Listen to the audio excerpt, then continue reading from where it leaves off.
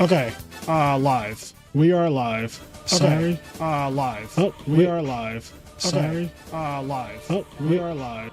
Not this echoing. All right.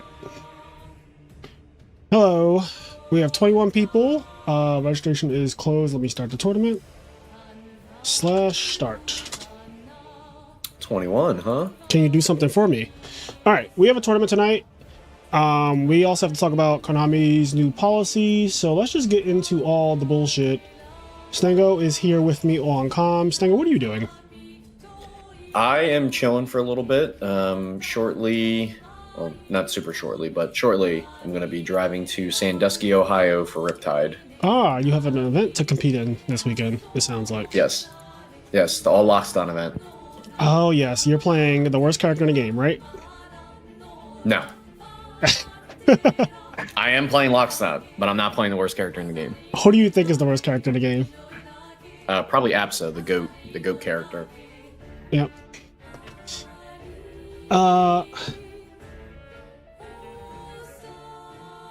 Okay.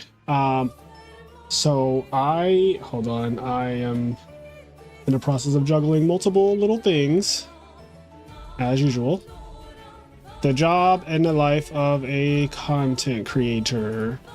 So yeah, we got some policy, but we also need to get into Dueling Book. So let me log in a Dueling Book on the side. Chat, I hope you are all doing well. I hope you are all doing well. Let's see, log into IMNerd. Who do you want to watch first is the question. We have a lot of duelists. We have a lot of duelists. Okay, so a lot of people also have buys. I kind of want to watch Tim play because we don't get to see Tim Ponce play as often. So let me move this here. Duel room. Also, I gotta start looking at this page more. There's so much shit on here. Oh my god.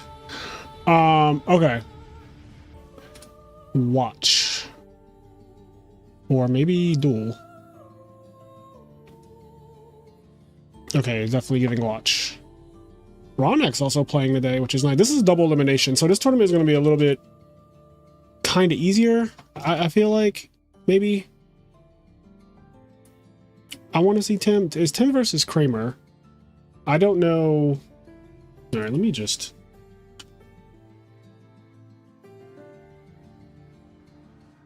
Let me just do this. Yeah. I feel like Tim's name is Tim. I am not doing well. Duck Konami. Why is it Duck Konami? Now, it's funny because the new policy doesn't really affect us, the Edison community, but I still want to talk about it. It could affect us. There's one particular thing that could affect us. And there's people joining the Patreon right now. There's so much going on. That'll just have to wait. This is rated. This is not even what I'm looking for. Not what I'm looking for. No. Oh, it's Ponce. Oh, I'm an idiot. Is this a game 1 Fossil Diner, bro? Okay. Anyway, my day's going well. I'm gonna back read chat real quick just to make sure I didn't miss anything because there's a lot of messages already. What's up, TJ? What's up, Rich? What's up, Daniel Ramos? Yeah, Konami announced today that, so here's the major changes. One, the new time rules that they did for Worlds, which we already knew that this was going to become the policy. The new time rules are 50-minute rounds, so rounds are now 5 minutes longer. But when you get to time, you and your opponent both lose the set. You both lose the set. It doesn't matter if one person won a game. There are no more draws. You both just lose. No question, no arguing. 50 minutes, done. It's funny because years ago, Scott Page came on the IMNerd podcast, and he was suggesting time rules literally identical to the ones that Konami is doing. He said that rounds should be longer, and when you get to time, both players should lose. The end. It is very straightforward. It makes it where there's no incentive to side deck burn cards, which at the time was extremely rampant. I cannot speak for now because I don't play Modern and I don't follow Modern. But I know 2 years ago, it was rampant when you would watch a feature match. Literally, it would go into time and you would see one person go first, game 3, and they would spend God knows how long comboing off, and then eventually they would send some kind of fucking lilybug or spider or caterpillar monster or whatever, and they would either gain life or burn life, or their deck naturally burns you or naturally gains life, like Pran Kids or Sky Striker, kinda, or Sword Soul with the one guy that just randomly burns you for 1200 for no fucking reason at all. Like, Yu-Gi-Oh has had this problem since the new time rules, where people have gotten smart, and a lot of top players obviously abuse this, where they will win game 1 and slow play game 2, and game 3, if it gets to that point, they'll just go first and combo and then burn you or gain life. And now that's not a thing anymore. So I always have hated that about like the new time rules, is that they're so exploitable.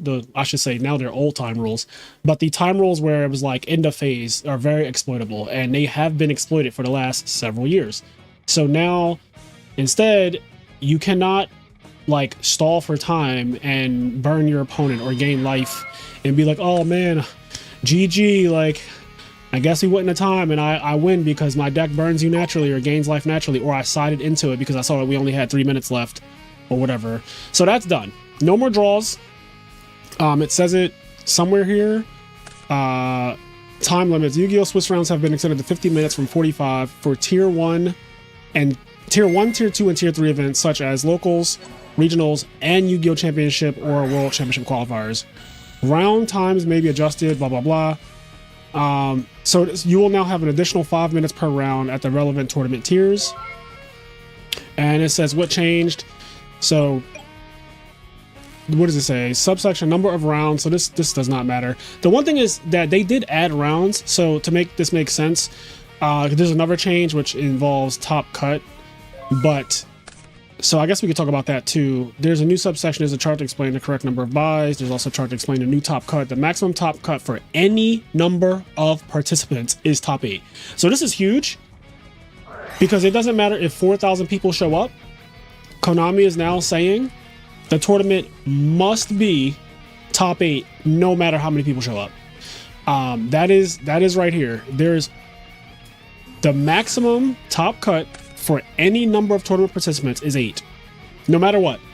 So now they'll be playing like 14 rounds, because I think they said they added 2 rounds. It says right here, 2 additional Swiss rounds have been added. Total number of Swiss rounds dependent upon the number of duelists enrolled at the start of the tournament.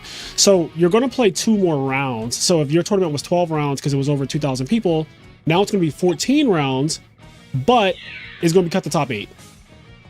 So you end up kind of playing like top 32, top 16 anyway, in a way. Like if you're X1 and you're in round 12, like you just finished round 12, you play rounds 13 and 14, it's kind of like you're just playing top 32 and top 16 at that point. And then if you'll top if you stay X1 obviously, and you'll play out top 8. So pricing is still based on, like, it pays down. So I think top 64 still get like whatever pack Konami gives you, like the prize pack or whatever, where you get like Card Trooper or something. That still gets paid out, but you don't get to play for the win. Like, the only people playing for the win are 8 players in every tournament, no matter how big it is. This is similar. It was, go ahead. I was saying it was crazy because I was watching the YouTube video of ex-samurai Sam doing a review of the time rules, and Triff in the YouTube comments literally said, like, this is so sad. Imagine you're playing the tournament of your life. You're like 13-1, 12-1, and then you play me for the final round, and you get 9th. Like you're literally on the absolute run, but you can't even say you topped because you played like getting one of the gods of the format. Like you're playing Cotton, you're playing Pack, you're playing Triff for like the last round to get into top 8, and like you just lose. Imagine and you can't getting even say that you topped. Now, Knife now is so absurd. You know what's funny though? Yeah. So like I've been playing Edison for the last couple of years. Ultimate Time Wizard has been a thing for 2 years now. It's been over 2 years. It started in 2023 in July. So it's been over 2 years for Ultimate Time Wizard. Ultimate Time Wizard coincidentally also ended at the same time. So Ultimate Time Wizard ran for a 2-year period. In that 2-year period, we had top 8, and it did not matter how many people showed up. We had a tournament that was 466 players. We had a tournament that was 166 players. Top 8 no matter what. So in a way, like the Edison community, or part of the Edison community, the part that went to Konami events, was already used to this. Like, we were already used to the whole top 8 no matter what thing. We did not have the benefit of having 2 more Swiss rounds though, because I understand that adding the Swiss rounds does make it not as harsh, because at the end of the day, like, if you are X and 1 after 14 rounds of Swiss, like, you're guaranteed top. And honestly, I think that there will be some X2s who probably make it if the tournament goes to round 14. Like, I don't know the exact math, but I feel like a couple X2s will probably make it if they're 12 and 2. Probably if your losses are like the top end of the top 8, like right. third to first, or like you just lost those players. You lost in like round 13 or 14. Yeah. Like, you know, obviously I don't think you're going to get knocked out completely. Now, I will say this: if top 8 is comprised of all X1s, that's terrible. Like that, like if the math works out to where you can only be X1 to top a tournament, that is actually so fucking bad. Or like an X2 has like a 5% chance because it needs to be based on such lucky variables. Like you can only be X2 and make it if like you hit the 5% nuts, right? Yeah, I know that there is like a top cut calculator website. There's multiple top cut calculator. Let's do like for an average YCS, like around 2,000, like or 1,400. I will do 1,400 or 2,000. I will do a 2,400 player event, and we're going to say that this is 14 rounds. I think they're going to be 14 rounds because we already know about Konami's policy. They have the Swiss round. They don't have it on this page, but for Swiss it was 12 rounds. If it was 2,400 people, it was 12 rounds. Now it's going to be 14 rounds. So, 8, yes. So obviously the 14 and 0 is guaranteed. If you're 13 and 1, there's going to be 2 people. Is that what this is saying? There's going to be 2 people with a 13 and 1 record. The cutoff 5.8 players at 12-2 will. Okay, so this is good. 5.8 players, so almost 6 people who will be 12 and 2 will make top cut, and 7.5 will miss. All better records should be safe. So obviously, if you're X1, you're guaranteed in. There's going to be 1 undefeated. In theory, 1 undefeated, 2 X1s, and 13 people who are 12 and 2, and 5.8 of them will make it. So around 6 of them will make it on average. And this is based off 2,400 people. Hopefully, like, let's say the tournament was 2,200 people. So we'll just trim this down a little bit. So if you have 2,200 people, 6 players will be 12 and 2 and make it. So you can lose twice. You can still lose twice. And if you lost twice to either good players or you lost later in the tournament, you will most likely make it. So that's like pretty good, I would say. But yeah. Yeah, in a game like Yu-Gi-Oh, if you can lose twice and still make top 8 with good wins, then that seems to be fine. Yeah. It seems to scale better the larger the event, and it seems to scale worse the smaller the event. So this sounds like that the cut situation actually might be a little worse for regionals then, where it has like a few hundred people. Because that seems to be my understanding from the math. Because when you lowered it to 22, we almost got to like a whole second person 3-1 that's making it instead of more.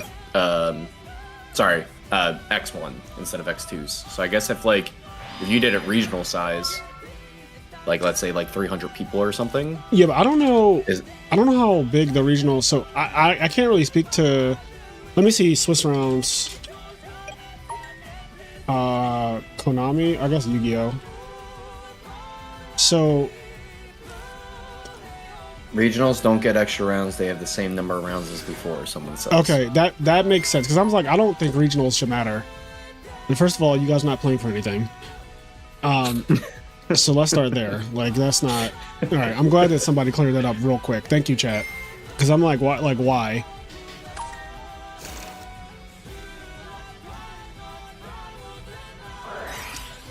God, playing 14 rounds, though. Oh, my God. Playing 14 rounds of Swiss. Like, obviously, you know, most people who have won have played 14 rounds because you just have to nowadays to win. But yeah, that is I'll play 15 rounds. 10 rounds of Swiss plus 5 rounds of Top Cut. So you'd have to play 14 rounds of Swiss plus 3 more rounds. So you have to play 17 rounds to win a tournament that is over 2,000 players basically right now. Fraser, you got a new sub in chat that wants to join but hasn't got a Discord invite yet. Yeah, Discord invites are sent within 24 hours. They're not sent immediately. Also, this tournament was already scheduled and started by the time that person signed up. So they will just have to wait until the next tournament. Yeah, the math as well for 14 rounds of 50 minutes apiece. That's pretty much directly 8 hours, like 8.5 hours of Yugioh. Yeah, that's a full day of Yugen. I mean, they don't play all the rounds in one day. They play usually. So right, I'm just talking about like the cumulative amount of time that's spent is about 8.5 hours of dueling, whether it's split up over days and stuff. It has to be more than that, right? Like if every round is 50 minutes, then you basically say every round is an hour. If you're playing fucking 14 hours. Like, let's say you play like 12. It's like a 12-hour amount of dueling in Swiss by itself. Unless I did the math wrong, I pretty much did 50 times 14, and then how many hours are in 500 minutes? How many did it say? It said like 8.3. Okay. Yeah. That's fair. Yeah, about 8.3. And you're not going to time every round anyway. In fact, you're probably not going to time any round because you can't. Right. That's just mainly procedurally, like, you're only going to be able to play a new set every 50 minutes, right, typically, because there's always going to be one slow table. Yeah, the rounds are going to still take an hour, like, no matter what. I do not think even with the new policy that the next round will go up in 50 minutes. Like, it's not going to be like, oh, every 50 minutes, the next round starting on, like, clockwork. They're still going to have to do administrative stuff. There's still going to be all kinds of scorekeeper stuff going on. People at the front talking about what happened in their match, or like they had some kind of issue or something happened. It is not going to be as cut and dry as just like, damn, this. I feel like time extensions. That'll all be. Yeah, that was quick. Yeah, like his opponent opened up Whirlwind and just got absolutely destroyed. I didn't even see what happened. Like I kind of want to just watch like what happened, bro. He might have Kai'd him like twice in a turn. That's all it takes. He had Ultimate Offering on the field.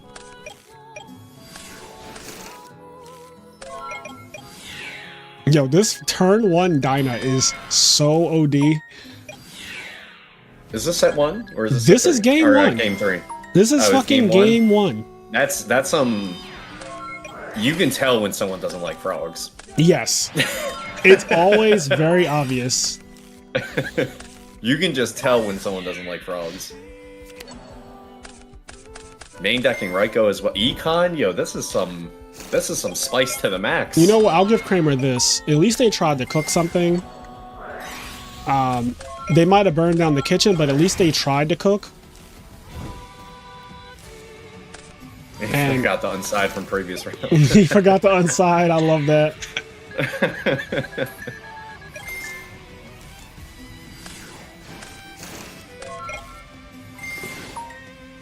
These junk synchrons are just waiting for that Ultimate Offering to be drawn.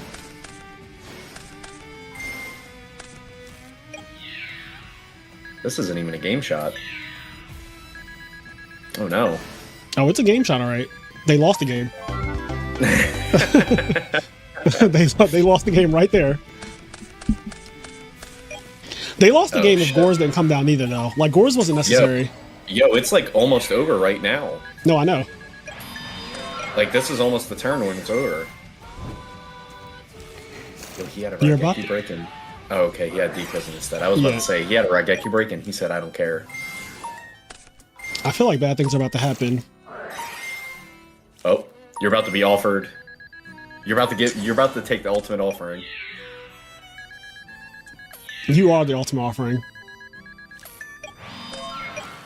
You didn't know it was you, did you? You let him keep it. That's wild. Yeah, you're dead. Oh shit. Pop his shit again. Kai's burn for game. This is so ignorant, bro. This is so ignorant. That shit was so quick. That was so fast. That was so fast. Yo, Tim's Ultimate Offering deck is actually just so real. The other night he was asking me like, should I play this or just like switch to like Hero Frogs or Frog OTK. And I'm like, bro, you're the only person in the world playing your build. You're the only person in the world who's been topping with it too. He's top like 3 events this year with it. Like, I would continue to play it. You clearly cooked. You just cooked Black Wings with Whirlwind in 2 turns. Like, it wasn't even a close game. Bro, you stared fucking Whirlwind in the face, and you didn't even bounce your breaker to pop it again. You were just like, nah, I'm good. You can keep it. Yeah, like, that was outrageous.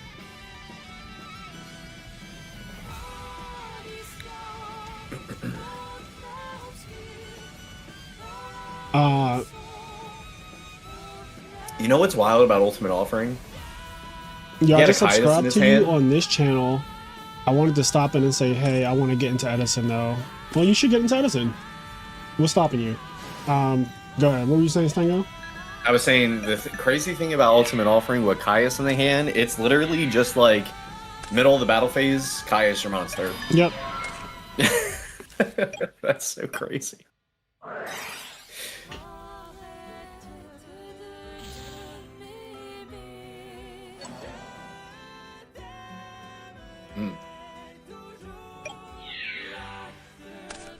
Damn, that was a smooth ass +1 with that mark.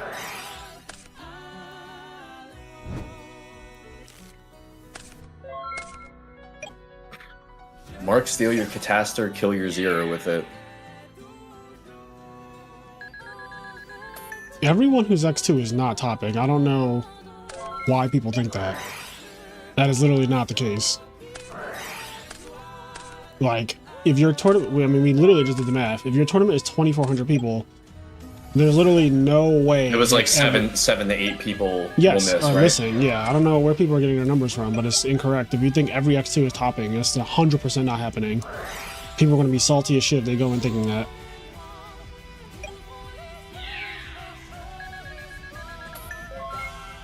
Oh no, not giving it back.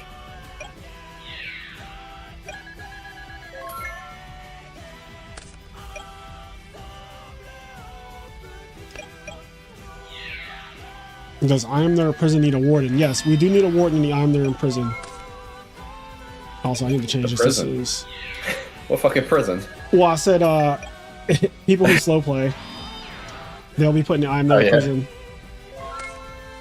And then people are asking if we need a warden. And we do. We got a tribute for... Shit, they are playing fast.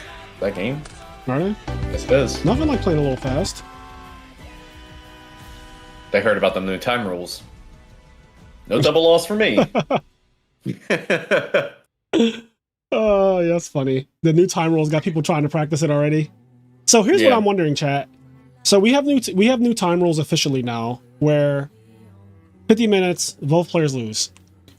Now, you could argue that Edison, the community of Edison, we kind of do our own thing anyway. Like, we do not play Konami's bullshit rules when it comes to like the erratas or all the other things, like, you know, no priority and stuff like that. But we do use their time rules. The current time rules that every tournament uses right now, at least in real life, are actually just Konami's time rules, which is like, if it gets to end of turn, if it gets to the time, you just end the phase. That's like usually how tournaments are done. So my whole thing is, like, are we going to switch to the 50-minute rounds with double loss? Are people going to, or is that what's going to happen? Like, I'm curious if the TOs, I'm not an in real life TO. I'm an online tournament organizer, but I don't do it in real life. So I'm just wondering if going forward, tournaments are going to start doing 50 minutes double loss, because it is good for the tournament organizers. Like, for the sake of venues, it's faster. You also don't have as many disputes when it comes to like, oh, time was called on my turn and all that. Like, that doesn't matter. Like, does not matter when time was called. Like, time was called, you guys both lose, right? You guys should not even be playing at 49 minutes at that point. So yeah, I'm very interested to see what the Edison community is going to do for in real life events, because we are currently using Konami's end of phase rules, which those already suck. But I do think that these new time rules are better than the end of phase rules. The end of phase thing never made sense to me. It should have at least been end of turn. I think the end of phase is ridiculous.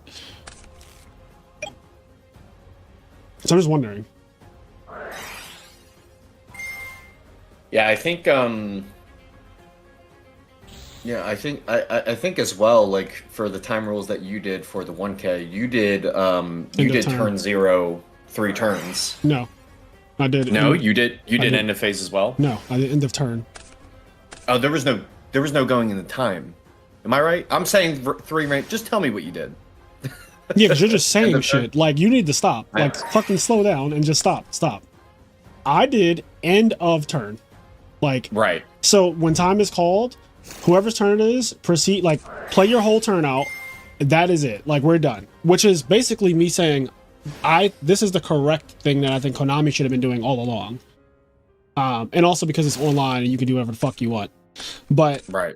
I never do end of phase online because online is already a little jank when it comes to time being called because you're not in a room with me. You're in an online setting, and so it's already an electronic system and stuff like that. So I was like, to be fair, and two, because I just think that end of phase doesn't make any fucking sense.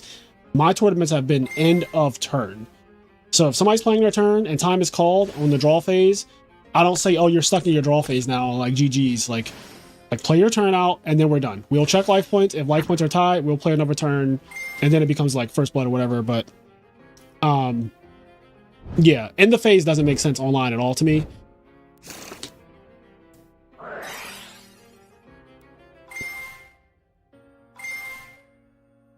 Zero, 1, 2, 3 is actually awful. It's actually really, really bad. It's the reason why a lot of events went into outrageous time into the night. Like tournaments would literally be going until fucking, we had tournaments that went until midnight back when those time rules were a thing. Those time rules are terrible. They do not actually work. So they will never, like, those time rules will never happen again. Like the 0, 1, 2, 3 time rules. Tournaments are too big. You have to understand that Konami is running tournaments that have thousands of people. They're not running like small time events where you can do stuff like that. Like 0, 1, 2, 3, it does work if your tournament is small. You cannot do that once you have 2,000 plus people in a room and then everyone's getting an extra 2 turns at when time is called, and then your round is now an hour and a half, an hour and 40 minutes. Also because modern turns literally take 10 plus minutes sometimes, and that also contributes to why you cannot have 0, 1, 2, 3. Like it just will never work. We'll never see those time rules again. Like those time rules are really bad.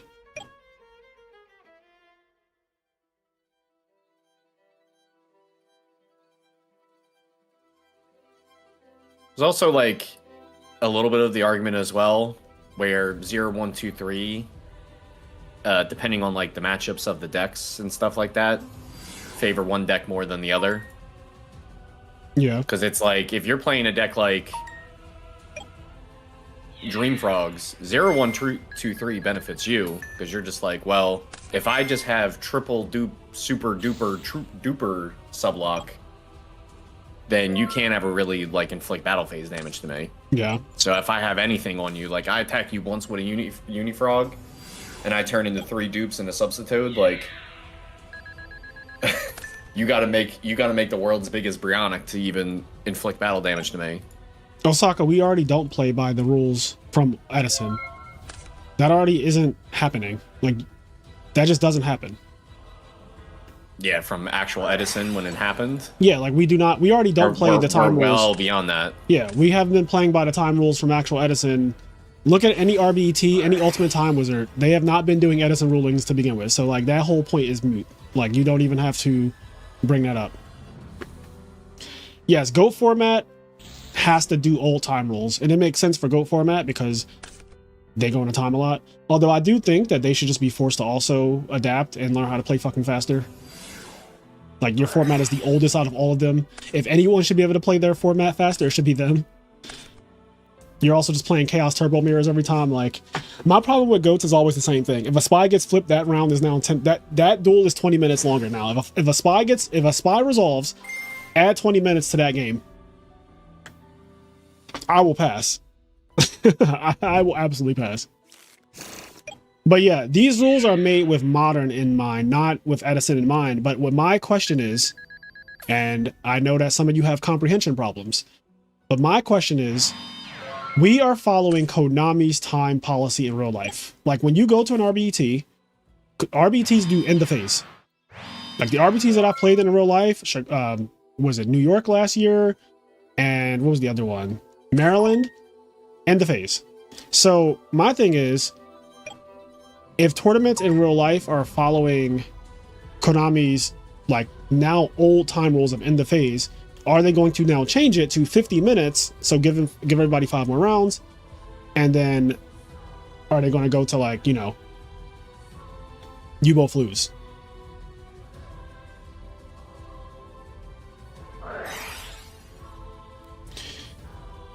It's 3 extra rounds of Swiss?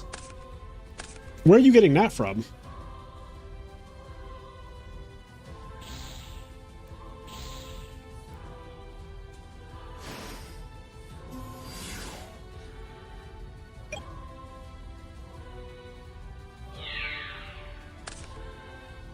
I mean, if it's 3 extra rounds of Swiss, which they could do because, okay, they can do 3 extra rounds of Swiss already, if you think about it, because the top cut would have been those rounds anyway, right? Like if they did top 64, top 32, top 16, that is happening in the convention center anyway. So you could just have everybody playing 3 more rounds. If it was supposed to end at round 12, it's now going to end at round 15.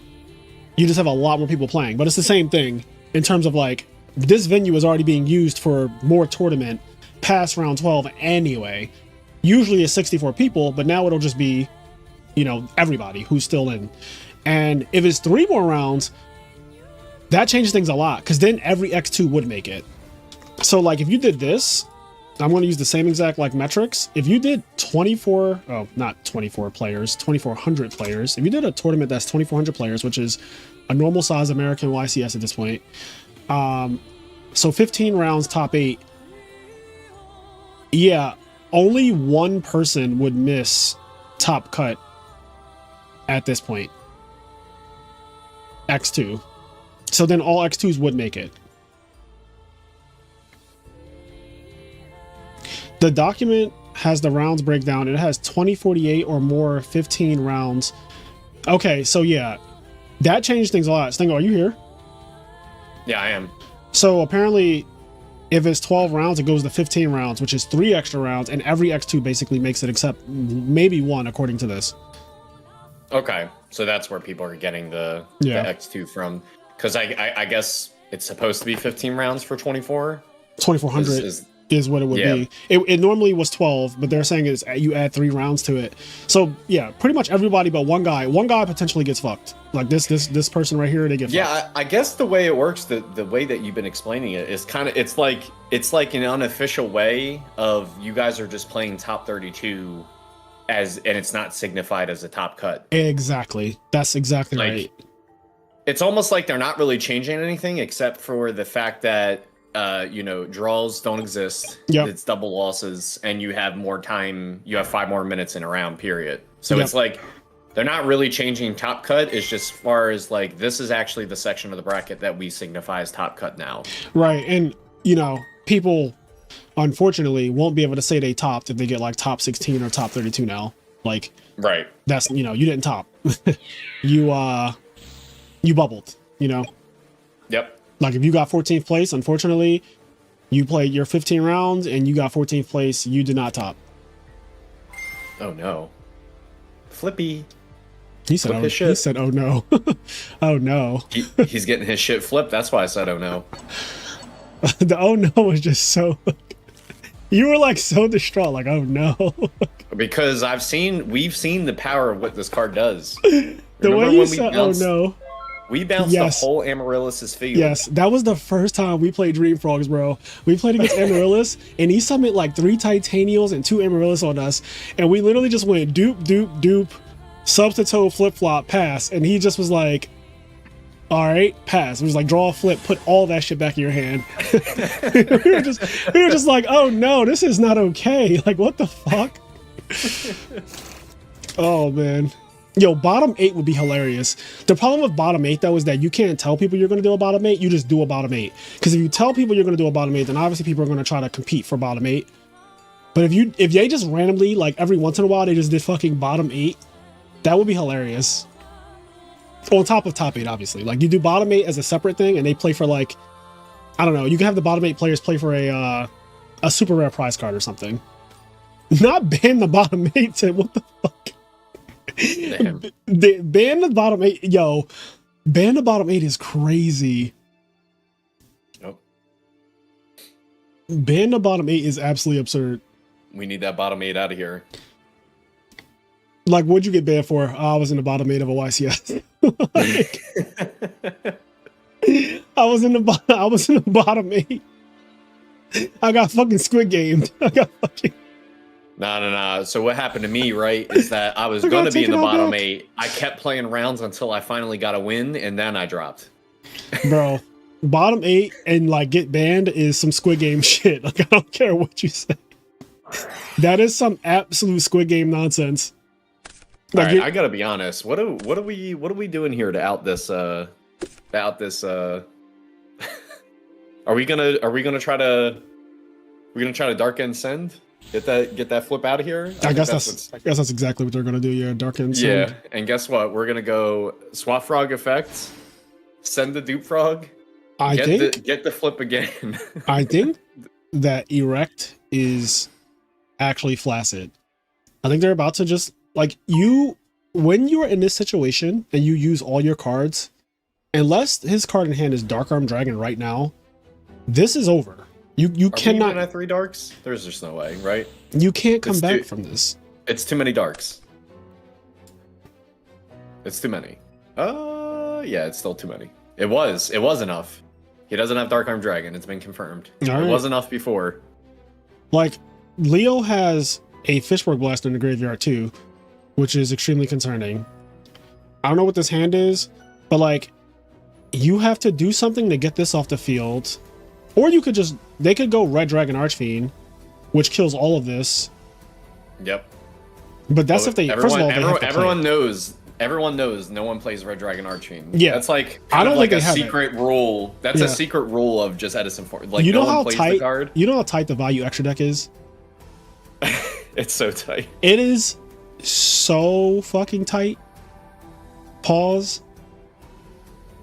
So, like, I just assume at this point we're cooked.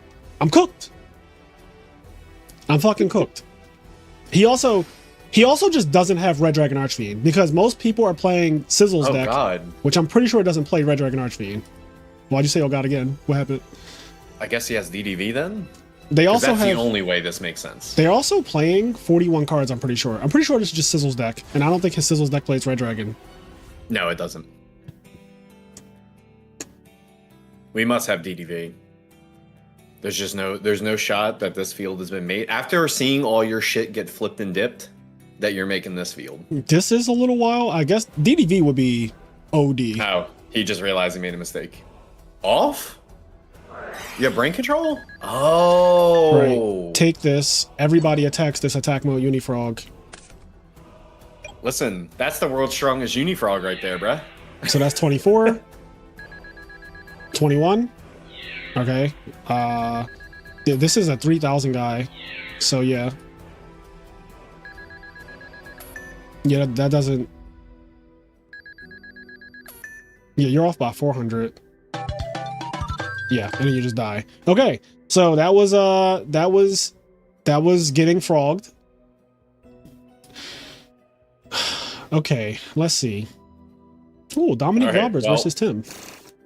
I'm gonna get going. I gotta take a shower and my travels to Sandusky, Ohio. I'm gonna try to win it all for all the Lockstonts out there. That is not happening, but I wish you luck all the same. I want you to at least get top 8 because I know that you have to get at least top 8. So, but good luck in all your endeavors this weekend. Yeah.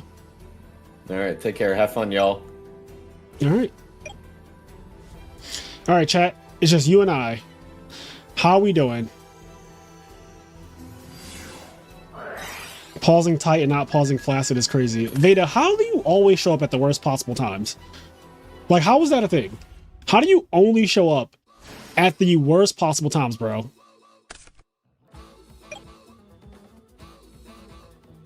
Let's run the time rules in honor of Scott Page. I would love to do the time rules online, but I feel like it's so unnecessary to do that online.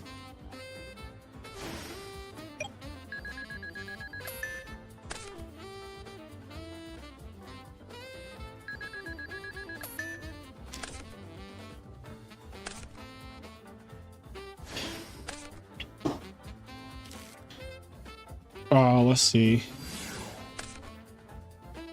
Yeah, unfortunately, I'm looking at the chat for the last game. Like, the deck just doesn't play Red Dragon Archfiend. Like, Vayu just does not play Red Dragon. Vayu actually has multiple other cards they would rather play before Red Dragon Archfiend, before they even get there.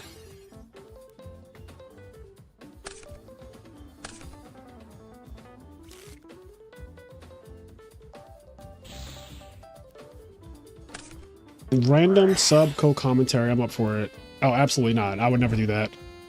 I would never do random subscriber co-commentary. Do you know how bad that can get? You just get the whole channel taken down. I already have to deal with Kenny and Stango, which is already like, and myself. We're enough already to get canceled.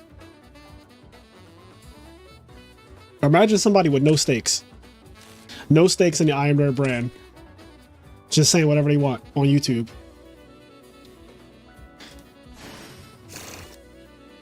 I've been average now 5 times this tournament. Let's make it 6. Oh shit, not let's make it 6. Let's make it 6 is diabolical.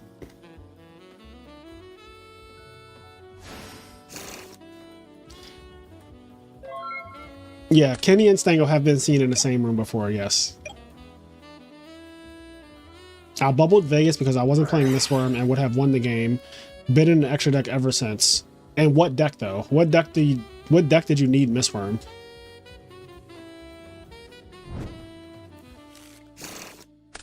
Your Blackwing content though. What's up, Z-Man Cuddles? You hate my Blackwing content? Part 3? I'm hoping to get part 3 out tomorrow.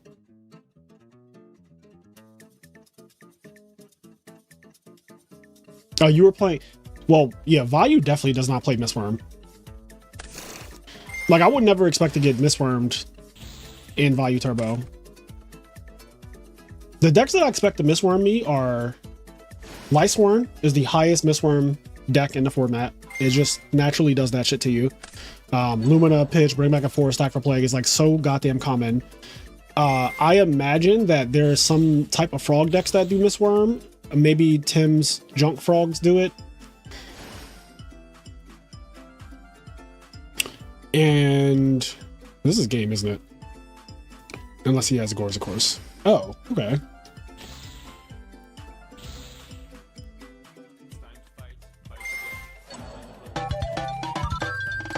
All right. Look at the bracket real quick. Leo Baka versus Ronak. I kind of think I need to run into that because that's 2 frog players playing against each other. Oh my god. But like 2 really good frog players playing against each other, because I wouldn't care if it was just like randoms.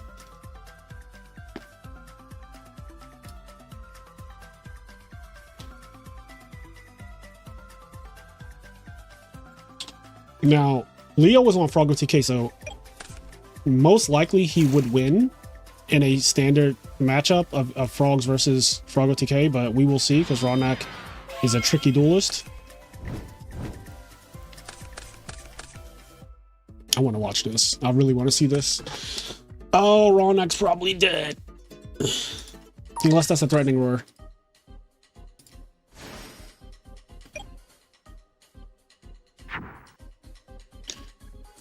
Teach me how to cook with the I hate your outfit guy. That would be a banger episode, honestly. And like we just spend the entire time roasting each other. Mistworm also makes sense. Yeah. I've never made Mistworm and not won that turn. Exactly. When you make Mistworm, it's supposed to be for game. That's my rule. If you make Mistworm, it's supposed to be for game. You're not supposed to just be making Mistworm just cause. It's not that kind of card. Yes, I am streaming the EWCQ this weekend.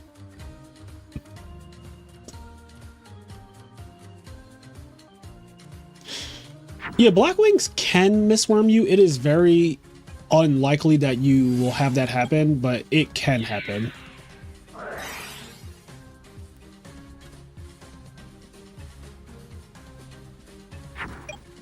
I'm a little surprised that he didn't do more this turn.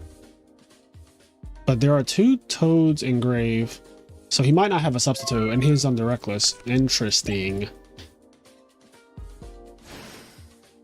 What do you think about the new rules? If you already said it, sorry, I just got in from work. You're gonna have to rewind the stream, King. I already talked about that. Best level 6 synchros outside of Brio and Goyo. Well, it's definitely not Tim's Magician. Yeah, like Arcursius is before Tempest Magician, and I would honestly say Gaia is also above Tempest Magician too, because Gaia is used way more frequently in this deck right here. Oh shit! Oh, Rawneck is the GOAT! Bruh. Swallowed up. Have you ever been swallowed That was so crazy. Have you gone through a time of swallowing where everything was overwhelming and you... Yo, DDV and frogs. This is the future, chat. The future is now. Now frogs will DDV you back. Get DDV by frogs. The future is now. Rawneck has cooked it. Yo. Rawneck might be dead this turn until Rawneck literally caused COVID-20.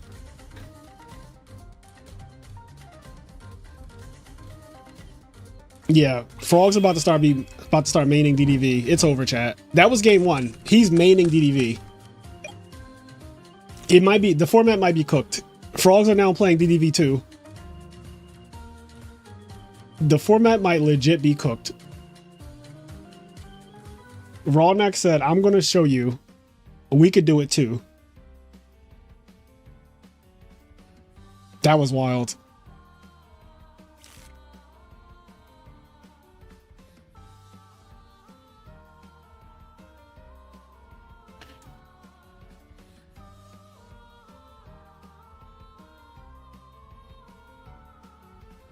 What did you say? Find out. I guess you can't say it again because you might get banned or something, but I wonder what you said. Virus Frog sounds like COVID 2025 in the making. It's been a good run. Do they give you the deck list before the tournament? Yes. I have everyone's deck list technically. But I don't see the deck list unless I want to. So like right now I don't know anyone's deck list, but I could just put in a command right now and just see a deck list if I wanted to.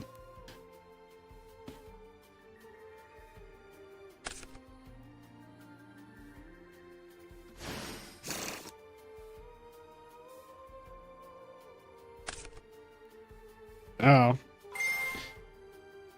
Yeah, I don't know if I thought you were trying to say the N-word or something in chat. Obviously, he's not going to let you do that. Frogs DDV me with Brain Golem before? What the fuck is Brain Golem?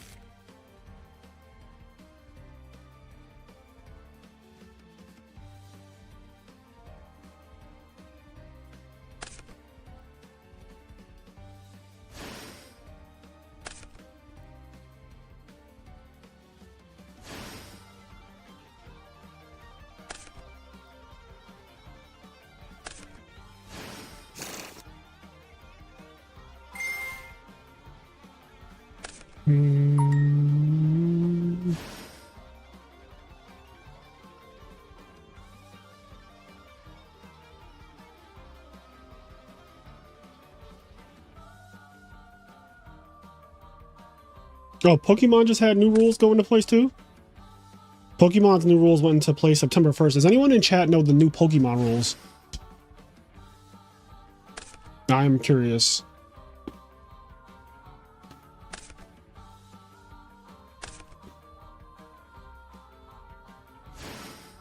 This is a lot to get DDV'd again.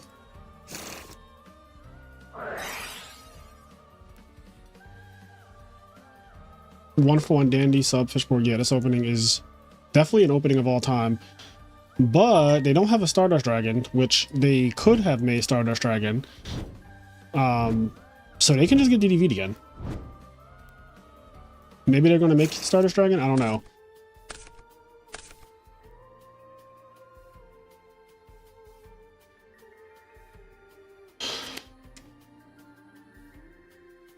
Yeah, that was a main deck DDV by Rawneck.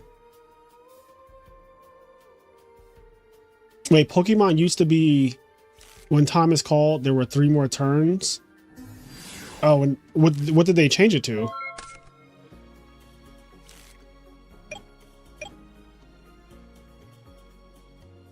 This field looks strange, just by the way.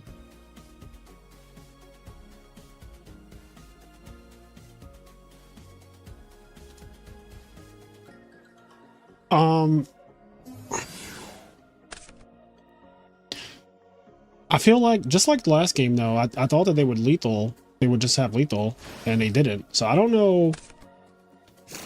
I think that Raw Neck just has aura, and like, his aura just makes people play funny.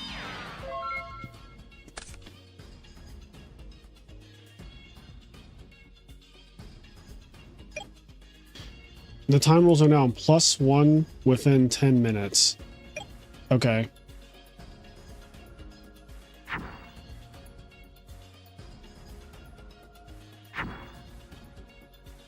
Watching Forks go off makes me think maybe Konami was right to create Nibiru.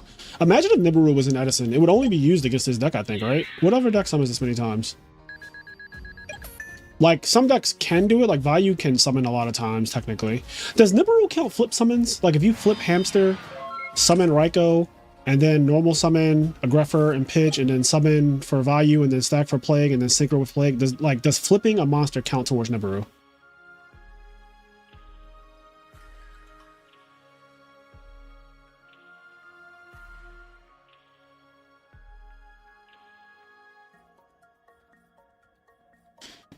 You can do Gigavice Titanium under Nibiru. Marcus, why the fuck do you know that? Yeah, Konami did some new shit. Konami, every tournament is top 8. Every tournament, no matter how many people show up, no matter how many people play, every tournament is top 8 now.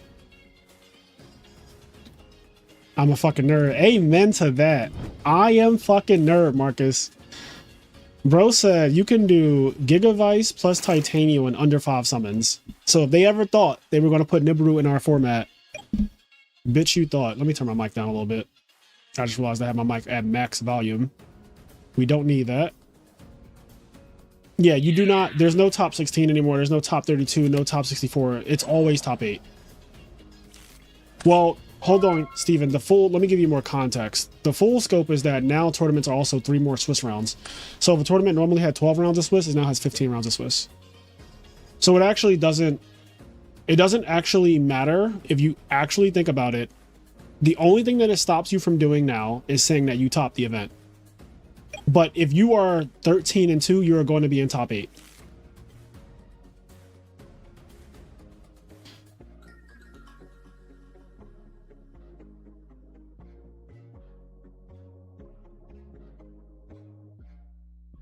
They're basically saying that instead of playing top 32 or top 16, those rounds of top 32 and top 16 are just Swiss now. Like, those are just part of Swiss.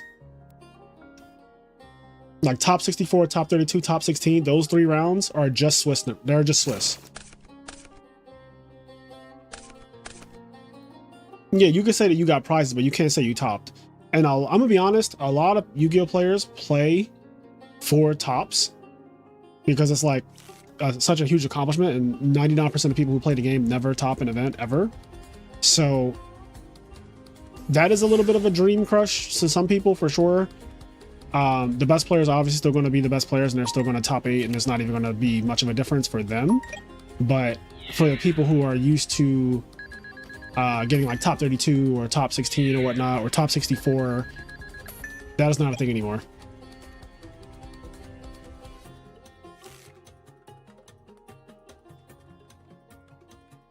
What is going on in this game, by the way? Where did all those cards... Did he have a... Am I tripping? Did he have a field or no?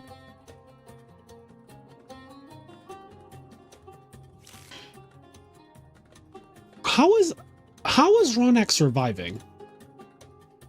What is he doing to make this opening with 1-for-1 Dandy, Avarice, and Fishborg? How are you living? How? I'm not watching this game, but Leo, what are you doing? Like, what is going on? How is he not dead?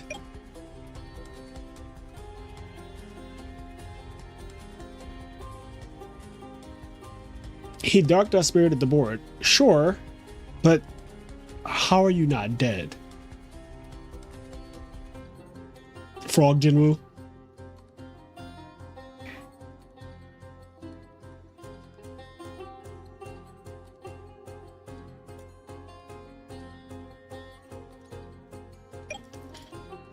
So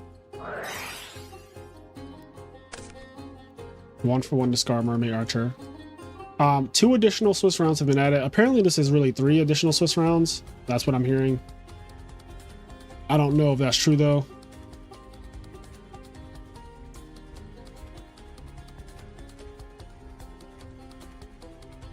Where can I find, don't they have like a chart article somewhere? Like, isn't there a,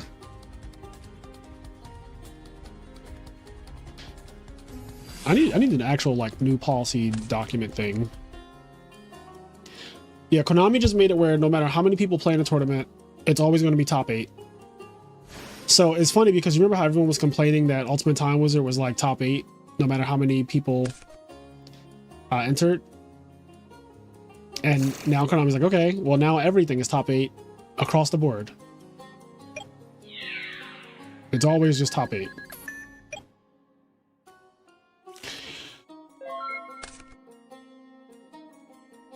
And they also made the new time rules that they announced like a month ago. Those are just the rules now.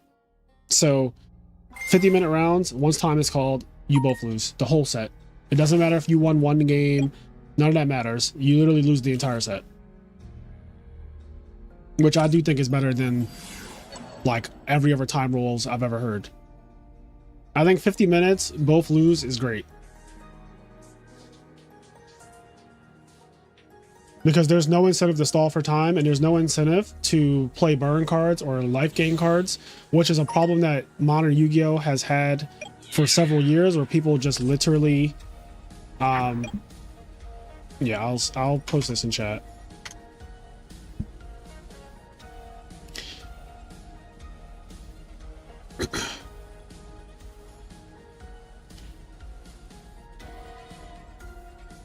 I don't think RBETs are going to follow the new time rules. I think Keegan is adamantly against the 50 minutes and double loss thing. What I will say is this though, there's no reason to continue doing the old Konami time rules where you do end of phase. Like, if you're not going to follow their rules when they change them, then you might as well just make your own rules, period. And I think the better rule would just be end of turn, which is what Konami should have been doing. End of phase is a fucking meme.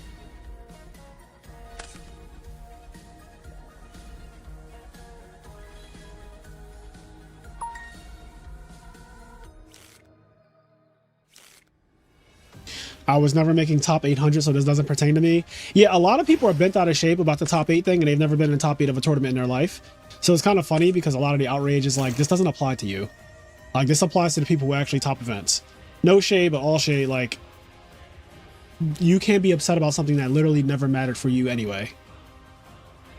Like, this specific thing, we're talking about a game, not something that's like, you know, government policy that affects women. Like, obviously I'm allowed to be like, okay, well, I don't want women to have their rights taken away. It doesn't affect me because I'm a man, but I still can care about that. But we're talking about a fucking game. And in the context of talking about a game, I am not worried about top 8 if I am not a person who top 8s ever. Like, it's just not, I just do not top 8. That's not a problem that I'm just not a top 8 kind of guy. So don't be bent out of shape about it.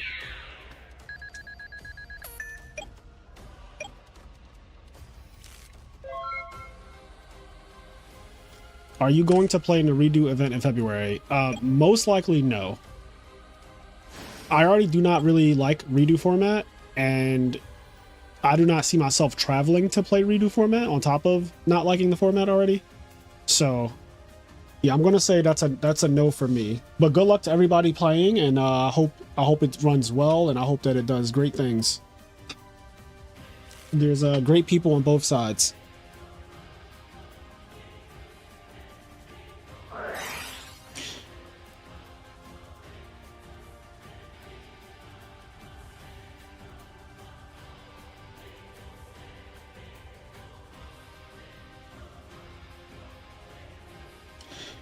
Curtis says, I hate having to play super fast because my opponent is ahead in life points and is taking their time with every move. Right. And so that is a problem with current time rules, where if you are down in life and your opponent is slow playing you, they are incentivized to continue to slow play you because they are up in life. In the new time rules that got announced today, or that got confirmed today, I should say, there is no incentive for your opponent to slow play you because they will now lose the match. Just like you. There's no incentive to do that, especially if they're up. Like if I'm up in life, there is no incentive for me to play slow to win the game because I won't win. I will actually just lose. I get penalized for slow playing, which is how it should be. And currently, before these time rules, these new time rules, you were rewarded for playing slow if you won a set. If you won a game already, you were rewarded for playing slowly. That's just a fact. You were just rewarded for playing slow. You get to go first game 3 if it gets to game 3, and you get to have the first turn. And in modern, the decks burn you or gain life all the time.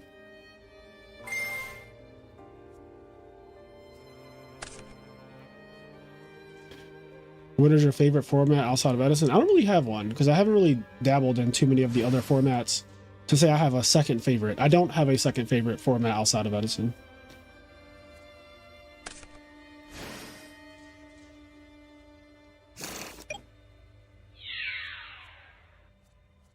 Oh my god.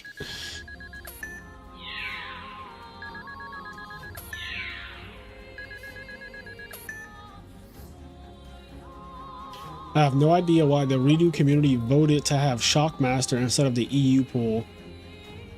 Yeah, I have no real I have nothing really to say about that because I don't even really know. I didn't know that was a thing. Like there's 2 different redo formats, one with Shockmaster, one without it.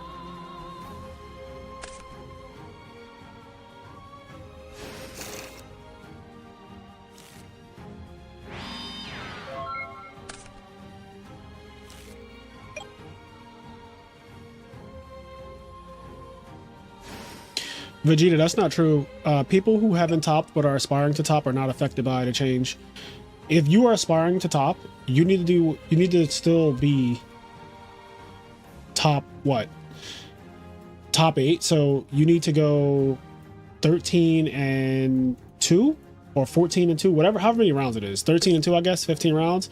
You still have to be an X2 or X1, which you had to be already. Like I don't really get it. They remove draws. So instead of having a top cut where there's like 10 people with draws, now no one has a draw, which is great because draws are fucking gay. Draws were so annoying. Like draws are horrible because on the last round, a lot of players draw to get in the top cut. That shit was rampant and it was annoying. And now you don't have to worry about that anymore.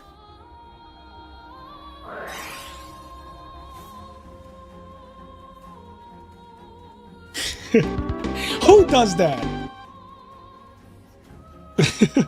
Who would ever draw in the top cut? Oh, where is it? Wait a minute. Who are you?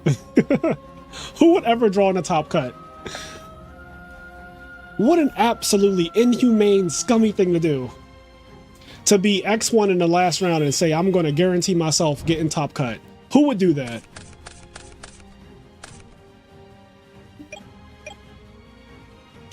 Yeah, Cave, this is how it is in Magic. And Pokemon also plays a lot of rounds too. A lot of other card games, in order to get in the top 8, you have to play a lot of rounds. So Konami's just basically doing the status quo now, and they're making you also play 15 rounds instead of 12. It would be a shame if we drew and we both made top cut. Yeah, I hate this guy so much. Wait a minute. Who are you? I have no idea if you can side deck in Pokemon.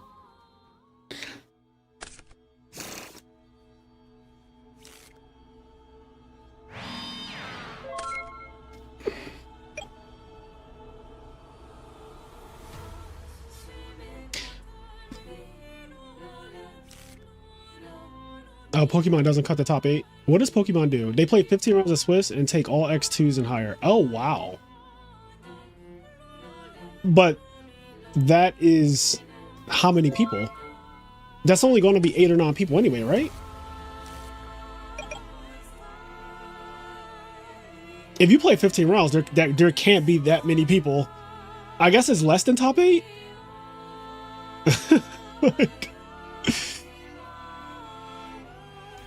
if you do 15 rounds and say everybody who's X2 or higher is top cut, then I imagine that there's either going to be like 9 people at max or less than 8 people on average. Something like that.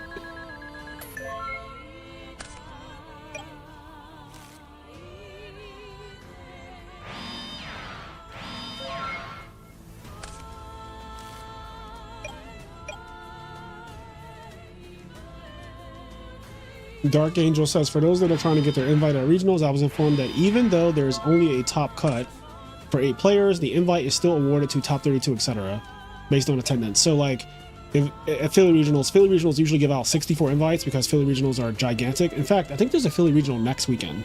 Like, not this weekend, but the next one.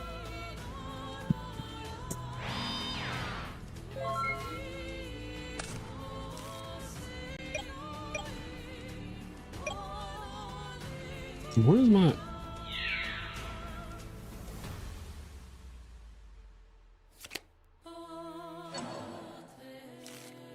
We out where? Where are we going?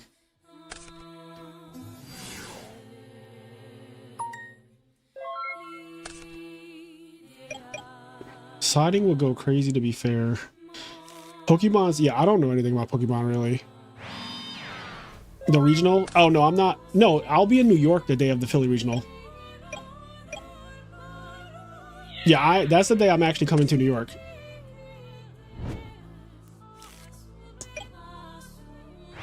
He said, oh, even better. Yeah, I'm coming to you, King. Like, you don't even have to do anything. You just have to be 10 minutes from your house. I think my train in New York is like really early in the morning too. I'm gonna be there at like 9 a.m. or something.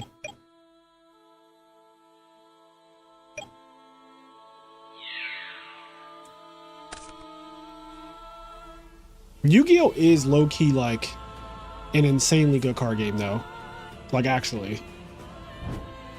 It's just unfortunate that a lot of the decisions made at the top are just trying to make it not a good card game. But in terms of like mechanically, Yu-Gi-Oh is very good. Like the side deck is a very good thing, which in Magic the Gathering, I assume Magic the Gathering had that first. But for whatever reason, Pokemon doesn't have it. And like other card games don't have a side deck.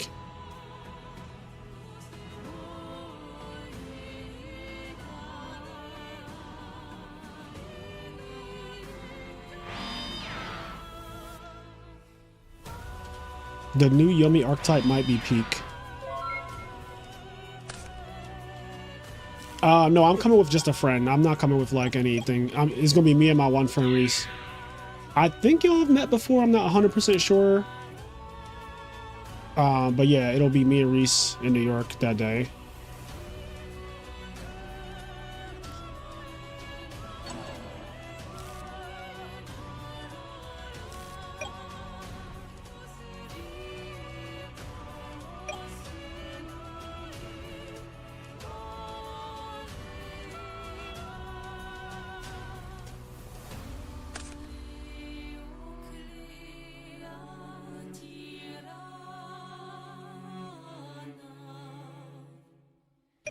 Summon cat. Gaggy.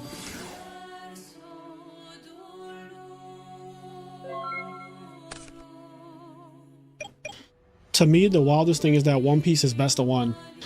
You know, Lorcana has a really interesting idea. Lorcana is you play a set against your opponent, but it's just 2 games no matter what. And you each go first in one of the games. So die rolls are not a thing. Like, I'm going to go first this game, you're going to go first the next game. And so yeah, die rolls don't matter in Lorcana at all, which is cool in terms of like, oh, I want a die roll. So, and you know, Yu-Gi-Oh! Winning a die roll is fucking broken. In Lorcana, you're both going to go first one of the games, but you only play 2 games. And I think the way they score it is like literally, me and my opponent either went 1-1, or I 2-0'd my opponent, or I got 0-2 by my opponent. They changed the best of 3? When did that happen? Chaos Angel? Oh, well, shit.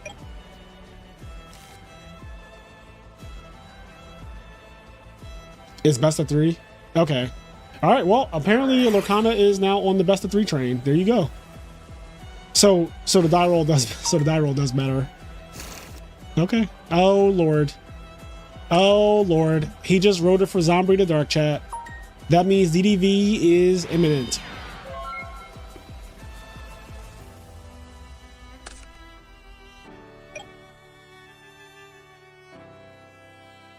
You like how the violin music came in at this exact moment? Y'all hear that violin? That is the world's smallest violin, by the way.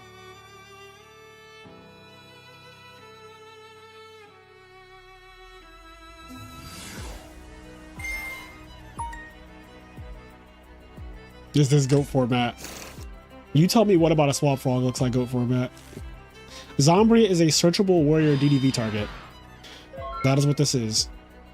This is the easiest way to DDV people. I've returned. Oh, hello. Rawneck is still being ignorant.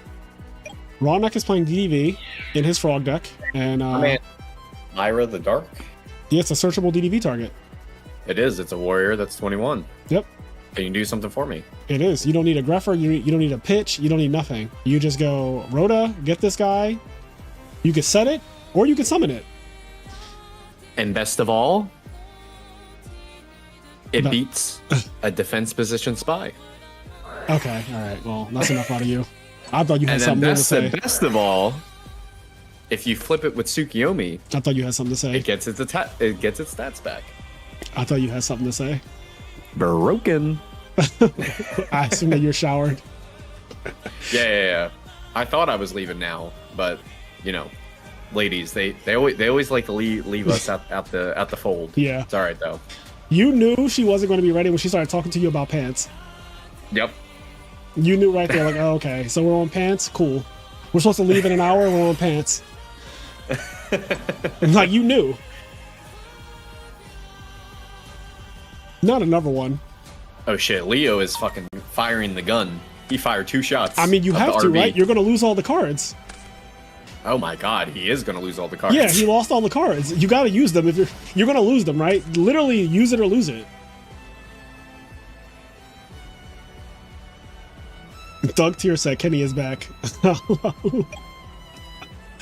Oh, the joke is just so good at this point. Yo, Frogs playing DDV is that's the end game of Edison. Once the Frog decks get tired of being DDV'd and start doing it back, like hurt people, this is like the end game, you know? It's Avengers. Yep.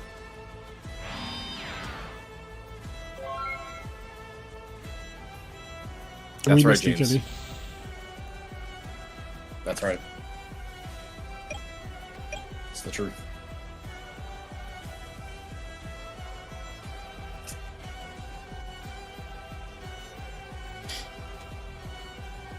That is true though. Once the woman is ready and you have to spend 10 seconds to put your shoes on, then you're the one that's like holding everything up all of a Because I'm sudden. not gonna sit here ready with my shoes on the entire time. Yeah, in the house.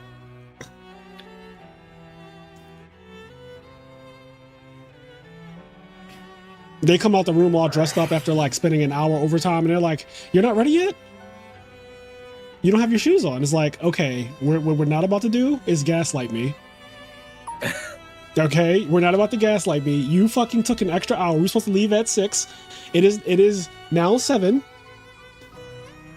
And I'm sitting on the couch playing on my phone, doom scrolling with my shoes, you know, not on, and you're like, oh, I'm not ready.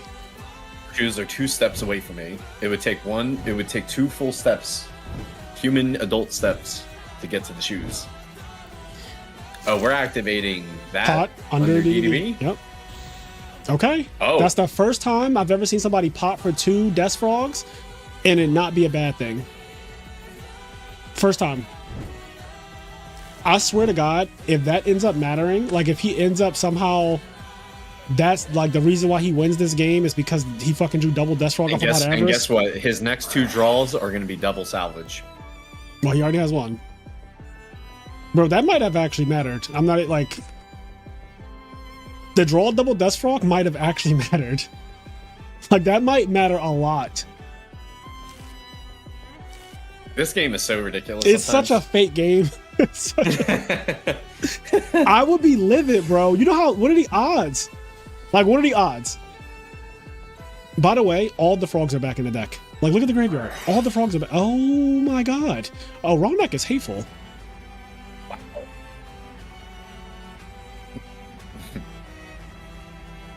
I want a complete disappearance Oh, of wrong all deck your is monsters. hateful.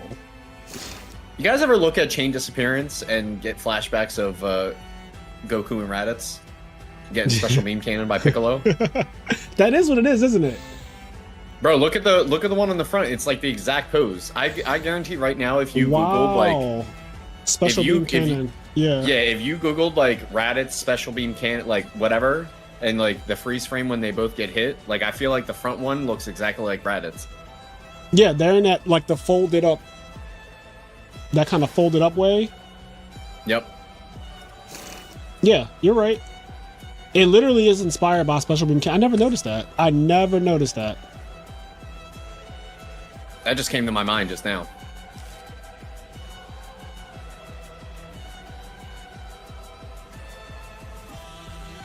Wow, that is so interesting.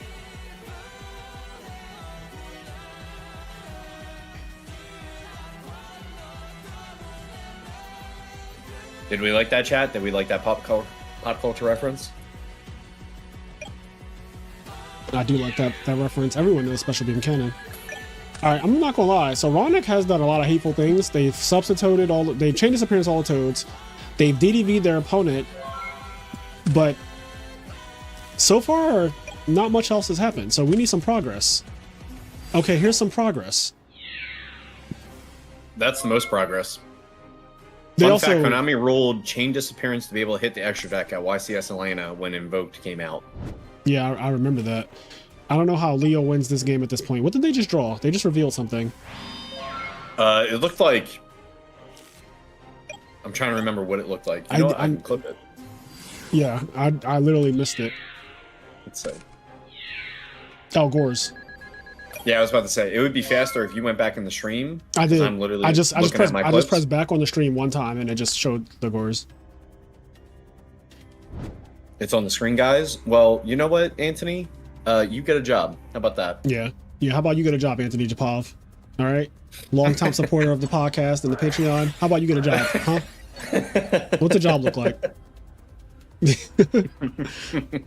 so you could pay for your subscription. Yeah, Rawneck is not fucking playing today. Like, he came with hate. Oh my god, look at this bracket. This looks so complex. It's like a spider web. Dom is in winners finals, bro. How does Dom just like...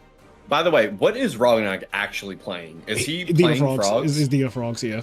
Diva Frogs, okay. Yeah, I he's was playing like, Diva Frogs. I'm gonna be honest, I've been looking like kind of sparingly at the screen when he was doing his turns. I saw Diva, I saw fucking Zambira the Dark, I Yeah. saw Vanities. I was just like, is this just like ignorant monster deck? No, it's Diva Frogs. He, well, I want to kind of watch Mamezuku Rai. Rawneck always puts on a show. One thing I love about him is that he really is the greatest showman. When we did the Trishula tournament, round one, he Trishula'd his opponent like immediately. Like it was like the tournament started.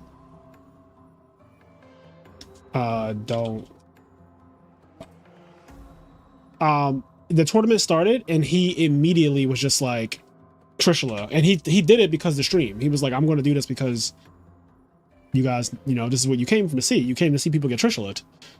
Yeah, I'm gonna Trishula you on an empty field for the people. He didn't do that, but Oh, okay. I thought you said turn one. no. His opponent had all the things to be Trishula'd. Like it was a Trishula that made sense. I'm just saying that like round one, frame one, as soon as it was relevant, he did it, and it just like that's exactly what you want to see when you host a tournament called the Trishula Cup. Yep.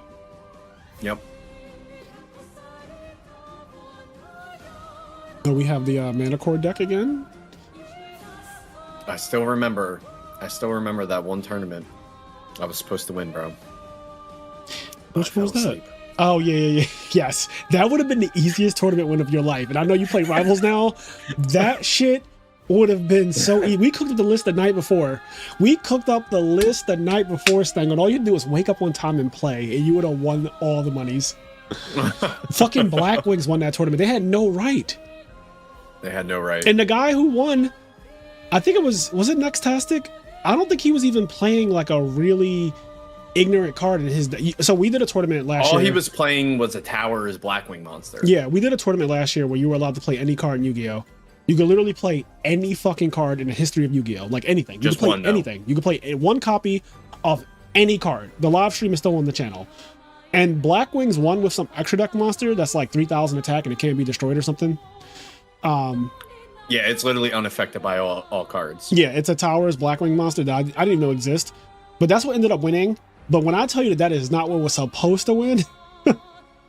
Bro, we cooked up the most ignorant Red Eyes Dark Dragoon Turbo deck. Yeah. That was so fucking consistent. Hydro Pump Every got single second turn one. with Dragon Turbo with Graceful Charity in the main deck. Hydro Pump played Dragon Turbo with Graceful Charity, which got second. That is a strong card to choose.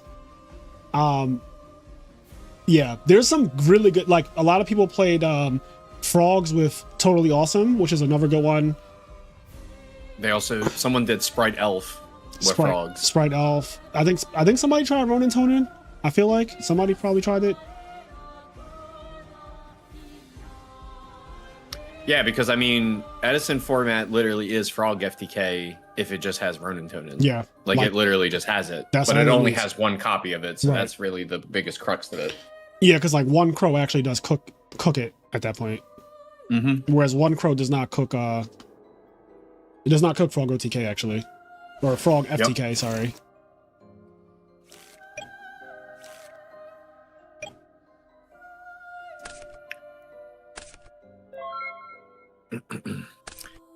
It was so I crazy want to too. host another one of those tournaments, like the you could play one of anything. That was just such a fun like thing. It was a fun tournament, and we even got the counterplay for it too, where we're just like, oh well, they can Volcanic Queen the thing, Right. but then there's this spell card that says like pretty much full like premature burial, a fusion monster or something. Yeah. to bring our guy back. Yeah, literally premature burial for fusion monsters. What a time. Yep.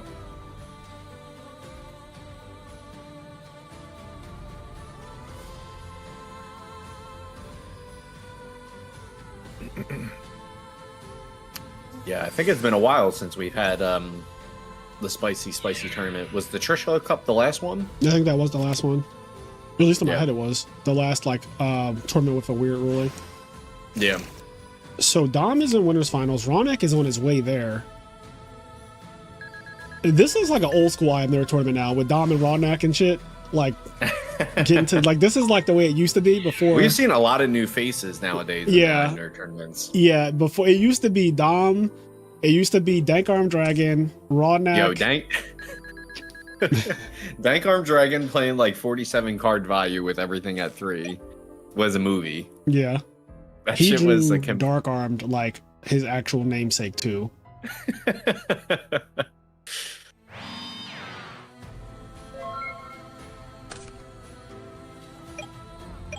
The music is that's what I was wondering. No one said anything, but I was wondering if the music was like a little. I'm gonna put the music there. It's just there we go. The music is now at 29%. It was at 35%. I actually forgot that in that tournament I could have activated my opponent's fusion gate to bait out Dragoon's negate. Right, because if you summon a 5,000 attack 5-headed dragon, that actually outs the Dragoon. Yep. That's kind of scary and random that works like that. But yeah, I mean, if you have 5 dragons, which is very reasonable for you to have 5 dragons, then you can do that. The thing about it, though, if I remember correctly, maybe Dragoon says something specifically about destroying your own cards. Whatever he negates, if he actually destroys the card, he gains 1,000 attack permanently.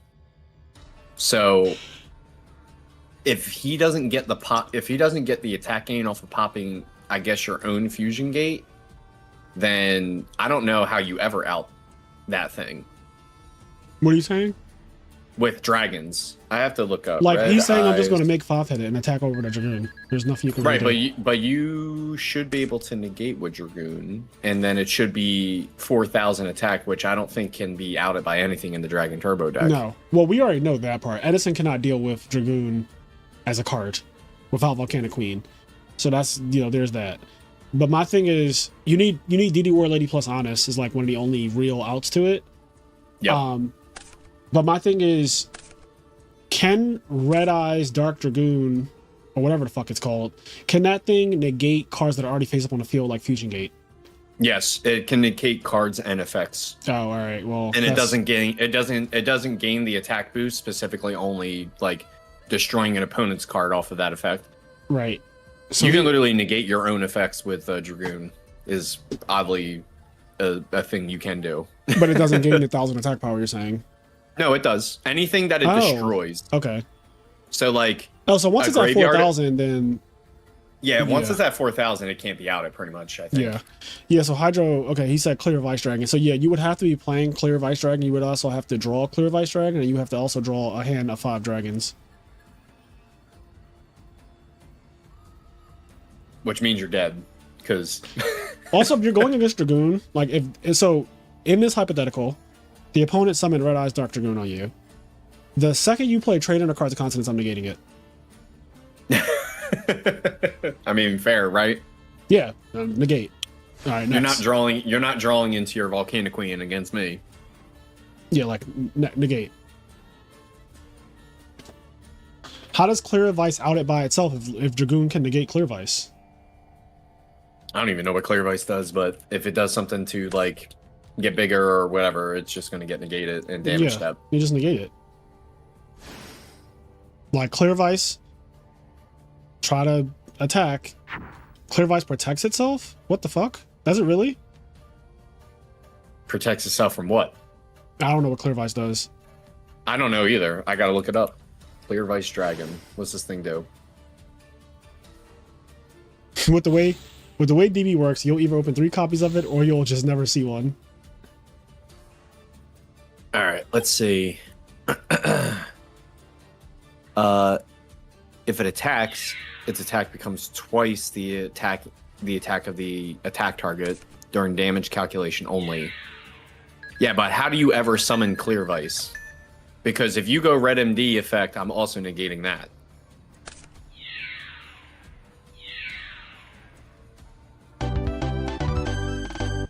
I mean, this is one of those things that can be very easily solved with an exhibition between you two.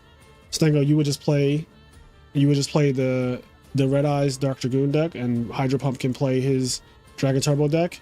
And I promise you, my money is on Stango, and it's not close. I think that if they play 10 games, I think that Stango is going to win 8 of them with low difficulty against Dragon Turbo. Because the thing of it is as well is that like. I think we did the math when we were playing the hands.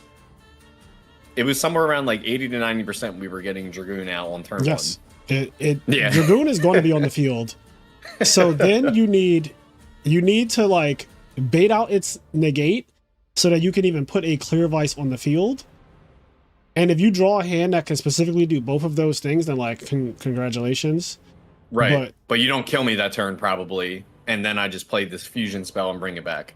Yeah, because if it comes back, and then it just wipes. Doesn't it like start popping shit? Or can it only pop up to the number of normal summons that were used or something like that? Normal monsters? Which the deck is all normal summons, normal monsters.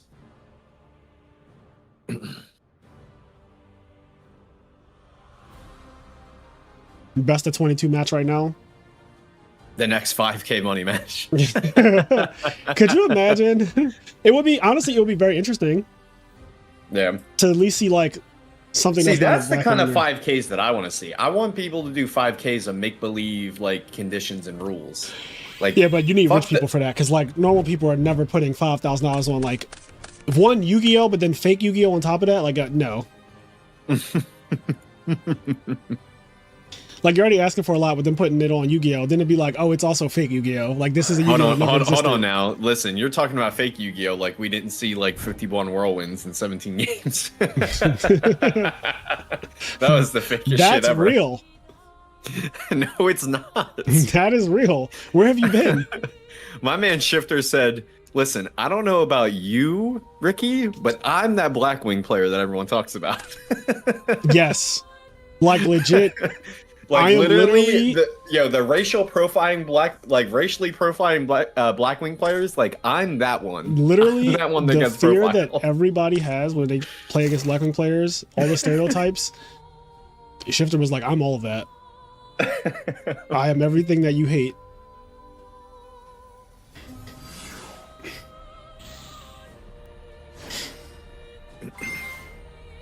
Oh man. Yeah, Shifter I just said, can't "Don't be ever asked. talk to me or Mashura again."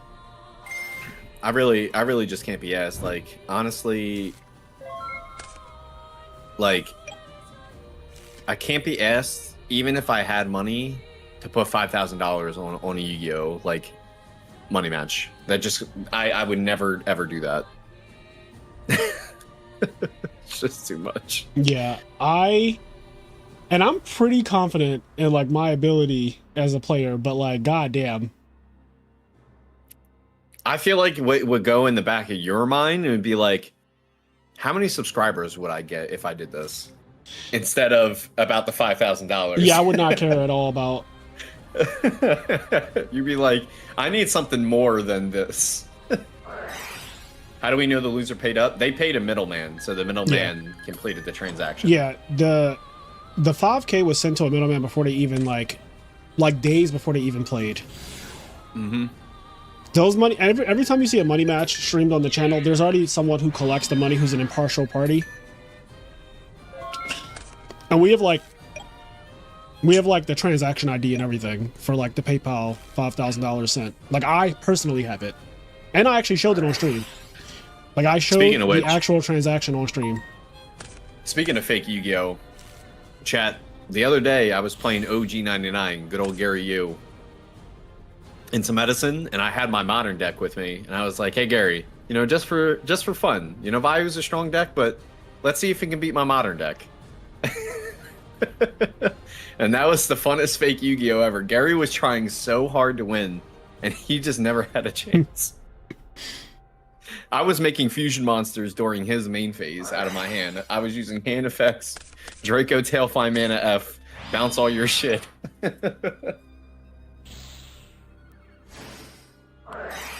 Is Wolf just opening up Future Fusion like every game or something? Hey, listen, Rai got brain control Caius. He shut that shit down real quick. He did though. He really did. But there's a 5-head coming out his head. Yeah. Yeah, that, you know, we almost never see the 5-headed dragon matter, but in every 1 out of like 10 times that Future Fusion is activated, it actually is going to come out. Oh shit. Are we about to see what I think we're about to see? Okay, he's going to get a Raiko, and the 5-headed is not going to matter. What are you about to see? What's happened? Okay, I didn't see the charge at first. I saw him go Army Knight. I was like, we're about to see the weakest Brio of all time. Because he's like, yeah. I can't deal with 5K right now. Yeah, a Brio would be so sad too, because like you use your whole hand to bounce the Future Fusion. It's like summon, send plague, stack for plague, synchro, summon Brio, pitch for Brio. You're just down horrendous at that point. Yeah, Cyber Dragon K9 ain't it, but Cyber Dragon Kristron's pretty good. You like your little machine decks. Oh, well now it's just coming down. But at least we'll have a nice little Manta. Did he search? Oh no. He Lila'd. Yeah, he went for the greed.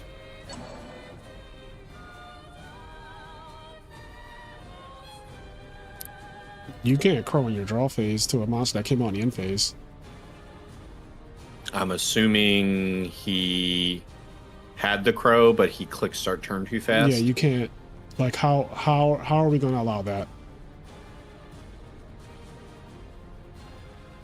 I will be like, absolutely not.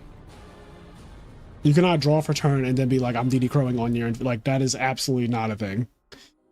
You cannot see your new card and then use crow, if that is what you're asking me. Yeah, you absolutely cannot do this. Please continue the game. He said, I'm intervening. This isn't happening. Yeah, like Like that would be crazy.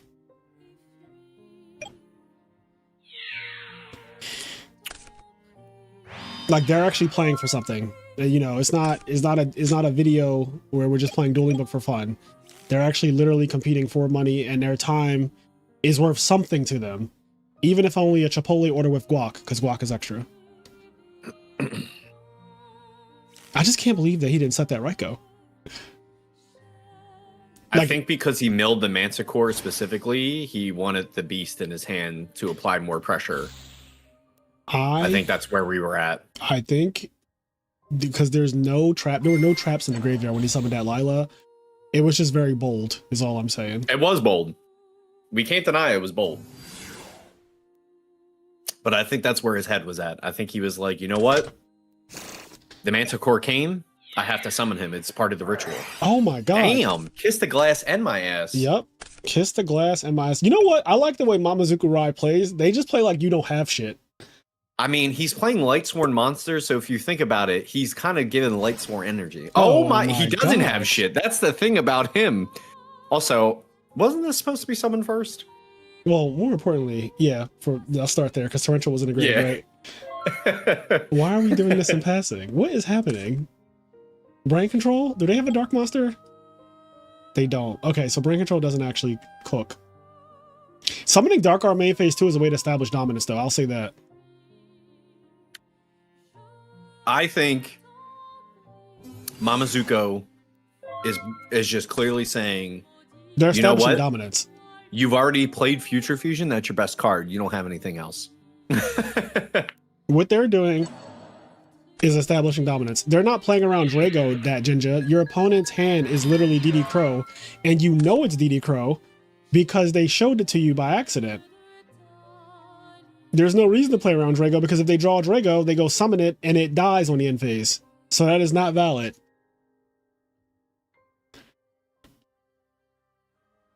The opponent has a DD Crow right now and one other card. And it needs to be Brain Control, if I'm being honest. I'm going to be all the way honest with you. It needs to be Brain Control. I'm going to be honest, too. Kind of just looking how that game happened. Even if he did DD Crow, I don't think it would have mattered. Yeah, he would have to go DD Crow, Brain Control, Dark Arm attack, pop itself, and then, like, you're so low at that point. No, I'm just saying, even if he got the Crow off on the Manticore, it wouldn't have mattered. Oh, yeah. That game was just over. Yeah, but on principle, the only reason not, obviously... Damn, we came into... Leo Baka, I think, just got eliminated. Because he lost to Ronak. Ronak DDV'd him out of winners. Oh, we get to watch Mamezuku versus Ronak. I'm 100% watching that. Yeah, we have to watch that. Ronak is the main character a lot of the time. I just love, like, he's my sensei. So I kind of just, like, need to see. Oh, they started already. Holy shit. Come on, chat. Quick. Like the stream, chat. Come on. We have 134 people watching. Can we get to, like, 50 likes tonight? One time for the fucking one time? We got Ronak versus Mamezuku Rai. Two very good players in Edison format. Oh shit, we're starting off strong. Yes, summon substitute. Solemn. Oh, that would be tears. Of the kingdom. Of a clown. It would be tears of a clown, Stango. Chat, you gotta like the stream, please. Please, help out the channel. Help us out. We got Ronak versus Mamezuku Rai. Mamezuku Rai is the guy who we stole the Manicore control deck from for Master and Disaster. So this is the person that we saw win our tournament with it. And Ronak is Ronak. The deck cooks. It's a fun deck. Yeah, it is actually fun. I got you on a like. Thank you, Japanese characters. Oh shit. Not the junk doing tricks. Oh my god. On it? Oh my lord. The tricks are being done on it? You know they're for kids.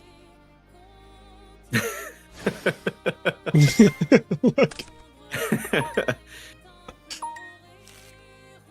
I don't know if you knew that. Why are you shaking your ass on a bowl of tricks? Because they're for kids. They are simply for children. Tricks are for kids. That's crazy, bro. Yo, my man is going ape shit right now. Soul Exchange, 1 for 1. They still have 6 cards somehow. Bro, I think Ronak saw how Mamazuke played, and he's like, all right, if you're not pussy, then I'm not pussy. I'm doing all this into a torrential. I don't give a fuck. This is ahead. Because Ronak is main decking like some wild shit too. So like I didn't know he's playing Junk Synchron. I'm gonna tell you that right now, but it kind of makes sense because he's playing Rhoda. Oh. Well, that has to be chainable, right? Yeah, Down with the weakness. I will tell you this right now. Ronak always has whatever the worst thing for you to see is. He is like the devil. I genuinely think that he like made a deal with the devil. Every time anyone's ever played him, he just absolutely goes way too hard. All right, you got to be putting time out, by the way. That he has to be putting time out. Oh, I missed it. Good. It's on the screen, probably. Is it? Yeah, it is. Oh, okay. Because you know the chat is like scrolling above my head. Yes, I see. YouTube chat's good, but whatever that chat program you're using. Well, the only thing is that is actually, you know what it is? It's actually residual from when I used to use Streamlabs, and it just kind of got imported over when I imported my settings. Mm-hmm.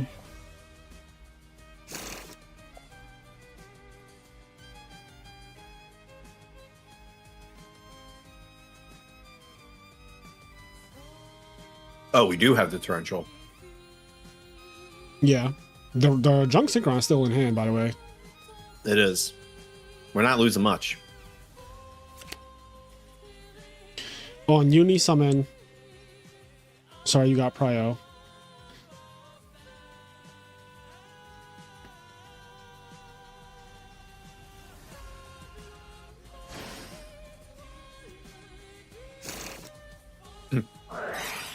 All right. Torrential Duprog activates. It's the tricky thing about frogs, man. This is why you got to be really clear in your intentions. Substitute's such a broken card. It always has prio every time it's on the field, every time it's doing an action. Fraser, how much does a subscription cost? I don't know what you mean. What's the monthly? Raw is a Timmy that's actually good.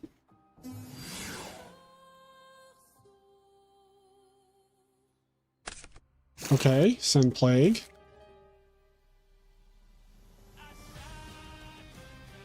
Well, we do see Gores in the graveyard, so... That's true.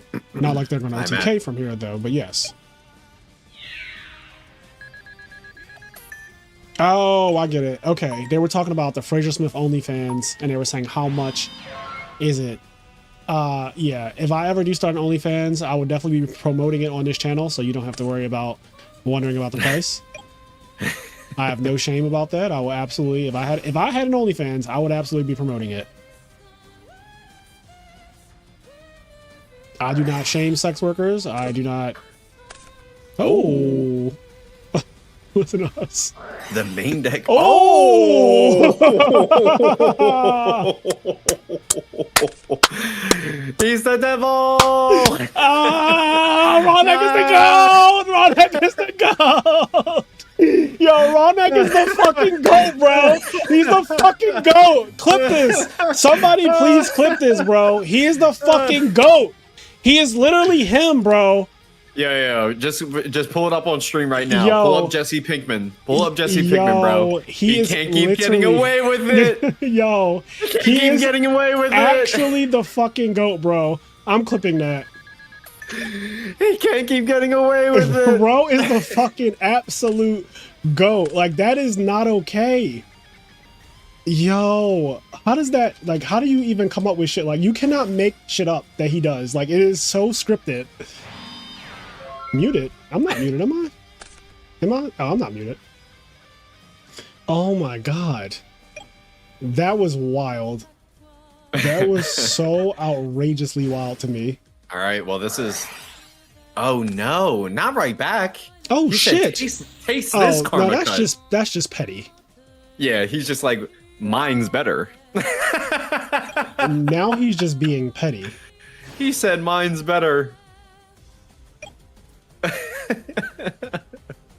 Anything you can do, I can do better. I can do anything better than you. No, you can't. Yes, I can. No, you can't. Yes, I can. No, you can't. Oh my God, Ronak is actually just outrageous. Like, he really does put on a show. I literally was saying for the last half hour, like, that guy, not only is he the main character, but he just fucking puts on a show. Ronak is my goat. I think that is a that's a candidate for a YouTube short. That is a candidate for best so far. Like, I don't even know. He broke me. I don't even know how to speak anymore. I don't know how to entertain you guys anymore because Ronak fucking broke me. I love how the clip starts with you talking about your OnlyFans. Does it really? Yeah. I was like, I don't have a problem with sex work, and those people deserve a minimum wage or a livable wage as well. And next thing you know, Ronak is just like, so anyway, my opponent tried to karma cut me, but I just came in blasted. God damn, that was good. That was a high. He can't keep getting away with it. Had this on in the background for a couple minutes. So coming out of nowhere is also wild. Dom, I'm here a decent amount actually. Sup, brother? Just trying to be as good as you. I have so many questions. Is anyone playing a Gores deck tonight? I'm sure that there's at least one person playing a Gores deck. Dom is waiting on the winner of this match, so it's very likely we're going to see Dom versus Rodneck next round. Which is winners finals. Ronak does have Gores in his deck. Yes. We saw him pitch it like turn one with 1-for-1. But he's being funny. I don't know if you heard about that thing where the guy was like, Yugioh players, or Edison, he said like Edison players are brain dead because they say play the odds. And that's why I play only Gores and Tragodia decks in Edison.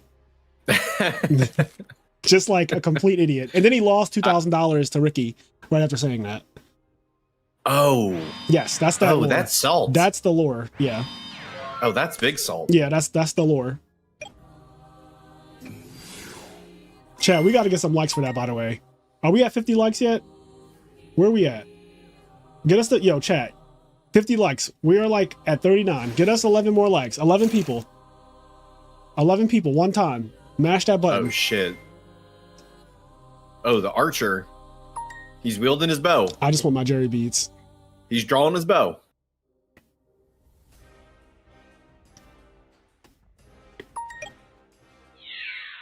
Rog is playing Him Frogs.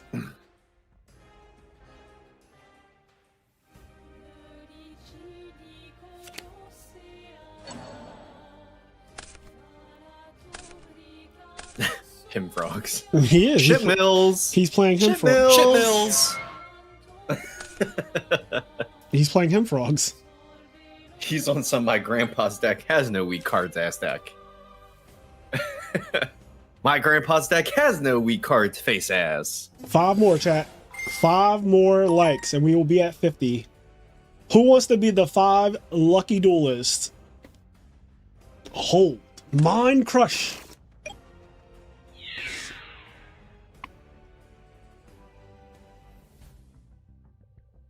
I think he'll take this attack.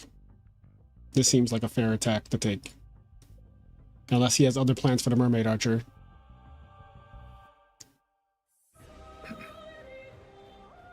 See, I guess a lot of y'all don't remember Diva Frogs. Ronak famously this is an old deck. Yeah, this is one of his originals from years ago, but he hasn't played it in a while, or at least not publicly. And yeah, it's that's a really good Regeki Rick because he discarded Treeborn specifically. This can do that once per turn, by the way. It can suck up a monster and then make itself 2,000, and it also can't die. She's quite like annoying. Because now, if he doesn't have a conversion for Treeborn, okay, Crow is good there. If he didn't have a conversion for Treeborn Frog this turn, he could just equip it to Mermaid Archer.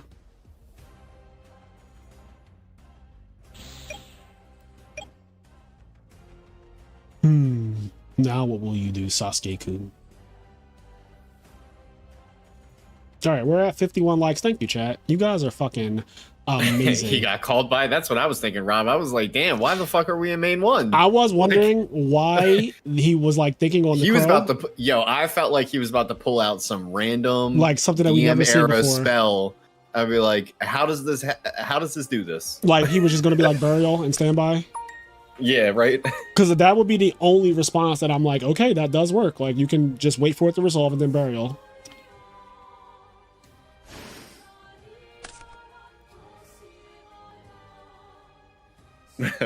Dom's sitting here patiently waiting for Ronak to approach him. He's like, damn, how the fuck Ronak got called by the grave in his deck? I feel like Ronak just has so many fucking answers. Chain what? On swap effect. Bro is on orange light frogs. Okay. He did play fairy frogs. He did do it once. Yeah. But it wasn't very good. He got, well, it wasn't that it was bad. He got DDV'd for 9 cards. I do remember that part. I have a clip in the original the house like group chat. There is a clip. If I can find that group chat, hold on, let me see.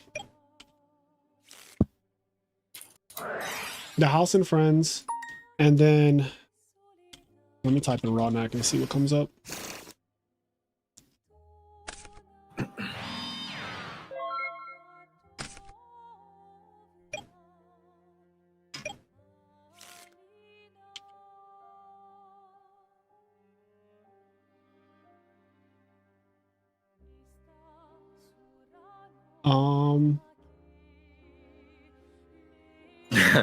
Yo, that's crazy. I got some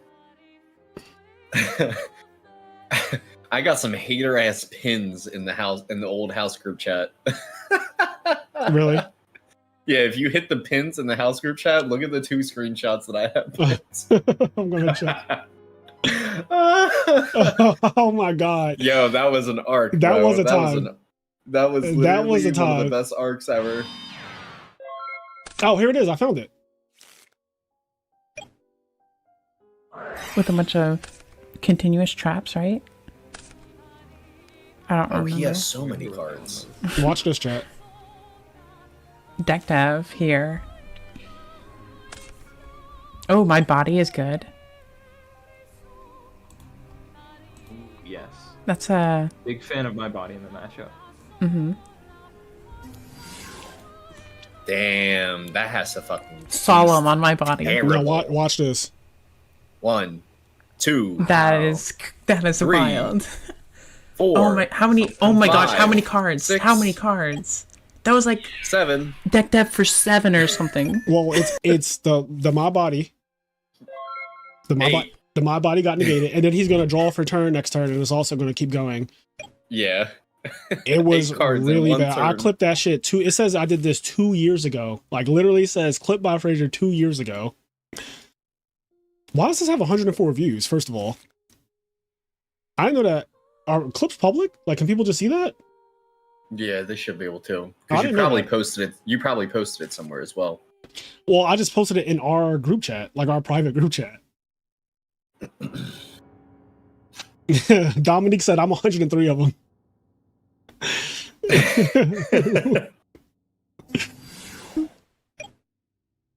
Yeah. So that's why ironic, bro. Bruh. Okay. Oh shit! Not her. I looked away. Not her putting her hands up and summoning 2 wolves. not her like this. Not Lila just like. Not Lila putting her fucking hands up and summoning 2 wolves, bro. You know, I gotta be honest. This scene looks awfully familiar. I see a white girl sitting on a couch. Stop. Immediately. Immediately.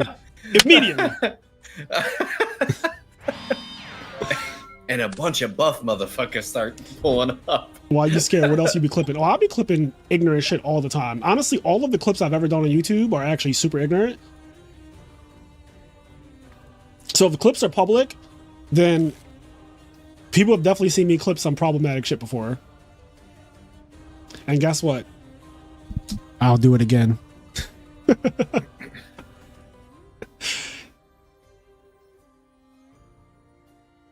Our original group chat is actually unhinged.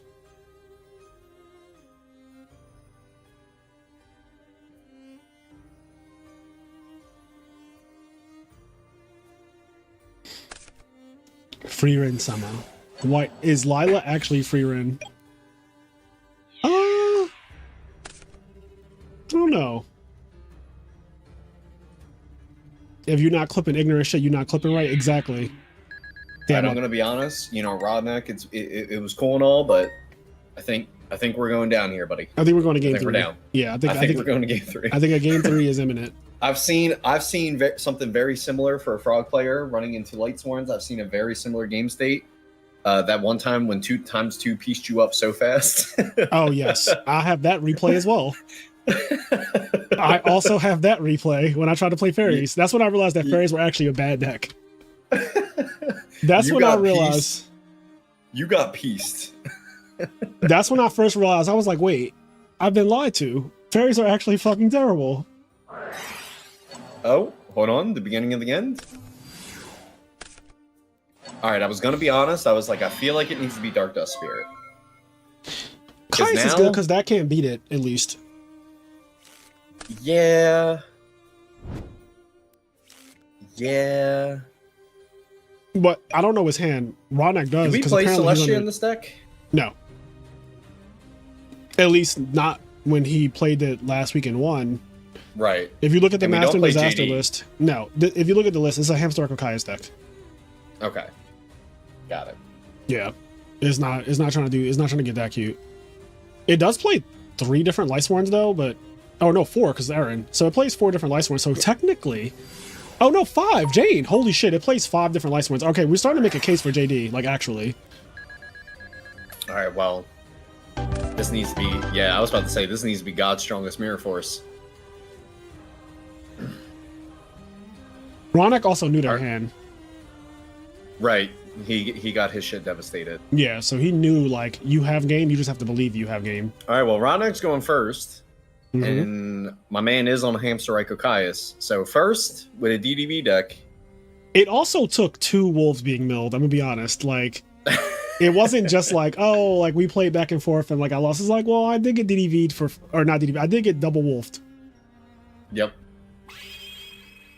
Like you said, the white girl on the couch. Well, I actually didn't say. I was stopped before I could finish my thought. You said white girl on the couch. You got that out. Don't make me fucking clip you too.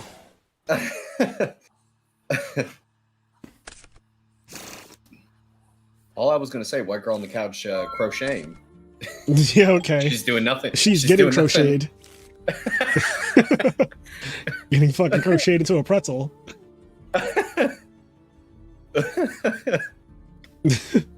Crocheting.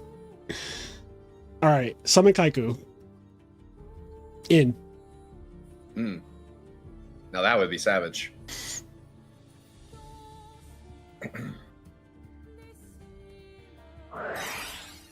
Rota. Earn. Lightsworn Monk. Earn. Big Earn. Earn, Lightsworn Monk. This is my Earn. Summon Earn, attack. Bold.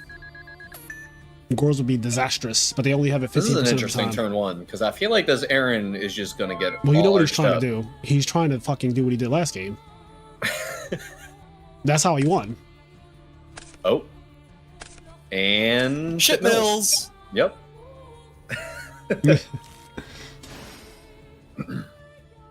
By the way, does the audio for Ship Mill sound weird?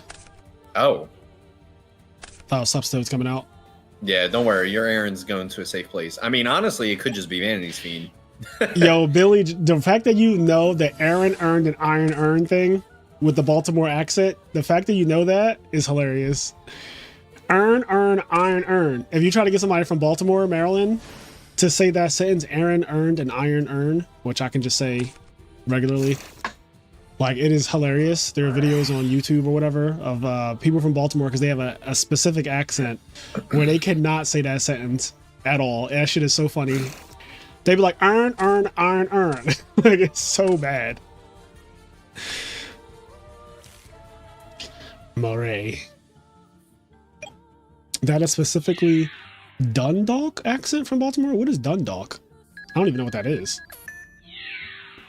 Probably like a neighborhood or a city within like a town within Baltimore. Most people will be bricked on 2 swaps, but not Rog. Yeah, he just raised that shit right back.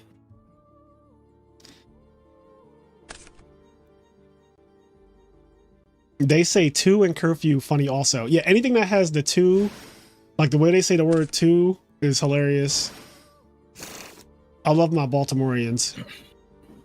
All right, so how are we dealing with a super do block? Brain control Kai. It's the same way we deal with everything else.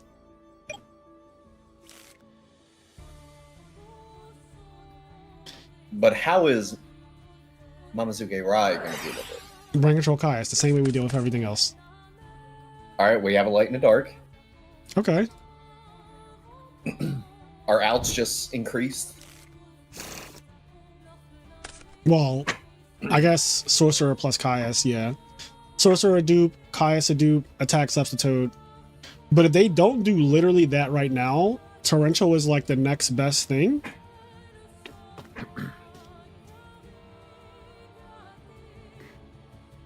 I'll be honest, it's not looking great.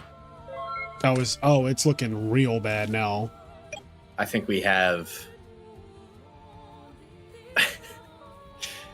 I think we got some things in the hand that we can't get out. Some things in the hand are in there. Rondak's hand needs to be weak right now in order for this to not be a disaster. Like, he has to have just like 6 cards of nothing. Just like random assortments of monsters. He's debating on bringing back Treeborn Frog, which tells me something already.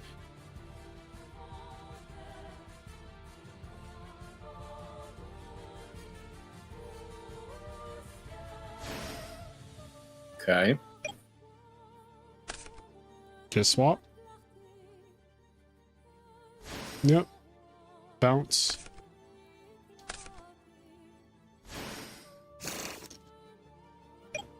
Oh, okay. I thought he was gonna... So, I thought there was something a little bit more elaborate coming. I had an idea. So, he's basically gonna let him break the dupe block kind of for free, unless he has another Toad in hand. Now, let me check on that. No, all 3 Toads are in the graveyard, so unless there's a salvage, he let him break it for free. But salvage would literally reestablish the entire field that he had at the start of his turn. He would be able to go extra normal summon Dupe Frog and normal summon Swap Frog. Or normal summon Substitute, I mean. So he could literally present the exact same field again if he has salvage.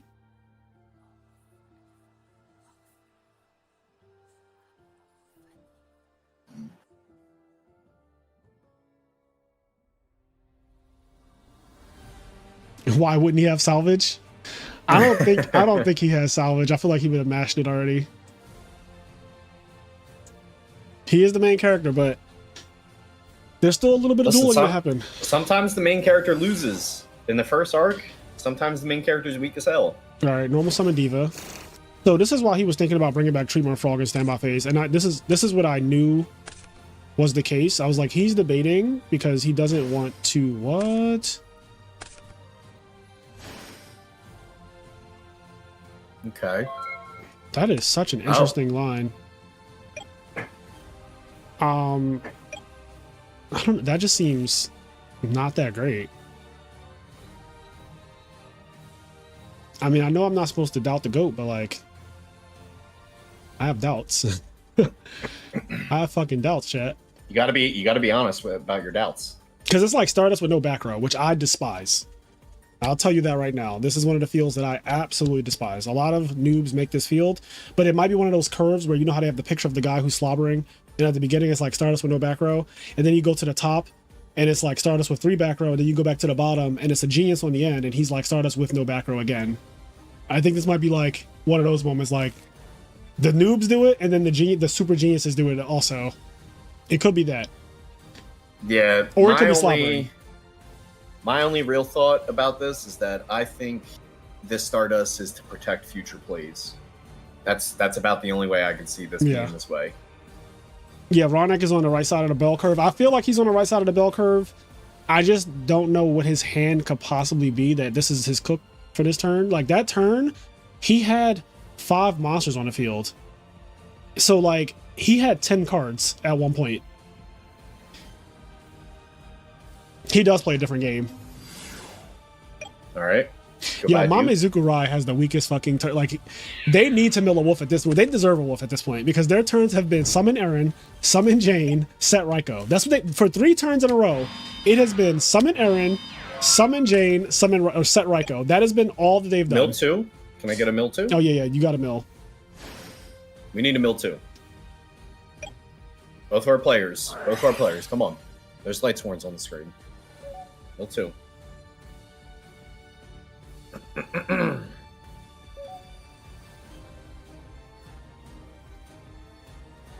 We got a mill 2. Alright, shit mills. Shit mills. Proceed with your weak self. Get down with your weak self. But I'm cooked. Yes, you are. Fucking deep fried, bro. Oh, damn. Damn, we didn't even get to see what Ronak was about to do. Okay, so we got what we knew was coming. Ronak versus Dom in winners finals. One of these duelists is almost guaranteed to win the tournament unless somebody from losers can really like, and they're battling it out down there too. Like they're fucking having it out in the losers bracket right now. Also, I just want to say to the 21 people who entered this tournament, I appreciate all 21 of y'all because somehow none of y'all have been slow playing. You guys are moving this shit along so fast, which I am very impressed by. Like normally I have to go and regulate because somebody's like back here somewhere. But like you guys are like literally, what are we in, top 8 right now? Yeah, this like the tournament only has top 8 left. Yeah, it's just top 8 now. So this is the bracket at this point, which I love. Like you guys are actually playing at a reasonable pace. Actually beyond the reasonable pace, honestly. They heard about that double loss. They heard about that double loss coming in. They did. All right.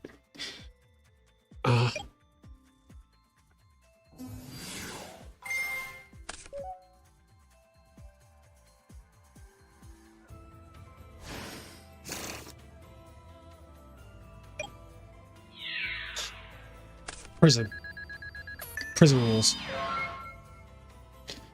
That face when people play at a reasonable pace. I know, like the fact that I am congratulating people on playing at a reasonable pace, but maybe people are going to try to play faster now because you don't have a choice. You really do have to like learn to play faster. In terms of modern Yu-Gi-Oh! Edison, we're not following those rules most likely, so until TO start to change the rules to the new Konami time rules, it's not really a thing. My whole thing is that I don't really see a reason why we would stay on the old Konami rules if those rules also aren't original Edison rules.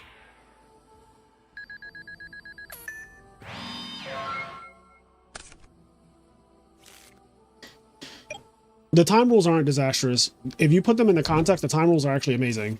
Disastrous is what we had for the last 7 years. The time rules before these new ones were really bad. I feel like sometimes only the people who are like either really good at the game or highly competitive understand that. But the time rules that were a thing for the last 7 or 8 years were really fucking bad. Like actually.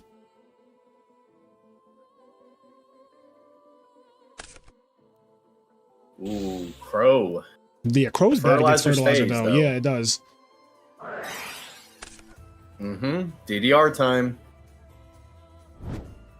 They didn't just change the time rules, they also made it make sense because they're adding more Swiss rounds to tournaments. So it really accomplishes multiple things. Now tournaments are going to be way more Swiss rounds, and tournaments are going to go faster in terms of every round because when it gets to time, there's no debating or like watching somebody play for 10 minutes. When the clock goes off, just stop playing and please sign a slip or leave.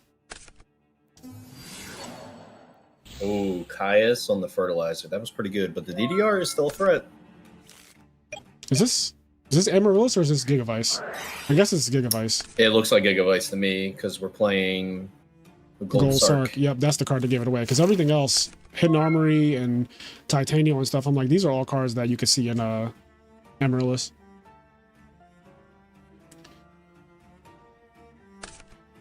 Need an over-under on how many fights happen at the first event. Both motherfuckers gonna get a double loss. There will likely be some altercations for sure because of the double loss thing, especially at first as people start to get acclimated, because you're going to have some people are going to be like, you made us double loss purposely. Right.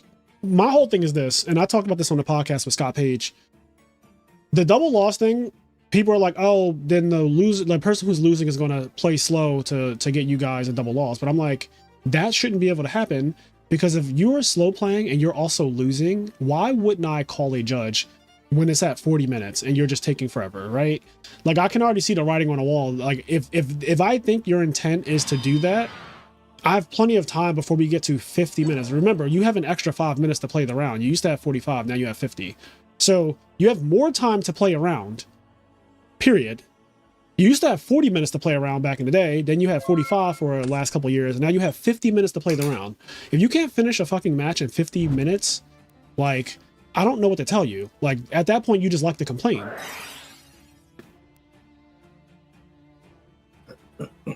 Exactly. If you're hitting 50 minutes, both of y'all are at fault. You cannot say, oh, my opponent slow played if y'all both hit 50 minutes. There's no fucking way. You're complicit.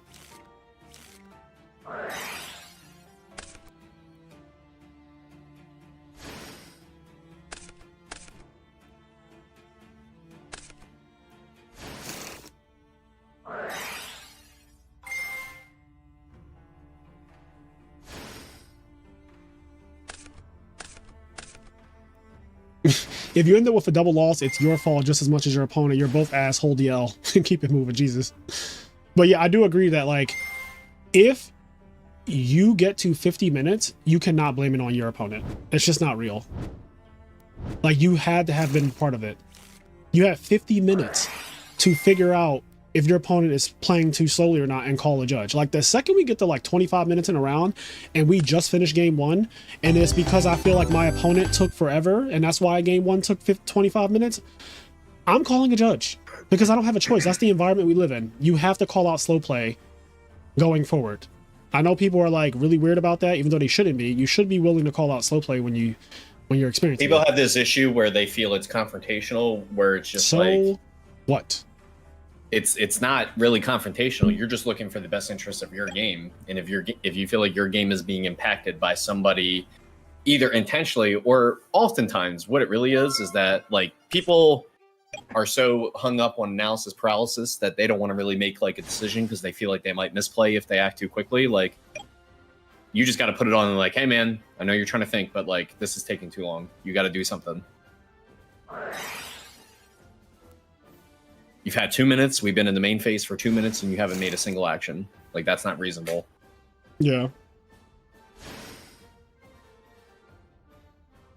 My least favorite judge call is the call after time was called and someone calls and it's like they've been slow playing. So when I was a judge, and I judged Yu-Gi-Oh for 10 years, when I was judging, that was one of my least favorite experiences as well, because a lot of people would do that. Time would be called and then they would then call a judge once time is called and say, this guy's been slow playing, and like, I'm like, okay, well, you had 45 minutes to call me. You called me at the 45th minute. I can't do anything now. You're in time. Whose turn is it and what phase are we in? Like, what are we doing? Also, this is a crazy situation. We might be looped forever here. you can't be looped forever. No. We're looped forever because we just got looped once and we're going to get looped into game two is what's about to happen. We're getting chaos. You can't get looped forever. Solemn. Show it. And frogs, main deck? Listen, Rognak, he's at 4,000. Check that graveyard. Why is he at 4,000? What happened? Where's it at? Where's the Solemn? Greffer Armwing. Are you being real? Okay. You know what format you're playing? I know. In this case, I guess it was Greffer. Oh, plus it was Manticore. actually Greffer it was Manticore. actually Manticore Greffer. Yeah. This ain't game though. Why does he keep putting his Chaos Sorcerer in attack mode when he's going to banish? No, he's getting looped forever. He's getting looped in the game too. Give me back my shit. Looped in the game too. Give me back my shit. Can I have my shit back? Oh, Oh. we're attributing. I guess I can't- oh. All right. That's not bad. See, Dom is like, why is this deck playing no Celestia? Where my Celestia at? Yeah. Oh yeah, Dom is playing Manticore. It just called me that this is not Mame Zukurai. I don't know. Well, I know why I thought that because one, we just watched not this again. The tears. Okay, no scoop though. He has something to end this. Hasn't he substituted this game? He has something. Well, to end here's this. my question. Oh wow. Oh, this is gonna be. Oh, it's Kai. Yeah, it's gonna Kai. be. Yeah. Come on, Kai's burn. And Yeah, I like how we Bruh. got a blast. I said go to Not bed, sure. loser.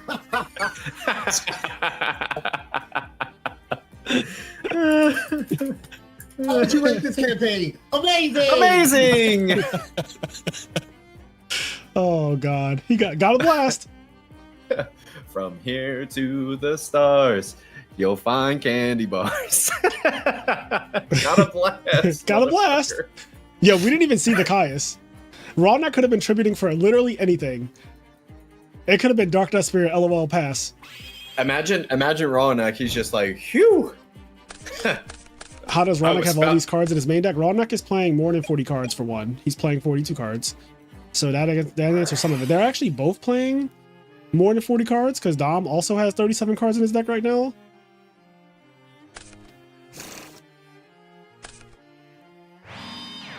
He's playing 43. Yeah. What do we send him? Oh shit, it can do Oh. that? Wing Beast. Oh, it can do that. I never saw that before. That is a cook. Okay. Wow. Did Dominique increase the deck by making it a value deck as well? Manticore might be the new goo of this year. Yeah, it actually, you know what's funny? It's an arm wing. It's a fucking arm wing, bro. Does Armwing have 1,000 defense? It might, actually. It actually might. I think it does. Yeah, that sounds right. Econ, Caius, Dupe, Diva, Brain, Murray. That hand is broken as fuck. By the way, I just need to say, Manticore Darkness. He Yo, is, hold on. he is far too husky. By the way, Hold on. Do you see What? Ronek's hand? Econ, Caius, Dupe, Diva, Brain, Murray. That hand is nonsense. That hand is fucking nonsense. That hand is nonsense. Caius back. Yo, that hand is fucking nonsense, bro. Is he about to? Oh my god. Well, this turn seems pretty self-explanatory now. Yo, Ronak really do be drawing like some fucking creative character hands, some Yami Yugi hands. My man had Brain, Caius, Diva, Murray with 2 waters. Like, yo, he literally, it looked like you picked your hand. All right, Brain, Diva, get Archer. Make. I think we're The making guy, I Stardust here, assume. and then we're just attacking. Yeah, face right. down. I was like, make Stardust, right, and then just attack it. Because it's Ryko, I think. Yeah. All right. Dom needs a Even if it's Sirocco in his hamster. hand right now. Just mill, yeah. He needs Dom the mill needs of a- Sirocco. Or a play. No, he needs a Sirocco in his hand. Okay. Or Gores. Sirocco in your hand. Send the Sirocco. The fact that No. Ronak attacked with the 17 means that he has an out to Gores anyway. Oh wait, no, we know his hand. He has an Econ, which is like, eh. He's like, I'll find the out later. I'm sure my deck will give it to me. Okay, we know the Sirocco. Here we go, fight back. That doesn't do too much into his Stardust, though. Yeah, but Yeah, at this least card he trooper- gets to beat over the Gilman guaranteed. He gets to summon the 23, and they can both attack at it because there's an Econ set. Yeah. I know it's not great, but like, This Econ, this card trooper is looking so vulnerable next oh, turn. it's not looking great. Yo, Ronak is literally having Dom is staring Ronak with his oddly shaped card trooper belly. He's like, why you got a card trooper shaped belly? I'm like, I don't know what you're talking about. They have the same stats. Armwing is literally 23 and 1,000, and so is Manicore Darkness. Yeah, that's OD. What if it's him with a mask on? That's just Manicore with a mask on. I was about to say though, Manicore is far too burly. Like he's Yeah. got muscles on his muscles. He has an 8-pack. Actually, it might be a 10-pack because he has his pectorals, and then he has. Oh yeah, he has a 10-pack.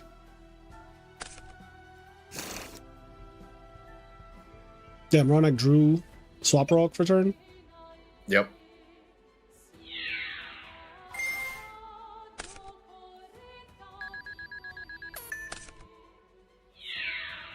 Karma cut. All right. For all things considered, this is not looking like the worst situation yet. It's pretty bad though. It's bad, but like, oh, Negate. okay. It's bad. If he drew Diddy Crow, it's still bad, but at least like, Yeah, I mean that's the only reason that he would do this here. yeah, this man's getting a new hand.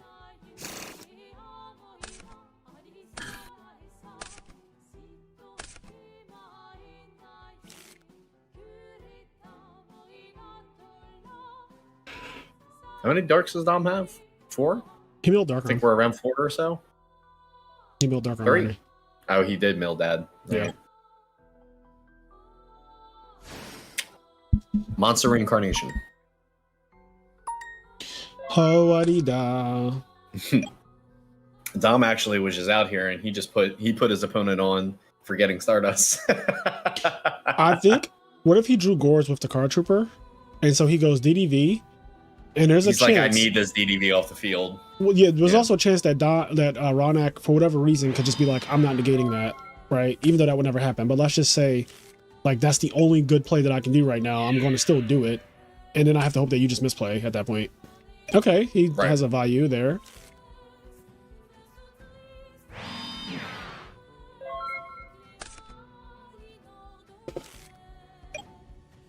Brain Control Kaius is pretty good here. Brain Control's been used, right? To take the mana core already. From Dom, I believe. Yep. Here we go. We didn't know about this, though, right? No, we didn't. I was saying, like, that would be pretty good here, because I'm thinking in my mind, I'm like... Oh, is this legal? 5 and 17? Yeah, that is. That's 67. That's what we're going for. Yeah, there's no shot, though, right? What? Oh, it's popping. Now I don't know where we're at. Burial? Burial makes sense. Oh, he popped the econ. He knew it. He knew that was... He knew it was there. Yeah. Okay. I'm seeing what's going on here. Seeing where we're going.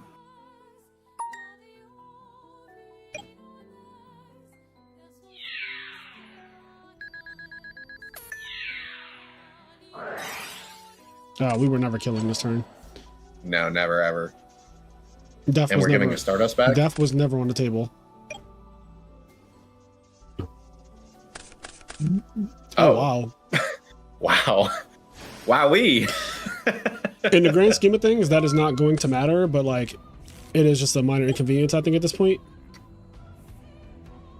I mean, it might give us enough turns to draw Return or Burial, though, which actually could be a problem. Yeah, I don't believe, but I get what you're saying. He does. We're getting the Sack Avenue. Sack We Avenue are getting is very perfect. close to Sack Avenue. Sacksmith Avenue.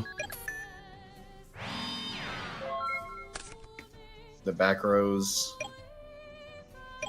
We're still here. Interesting that we killed the not monster that mills after what it just did on the end phase. After what it just did to you.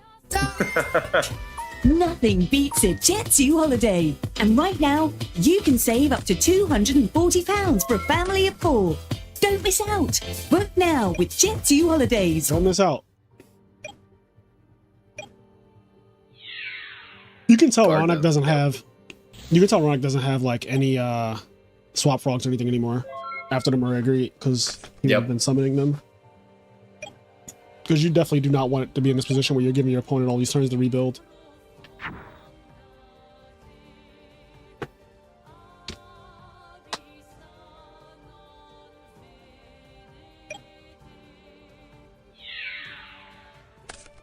Attack.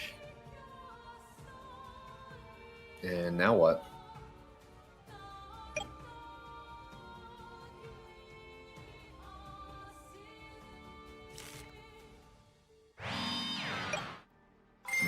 Back row now. All right. Nothing good, but it's still not Burial or Return that got milled. This Lila has lived for far too long. She got to go back in attack mode. That's insane. 9 mills, I think, right? Yeah. It's been 3 turns. She might live again here.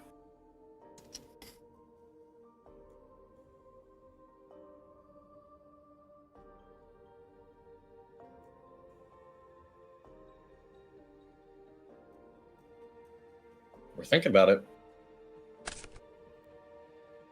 Okay. She falls down. We fall down.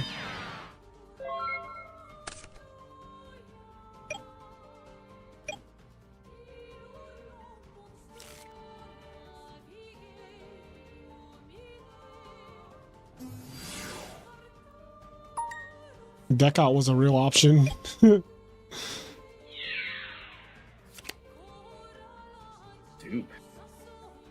It's a good dupe frog too. Now let's face up.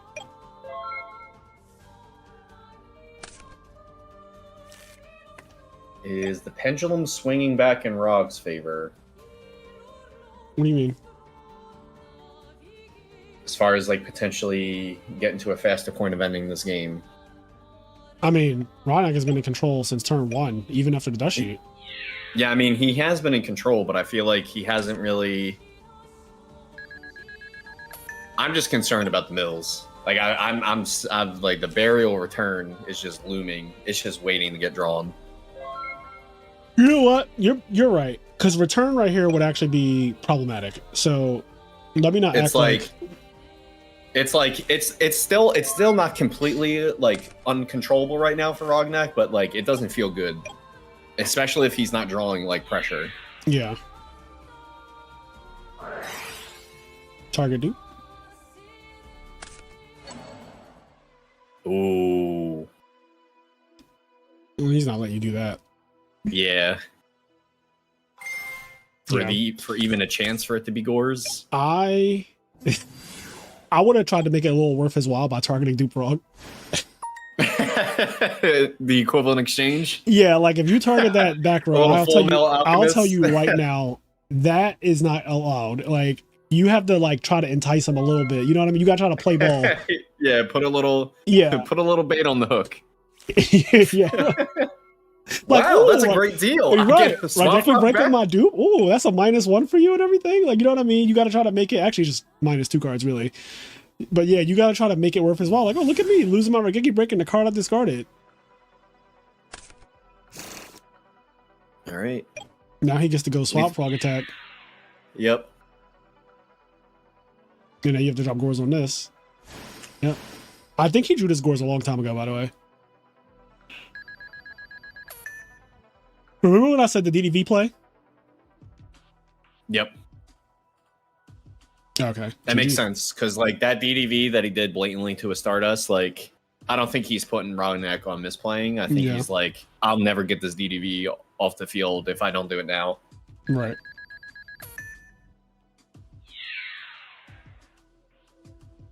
Rognak is like Goku.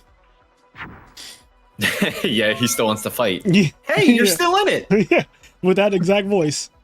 I'd have been like, wow, man, you're strong. I'm gonna go smoke a cig or something. Literally do anything else. If you don't get the fuck on. You were awesome. I can't wait to see what you'll do next time. Later. See ya. Kid Buu holding back the biggest spirit bomb ever. Literally an inch away from losing his life. Wow, you're such a strong opponent.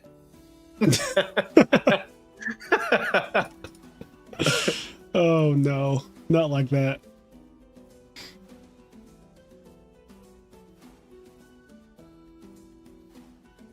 Why Gores has such a big ass sword? Yeah, Gores is like people just noticed that Gores has a sword because of the chibi one, but because I was around when Gores came out, because I'm a boomer. Oh, rain it down. Rain fire. Heavy rain. There's the burial. Oh no. It's not gonna be much. I think Akaius is coming down this turn realistically.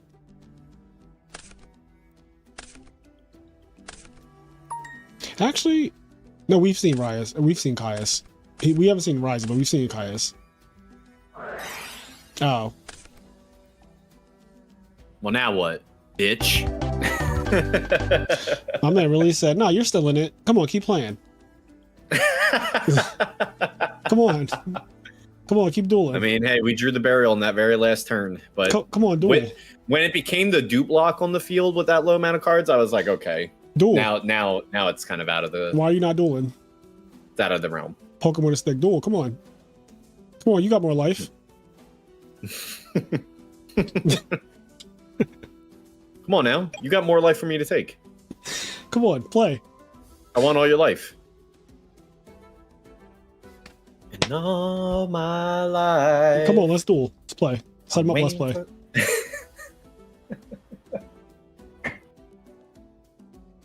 And I thank God that I Dad, finally creamed you.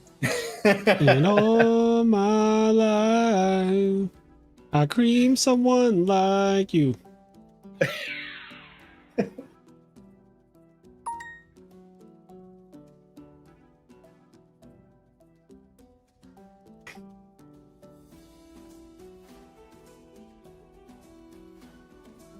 We've been in the battle phase for quite some time. You lost when you saw his hand. I hate when that happens, by the way. You were never beating that hand. That's facts.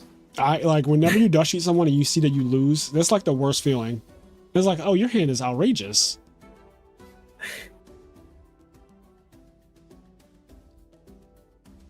I don't hear no bell.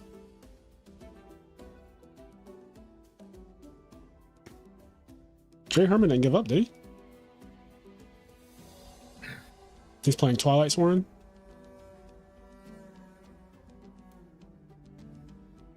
Well, Dom, we'll see what happens for the rest of you in losers finals. But I did like the value part of the deck because when you sent that value for the Manticore, I saw all the possibilities. Yep, we know why you're in winners finals. Manticore, the new goo of 2025. That is something. If you do the Edison Awards, that might be the winner of the new goo category. It's Gigavice, and it's not close. It's not even remotely close, bro. It's Gigavice. I've already made my mind up a long time ago.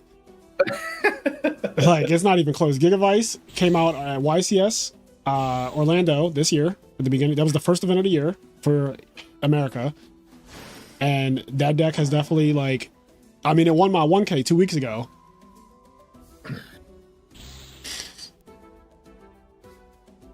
And that tournament had a lot of stacked players in it, including like Samu and Seba and Cold Madness and all. Yo, Mama Zuko is not a real person, bro. First off, German saying I don't know what's going on, but I'm getting 1 FPS in a card game is crazy. Yeah. But then Rai saying aura as a response is too much. And then banish your shit pass. Yeah. Like, you could have attacked that Snipe Hunter, bro. That Snipe Hunter could have got attacked. Banishing the Snipe Hunter actually couldn't get attacked. There's a Gardner. Oh, okay. Thank you. I'm not paying attention, but that is a very valid reason to not try to attack a Snipe Hunter. Even though I think it would be a little funny and a little bit of dominance to be like to make them run the 1 and 6. Yep. It's actually there's 2 numbers that are bad, right? 1 and 6 are bad, right? Yeah, that's what I was saying. Make them run the 1 and 6. Like, I need you to miss this. Hit that 1 and 6 so bad for me right now. I don't understand what the deal is with Snipe Hunter though. Why'd they make 1 and 6 the numbers that fail? Like, is there something on his card art that like tells me 1 and 6 he doesn't like those numbers? Nope. I mean, there's literally numbers on the card, right? 5, 2, 3, 4. Yeah, it's in order. 2, 3, 4, 5. And his gun has so I guess his gun doesn't fire if it hits on one of those numbers, basically, is what it looks like. Yep. Find out said all dice-based cards are like that.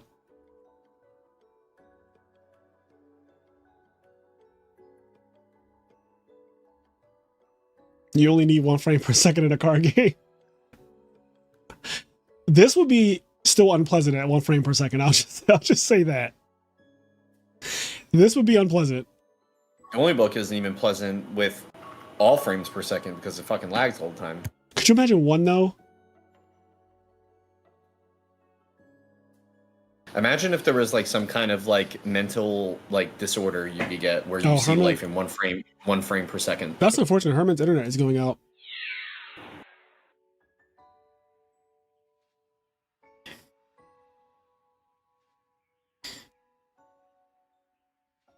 Like you like your whole perspective, instead of seeing the frame rate that you see in real life, you just see 1 frame per second.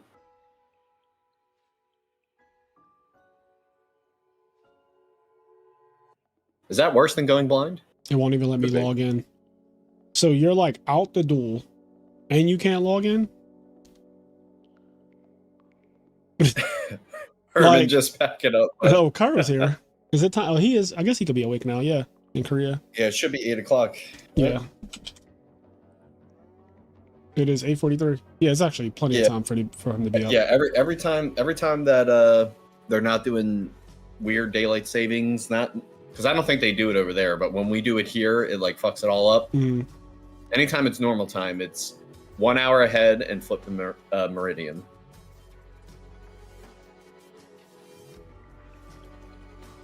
Tracking Korean time's actually really All right, easy. so they're scooping. Better luck next time, Herman. All right. I guess I'll do a manual loss. So / manual. Winner Mamezuku Rai. Loser is J Herman. That does suck though. Losing to your internet connection. Oh, you already reported it? Oops. Nami reported it twice. All right, well. Damn, rubbing it in. I thought that was one of your viewers. I thought you cared about them. Stop. Oh, okay, they're still in it. I thought you Mamezuku, cared about. you have to play against Fonte now. Fonte. I thought you cared about your viewers. Never, not once. No, I love my viewers. I love you I thought you guys. cared. Some of y'all be a little wild, but for the real wild ones get blocked. I thought you cared about your viewers. You know, at one point, Look at you not caring. look at me not caring. Mm-hmm. Coming from a Karen. You just straight up don't care. Coming from a Karen. That is rich. So if you click these, it takes you straight to YouTube, I'm assuming. Oh, look, we're live. It shows us in our emergency meeting. By the way, did we ever do research on the new Dueling Book like interface update, whatever they did? Like what they added? So I know that in the side deck now. Oh, there's something else in this. No, well, it's just what we know. Right. Like in the side deck, you can. Oh no, they changed it back. Let me see if I'm fucking up. I'm about to do it right now. Yeah, you were able to like drag these fucking cards around. That doesn't appear to be the case anymore. I guess they probably got complaints about how bad that was, because that was bad. The like dragging the cards, it was really bad. Oh no, go fuck yourself. Go What? fuck yourself. What do you say fuck me for? You said, oh, you're one of the best fighting game players of all time. Oh, like you need the dexterity for this. And I told you that it was too sensitive. You would drag it accidentally all the time, and you were like, "No, you're just stop being ridiculous. You're ridiculous." And I was just like, literally, go fuck yourself. First of all, whose voice Well, was yeah. that? That was you. That's you. You're a gay man. That's how you sound. You're ridiculous. You're being that's ridiculous. me. That is not me. Do it again. Who is that? You're ridiculous. Stop being so ridiculous. I did not say that. I did not fucking say that. Who is that? Who is that? Oh, yeah, who is that It's- supposed to be? It must be weird hearing two Frasers in the call, right, Cairo?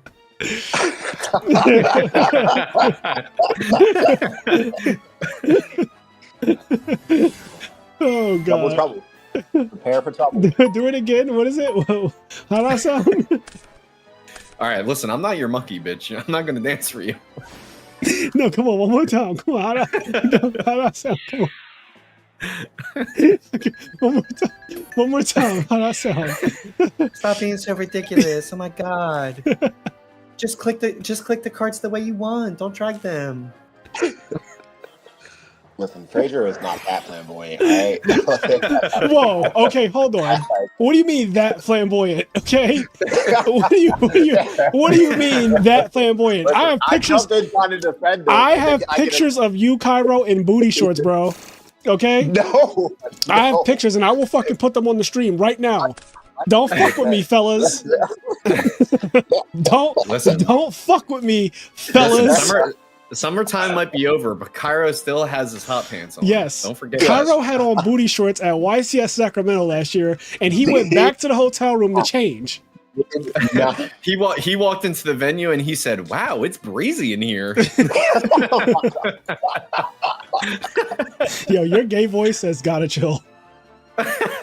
Your gay voice is out of control. Yeah, it sounds like you got a little bit too much practice there. Yeah. What's been going on? Something you want to share with the group? Listen, there's nothing I need to share with the group. You're being ignorant. That's ignorant.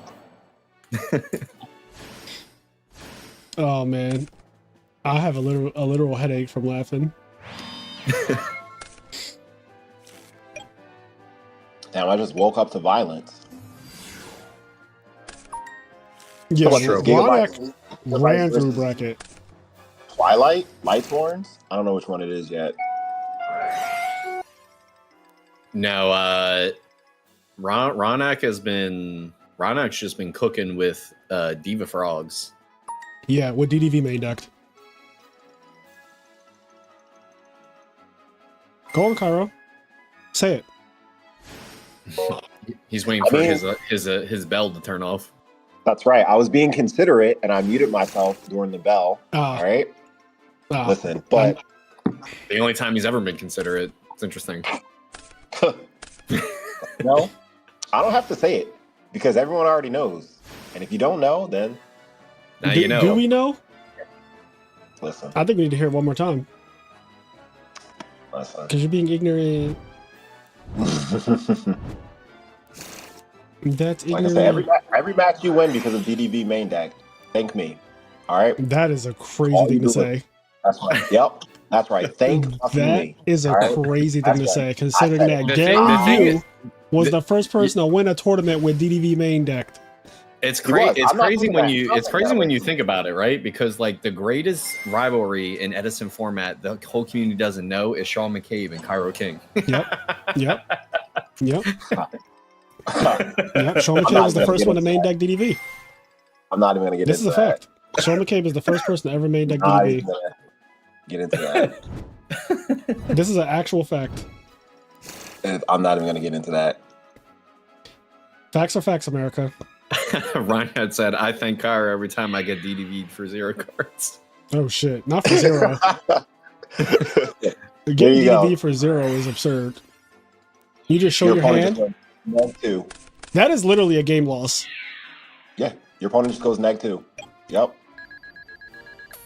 Unless they're playing by you, then it gets a little complicated, but still. Let's just say neg 2. I think Cairo every time I get DDV. Oh yeah, that was Ryan I saying that. Yeah, Ryan I, your deck is like made to not get DDV'd.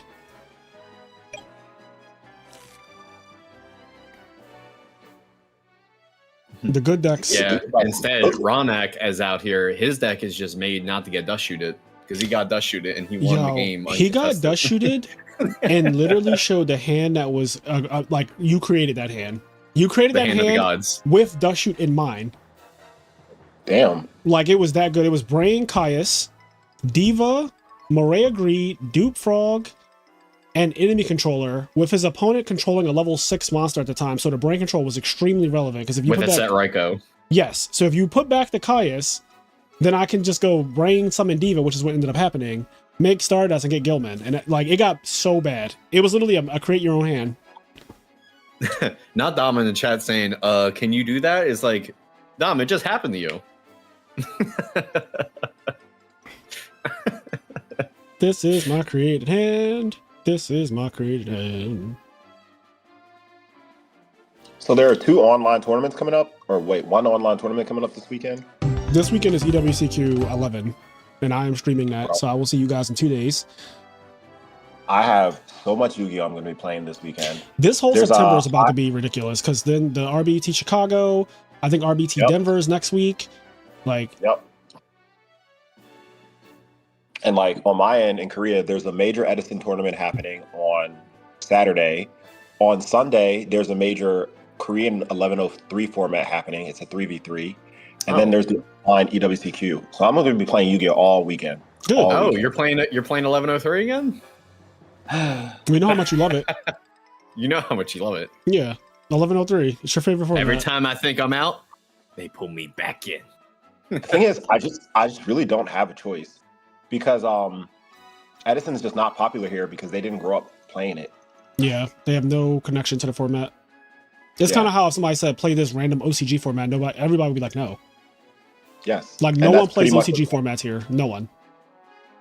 And like Jaehyun, he likes Edison format because he likes the diversity and he actually gave it a shot.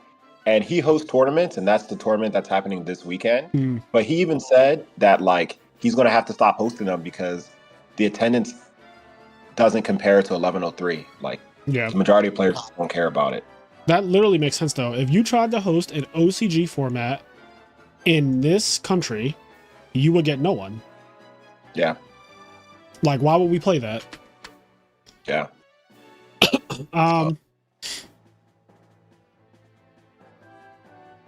So I see you have this pulled up. So now I briefly read over like the changes of the policy, but basically it's only top 8 now, right? It's only top 8, but it's also 3 more rounds of Swiss. That's wild. So look at this. It says if your event has 2,049 or more duelists, which every YCS in this country has now, is 15 rounds. It used to be 12, by the way. You play 12. Who has that much time of Yugioh? 15 rounds, that's like 15 hours. Well, hold on. If you top the event, you were already playing 15 rounds. So this is just not even anything. This is not a change, really. Like, in terms of the number of rounds that you play as a top player, like Jesse Kai and Christian Arena, Kamal, like all of those guys, they're playing the exact same number of rounds. Because if you top 64, these tournaments used to be top 64. So they cut off at round 12 of Swiss. But then you're playing top 64 is round 13, top 32 is round 14, top 16 is round 15, and then top 8, which is literally where this picks up, round 16 is top 8. So if you think about it, nothing is changing. The only thing that's changing is that you can't say you topped anymore if you get top 64, top 32, or top 16. You can only say you topped if you actually got top 8. But in terms of the number of rounds that you're playing, you are still playing the same number of rounds to get to top 8 that you would have played if you got to top 8 by playing 12 rounds, then cut the top 64, then play 64, 32, 16. Same exact thing. Yeah. I see. The number of rounds is the same, but it's just harder. It's much harder. If you are X2, well, I don't know if it's harder because you can lose in round 14, but you couldn't lose in round 14 before to get the top 8. So what I'm saying is it cut off at 12 rounds. Every Yu-Gi-Oh tournament cut off at 12 rounds. If you got the top 64 and you lost, you were out the tournament because it was a single limb.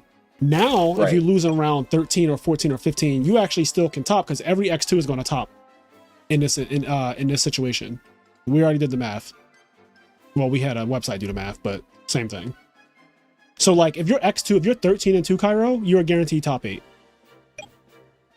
Oh, okay. Right. I see. I guess because there's so many rounds, like it's impossible to go like 14-1 or 15-0. It's very, yeah, you're exactly right. Like there will be one person who could be 15-0, and there's going to be one person who's like 14-1, and then everyone else is going to be X2 because there's so many rounds. I see. Yep. So it ends up working out where you actually can lose the rounds that would have been single elimination. You can lose them now and still make top 8. I see what you're saying. Yeah. It's very, a lot of people are having such a knee-jerk reaction to this change and being like, oh my God, the game is over. They ruined the game. And it's like, if you really think about it though, like logically, it doesn't ruin the game. It's actually for people who normally would like, I don't know, you would have been out at round 12. You can get 3 more rounds to actually burst into top 8 now.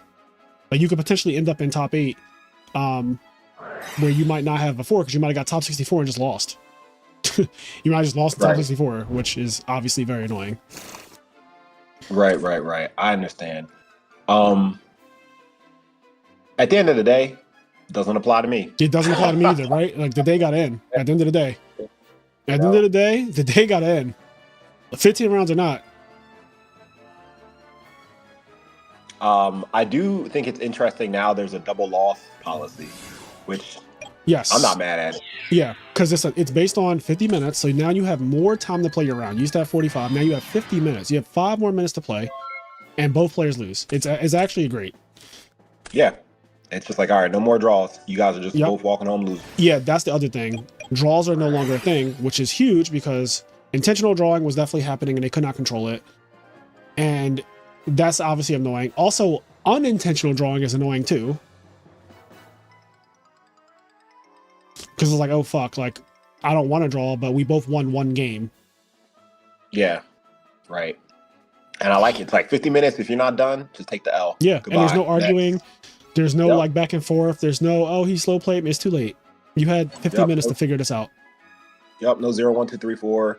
Nothing of that. Just, all right. Goodbye. Let's go to the next.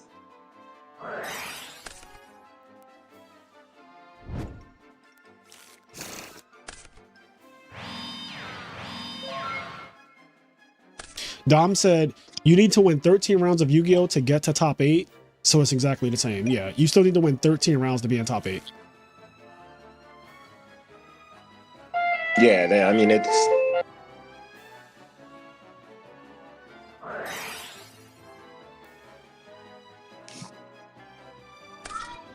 Yeah, it sounds pretty good for the Yu-Gi-Oh players, modern Yu-Gi-Oh players. I think people will still try in gentleman's agreement something if it makes it to game 3 and it goes to time. So that's very dangerous because here's what's going to happen, Ikari. If you think about this logically, there's only going to be very few people who are still playing by the time we're at 49 minutes. Those people who are still playing when there's 49 minutes on the clock are going to be watched by judges because there aren't any other things for the judges to be doing. There's not going to be that many people playing when there's 49 minutes going in a round. So like the judges will be watching the very few people who are still dueling when there's 1 minute left because they're all about to get double lost.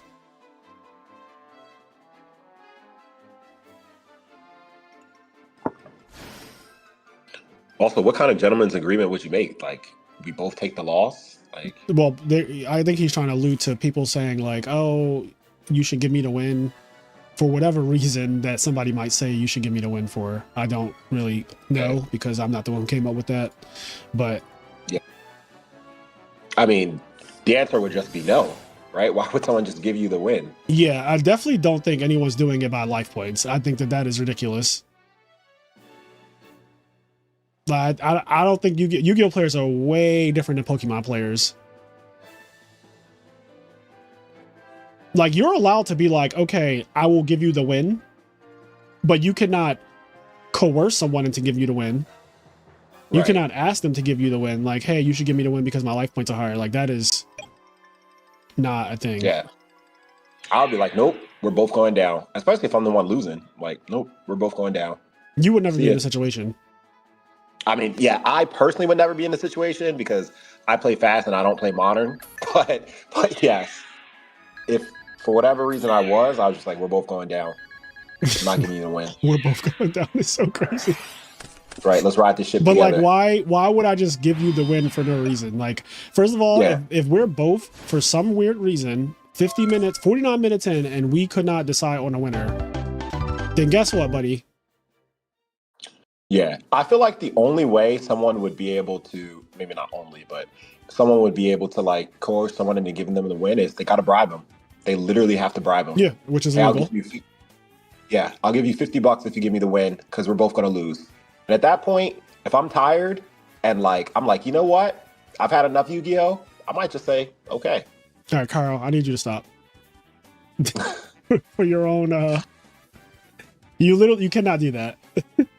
you literally cannot do that. You're gonna get fucking banned, King. It's just not worth it. Yep. And $50 is not gonna change your life either. Like, you just accept, like, go with your first thing. We both lose. Stango clipping as you speak.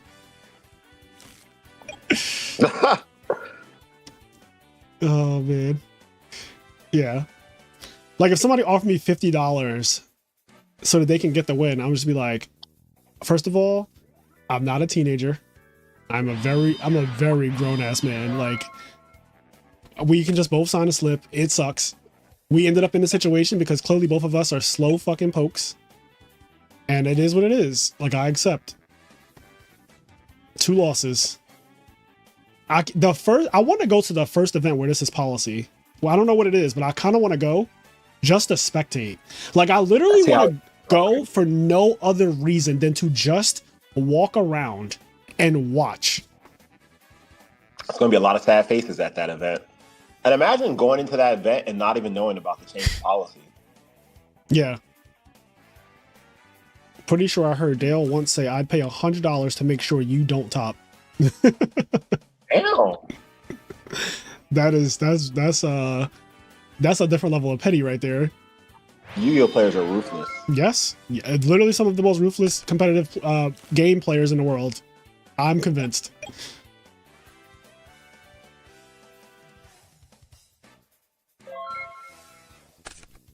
It'll be in effect for the next regionals. No, I'm not talking about regionals, Nova. That's literally not the same at all. They're not playing for anything. Regionals don't. They're fucking literally competing for nothing.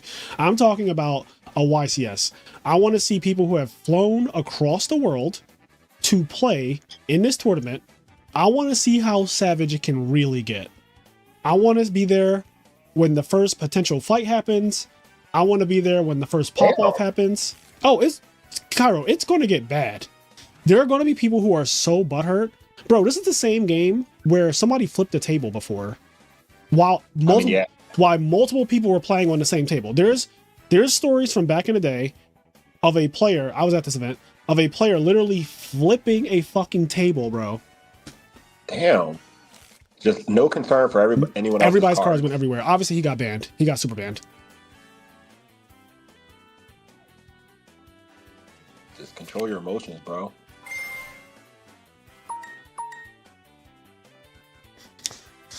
Flip. Everybody shit. So, like, there will be blood. No, I'm kidding. But, like, there will be, some shit's gonna go down. For sure. I mean, yeah. Hopefully this addresses the problem Konami's trying to fix, which is... It fixes multiple things. No draws. Yeah. So you don't have to worry about people getting to the last round and being like, draw into top cut. That won't be a thing anymore. You cannot draw into top cut. It fixes side decking burn cards or life gain cards or whatever. Oh, I didn't even think about that, but yeah, that's true. Yeah, what's the point? It doesn't do anything. Uh-oh, another wolf.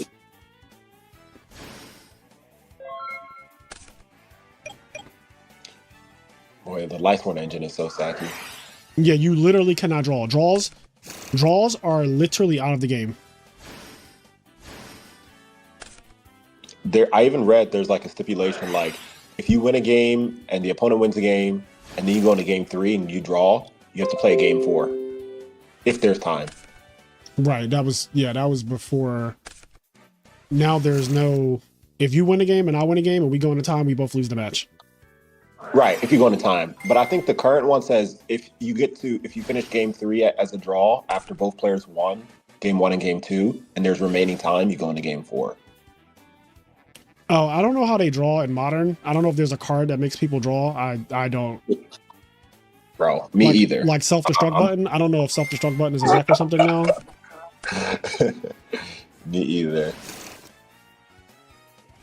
But I think they just added that to cover all their bases, like in case that unique scenario comes up. Right. And they're like, this isn't covered in the policy.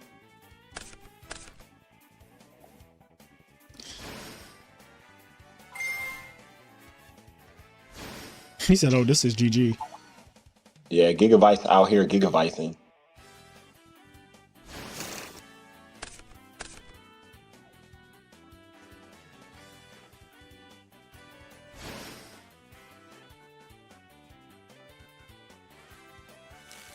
Colossal Army Arm. That's fucked. You better have on up. Nope. Yep. What a way to lose the match. What a way to lose the match. But you know, the guy was a good sport about it. He said GG. Yeah, he milled wolves and everything, and it just was like, yeah, you're dead though. Ooh, was that Colossal Arm I just saw? And in Gigabytes, yeah. It's another Colossal. It's funny, the two most broken combo decks can Colossal Armor Arm you. Yeah, like I remember the first time someone Colossal Fighter Army Arm me in Gigabytes, and I was like, why can this deck do this combo too? Yeah. I was like, that's not fair. Yeah, like if it always had to do like a wide board to kill you, it'd be one thing. But the fact that it can just be like, oh, you have something in attack mode, you're dead.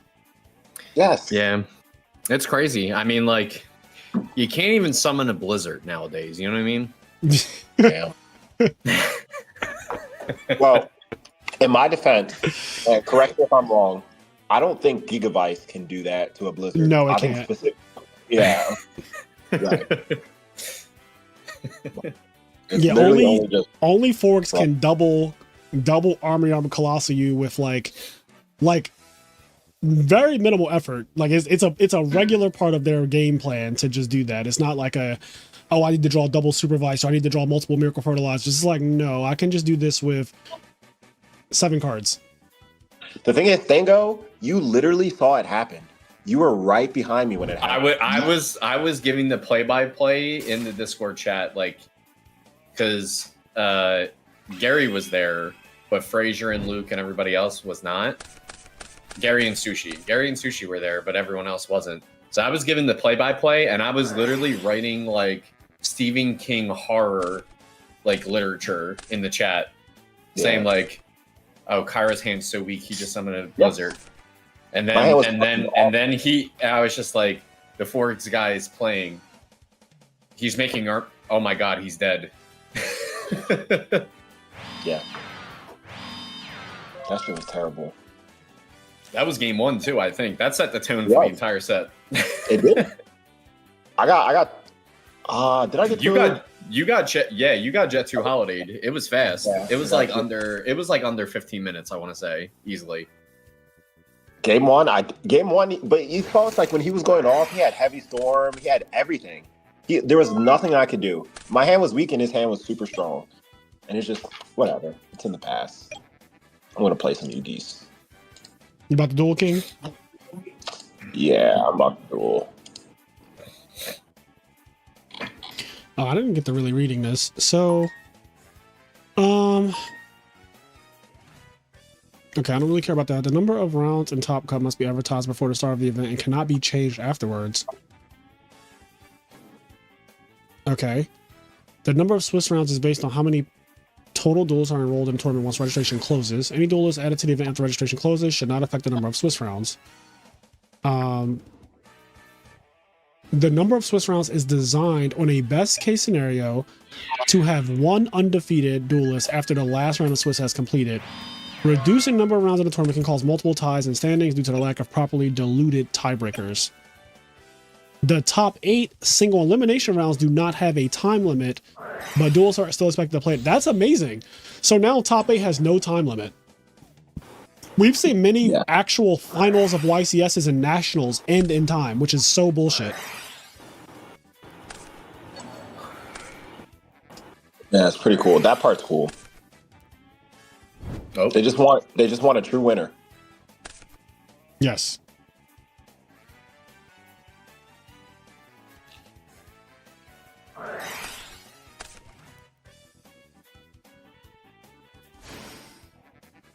He really tried to right break the first one. Fanta just hit him with the Madara Meteor. He said, "What about the second one, though?" What'd he do?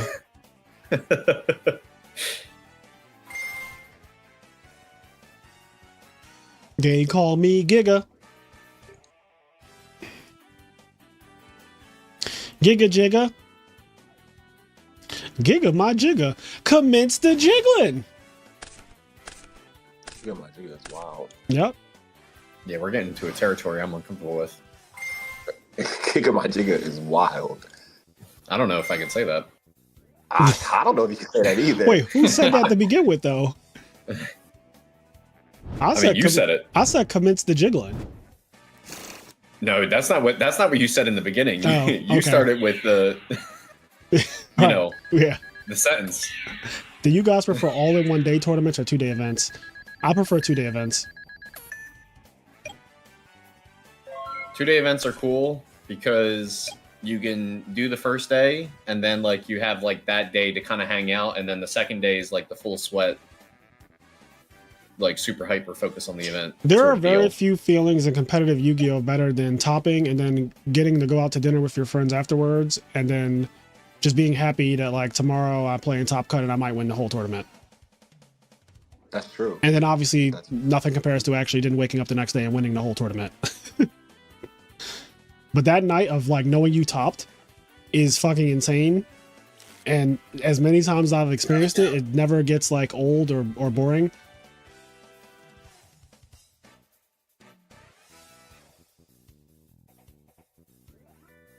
Hell, honestly, even just chilling with your friends is awesome. But the topping part obviously is much better. Yeah. Hanging with your friends is great. And I love it. Like I do it a lot. But if you're asking me specifically about what do I prefer between 1 day and 2 day events, 1 day events are anticlimactic to me. They're just like, it all just happens. It's just like blow your whole load in 1 day. Whereas the 2 day event, it's a build up, you know? It's like who topped, and like that night people are trying to figure out like who's who and what's what. It's fun. It's actually pretty fun. I love it. I actually love it.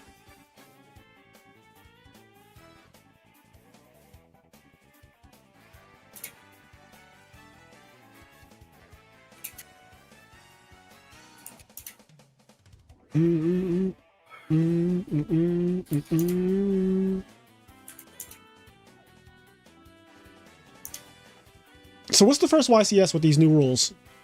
Chad, does anybody know what the first YCS is? I am high-key curious. Cold Wave. Let's take a look. YCS Championship Series. The next one appears to be Anaheim? Peru, but as far as American YCS, October 4th in Anaheim. All right. Dude, I would love to go to Peru. Have you ever been to Gay Perry? Gay Petty. Gay. I've never even been to Paris, let alone Gay Petty. You know what they call me and you in Paris, Kara? African Americans in Paris. Oh, okay. Is that all right? Fellas in Paris? Is that not fellas in Paris? Friends in Paris, okay? Friends in Paris? Yeah, friends in Paris. Have you ever been to Gay Petty? Uh-oh, something fell. Somebody dropped their shit.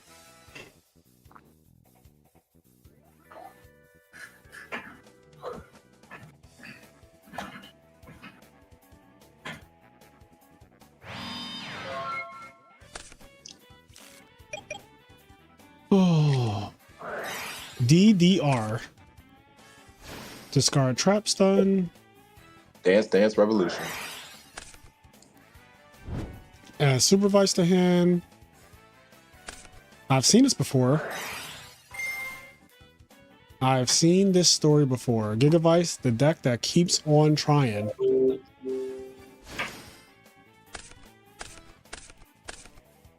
You know what we don't get to see a lot?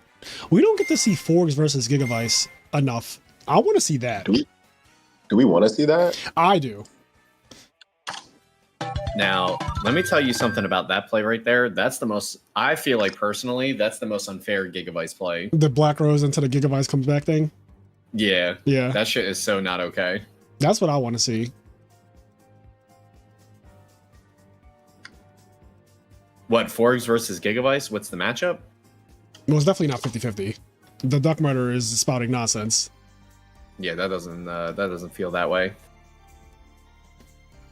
Well, one of the decks literally doesn't play a good percentage of the time more often than the other deck. Like, literally doesn't play.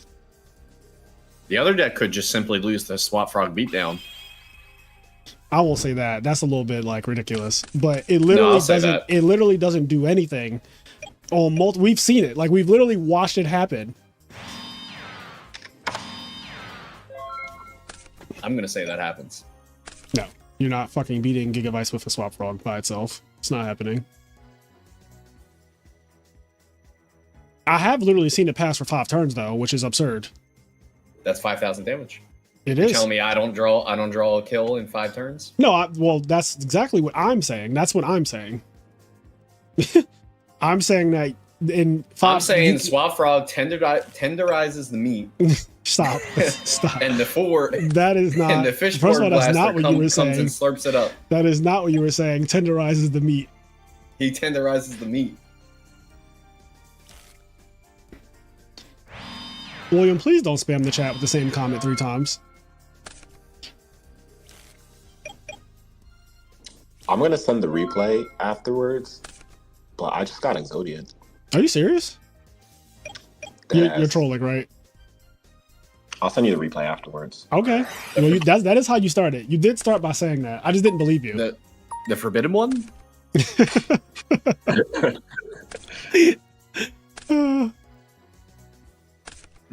The forbidden one is crazy. Okay. like there's another one. Oh.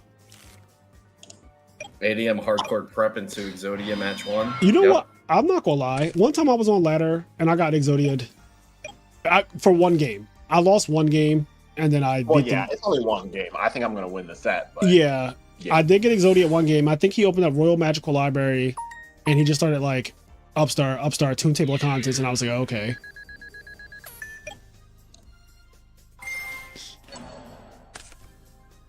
We're sending Upstart Goblins. Wait, what? Do we have the juice set? Is that middle card the juice? But like,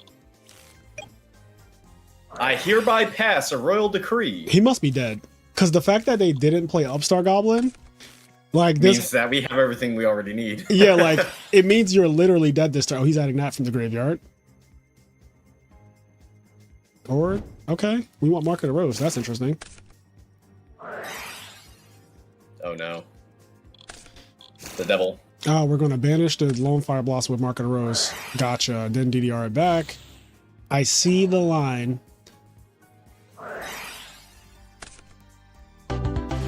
Yeah. Damn. You are. He was like, I don't even need to see the rest. I believe you.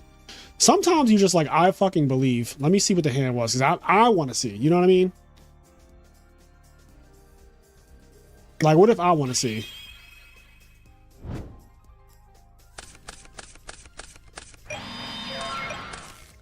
Dust Shoot hit nothing. Oh, okay. Well, that's already.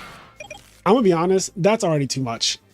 That's literally not the first time you've ever seen that against Gigabytes either. Yeah. That shit kind of happens often. Dust Shoot hit nothing is so ignorant. Because if they have a monster and they already went, they would have played it. Most of their monsters they play.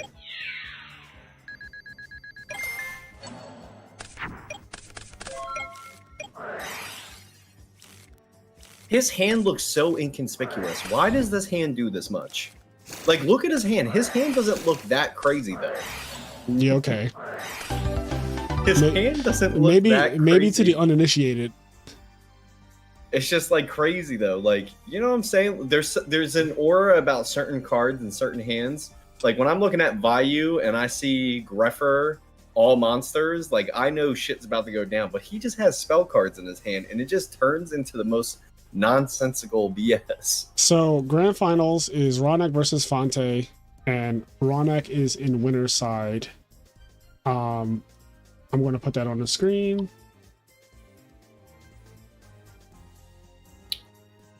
Grand finales. I'm going to open up DB and I'm going to spectate Cairo losing to Exodia.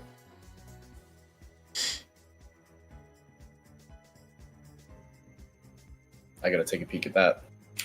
This tournament honestly didn't, for 21 players, double elimination, I've only been streaming for 3 hours. Like, that is fucking it. I'm impressed, chat. And they're playing, this is officially for 20 bucks. He said I shouldn't have even gotten this far. You did great, King. 21. Okay, Ronak won a die roll, which has to be extremely important in this matchup. Let's see if Ronak can win 20 bucks. Or if he gets absolutely fucking gigaviced out the building. Yo, he said no siding, instantly game 3 Cairo. You saw that, right? You saw that, right? He had done siding, the side screen came up. I mean, in this particular deck, I don't have anything to side for it either.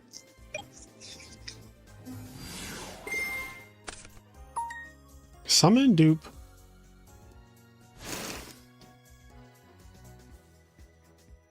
I'm telling you, man, That card is annoying as shit. Dupe Frog? And destruction. Oh, okay. Rognak needed that Duke Frog. Now, the thing about Rognak's deck is that Diva is very good into Titanial. True. And he can make some play. He shouldn't be stuck under this Titanial's thumb for all the game. You were saying?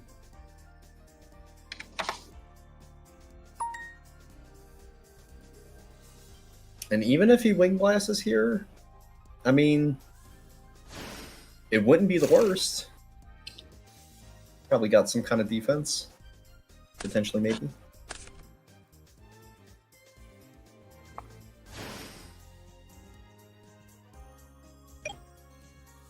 All right. And it walks. Yeah. So what's the back row? Yeah, Upstart Goblin again? Stop. It cannot. That, I don't think we're ever seeing that again. It's an Upstart Goblin? Damn, no chain DDV?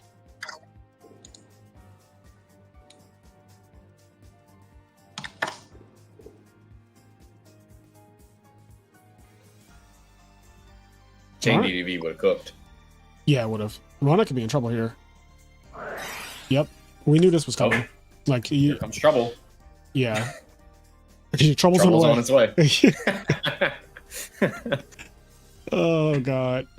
Oh my god. I'm laughing more at Kyra right now.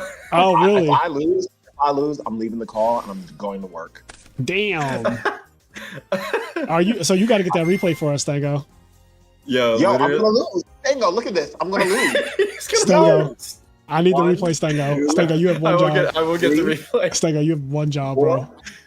5, 6, 7, 8, 9, 10, 11, Rawnak, the main character. 12, 13. Rawnak, literally the main character. So bro. Fraser, just to give you an update and chat, he's discarded 4 dragons, activated 3 super rejuves this turn. Hold and on, He just I shuffled... want to watch the replay. Don't even spoil. Okay. Yeah, I got you. Because we're on stream, so we're going to see together. I haven't played a single card. I just want that to be known. I haven't played a single card. He got him! I didn't play a single card, bro. I didn't play a single. Oh, wait. Yes! Yes! Wait, a plot twist? Wait, don't spoil. Don't spoil. No spoils. No spoils. Oh my god! Crazy. Oh yeah. Oh, this is wild. Oh. Dark times ahead. Rawnak tributed his own Catastrophe for Caius and banished his Treeborn Frog to get it off of Market of Rose. Can you Orange Light Exodia? No. That's a crazy question. You should. Okay. That is a crazy question. Some things you just gotta know to be like, oh shit. You know, this is relevant damage. Oh god. Nettles, what is the effect of this card? Let me read this. If this face-up card will be destroyed, you can destroy one face-up plant monster you control instead. That's actually, like, not irrelevant. No, it's not. There's definitely situations that it comes up. Because, like, I could see if you had tokens and you summoned this and attacked the Fossil Dyna. Oh? Lethal? Lethal? Alright, well, I think it's game now anyway. Unless he draws a card to get Market of Rose again. So Hidden Armory? Okay, if he drew Hidden Armory, that would have been crazy, because then he just gets back Market of Rose and does it again and attacks for game.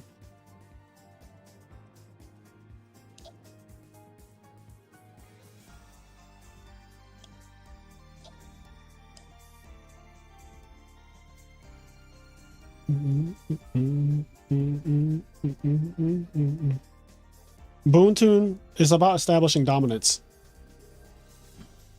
This whole tournament, from start to finish, has been about establishing dominance. I'm not even saying that in a meme way.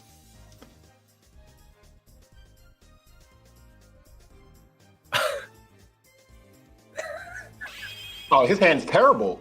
He can't play the game. His hand's terrible. His hand's terrible. He has 4 pieces, a trade-in, and a debris. But my hand's terrible too. You are playing Diva Hero. They saw that fast as fuck. Not faster than Exodia, man. Well, he didn't side apparently. Apparently there was no side. Oh, you're not playing Diva. Oh. I'm about to put on some damage. Not enough damage, but it's gonna be damage. Like, this dude is on the clock. This dude is on the clock. Welcome to clock.com. Nah, Dom, he established dominance, bro. That's what I'm calling it. I'm a raw neck glazer. Yeah, you can't get us to admit Ron makes misplay. Yeah. Won't happen. There's only one duelist that I glaze in Edison format, and it's raw neck. I'm a raw neck glazer, bro.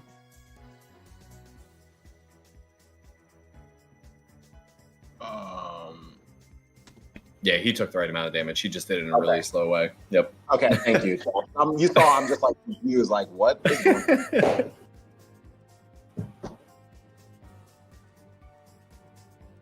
Do rum, do rum, rum, do rum, rum. Don't tell me, bro.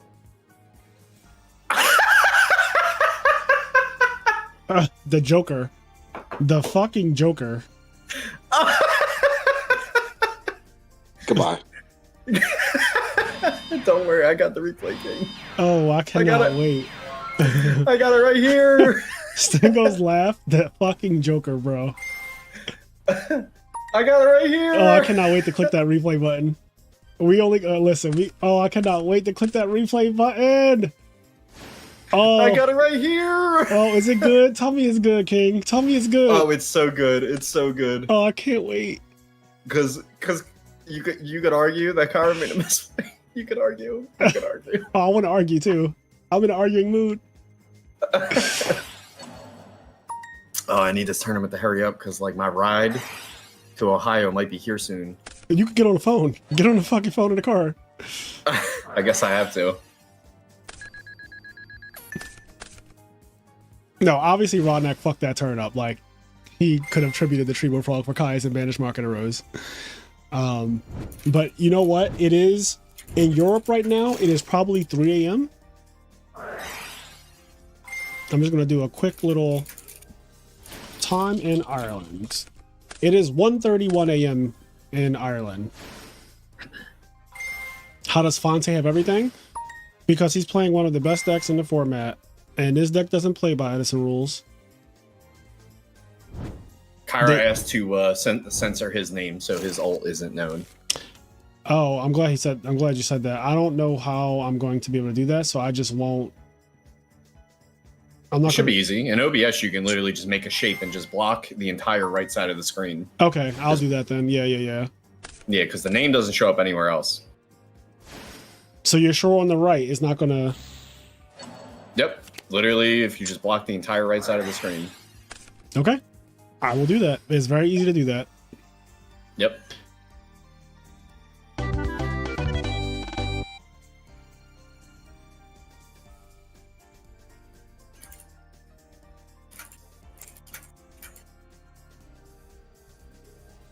I said go to bed, loser.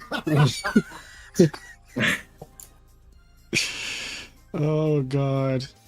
I said go to bed, a loser.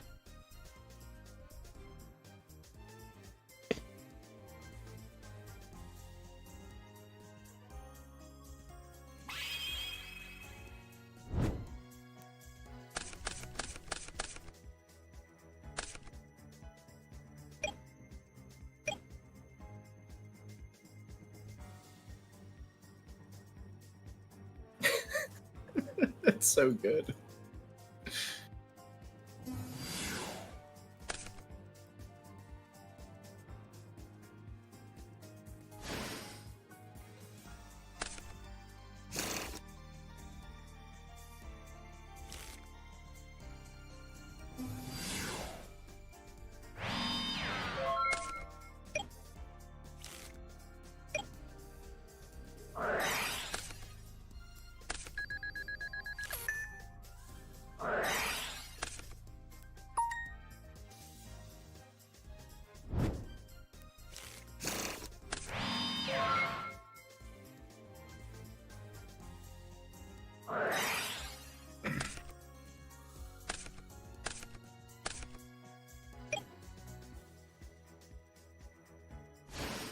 Don't worry, Professor.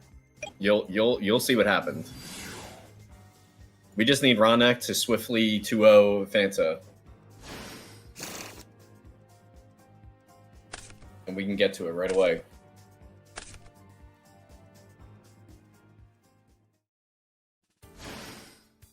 Yo, Oh, this wow. card, it must be disastrous. Yeah, against this deck, especially when there's no Gold Sark pending. Yo, this is actually... yeah, because, like, you need to do something. Oh no, not setting a monster. He might be dead. Like, in all seriousness... I'm telling you right now, Fanta better fucking pray to Jesus the Lord that's a Dandelion set. That doesn't kill it. It doesn't kill it, yeah. Yeah, that doesn't kill it. What was he hoping to attack? You know what? Oh! Oh my god. Oh, bro. You just got it right. You just got it right. Oh. You just got it right. You just got it right. Please don't do it. Wrong man, don't do it. Don't do it. Oh.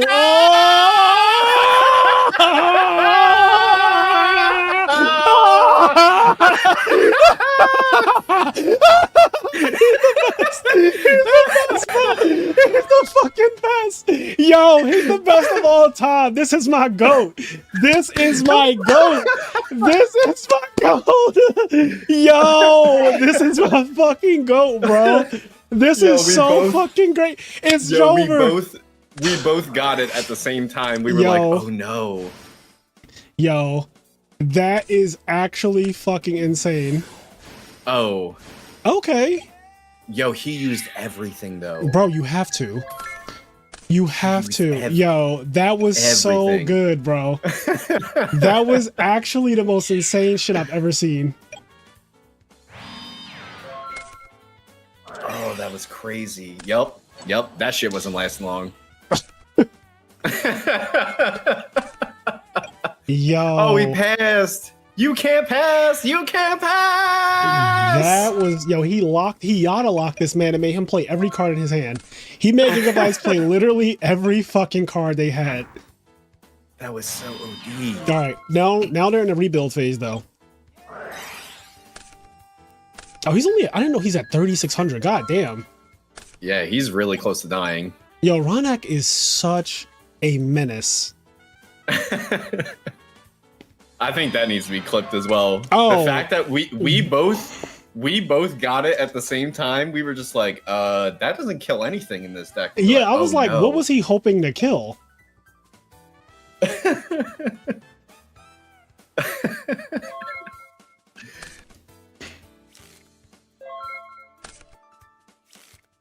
Damn, they are draw passing fucking ferociously.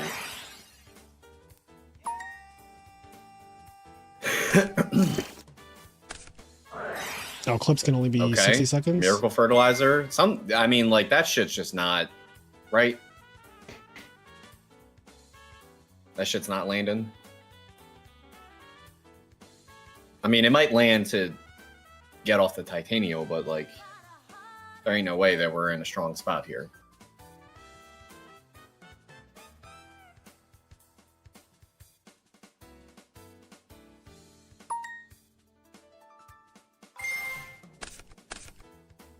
All right. All right, I clipped that.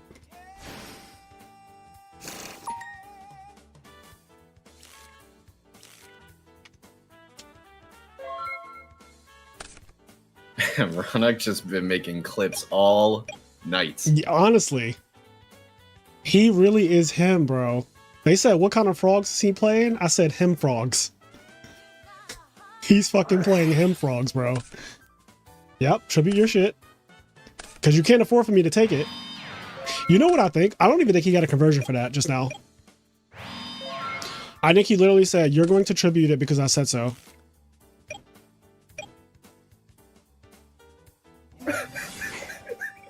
What? I'm laughing at the clip. The clip is great, right? We're both ridiculous. Oh, yeah. Can we close this out?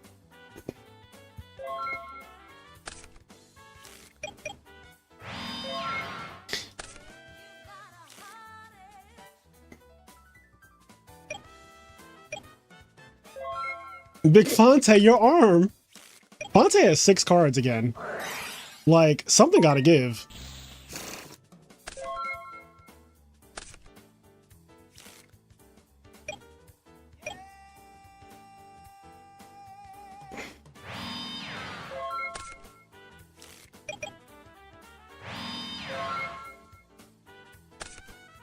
What do you think these are?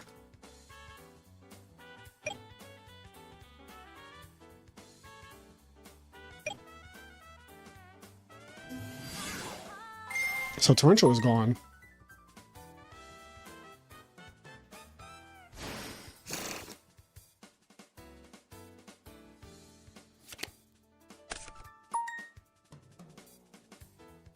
Oh my god.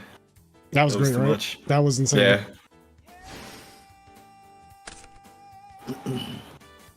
Gigavice reminds me of Miracle Rogue from Hearthstone. I could see the similarity that you're speaking of. Oh, you know I'm what picking that up what is? you're putting down. Yeah. It's not exactly on that type of time, because obviously when you're dealing with like a deck that has to play for mana. And also Gigavice doesn't draw as much as Miracle Rogue. And it doesn't OTK in one turn. So the comparison is a little weak, but like I appreciate it. Annoying ass field. Playing around Mirror Force. Guys, the Miracle Rogue deck is Dragon Turbo. It's literally the deck that draws the most and OTKs in one turn the most.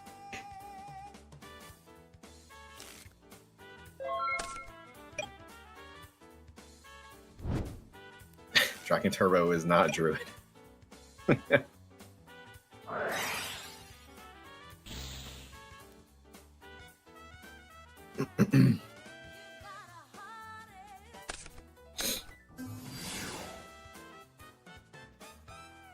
All right, that's his normal summon. So he just added Hidden Armory to his hand this turn, right?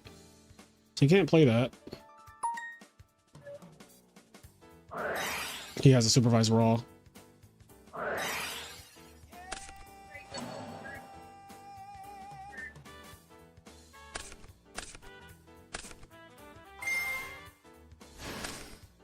Oh, wow. Oh, wow.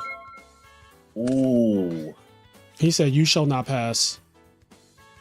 So my question is, Roderick's starting to get a little low on the deck. Oh, I'm assuming the Avarices are still in the cut, right? Well, he has salvages too, I think. Yeah. Because we saw him salvage in other games.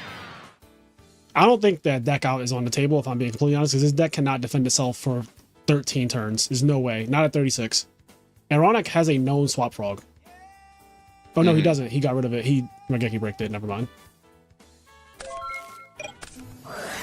Solemn. Okay. Sure.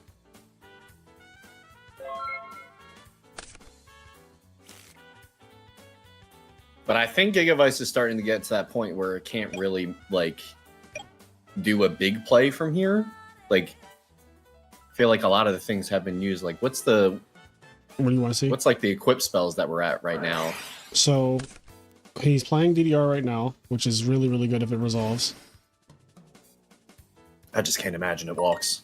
It's not walking far. Okay. Well, it is resolving. It's currently walking. Yeah. I imagine that would be in defense. That's fair. Yep. So there's 1, 2, 3 equip spells in the grave, 4 in the field. He's going to use, I think you have Mirror Force set, which I also think. And I'm not attacking. I'm just going to do this until I can be super gay. A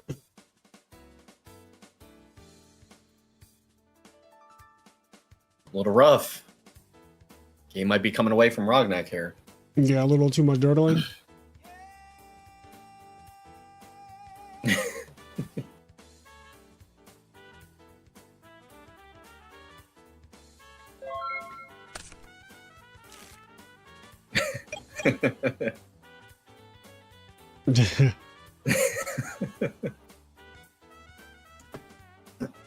Sometimes the protagonist goes QB cloak, and then Sasuke's like, well, I got Curse Seal too. So you're gonna have to hold that.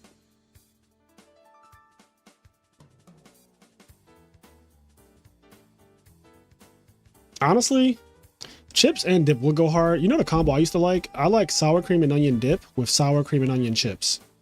Hers, sour cream and onion chips. You just like getting your shit double chipped. Call it what you want. And dipped. that's The last target. Yep. So that's the summon Oh, this. yeah.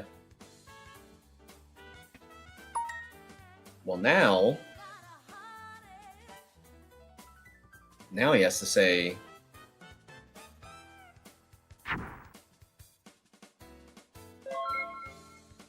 okay.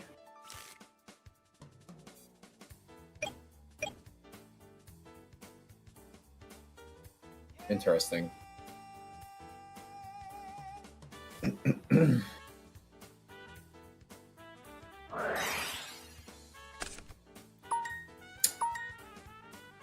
One for one. The last 1 star in the deck.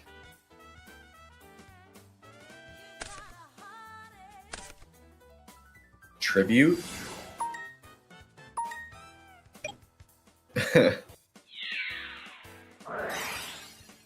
Oh, Kiss the Glass and my ass.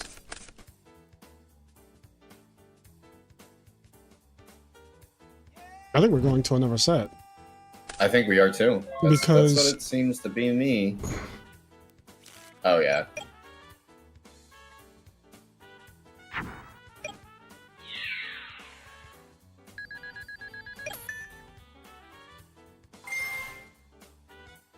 I mean, it's just game next turn. Is it?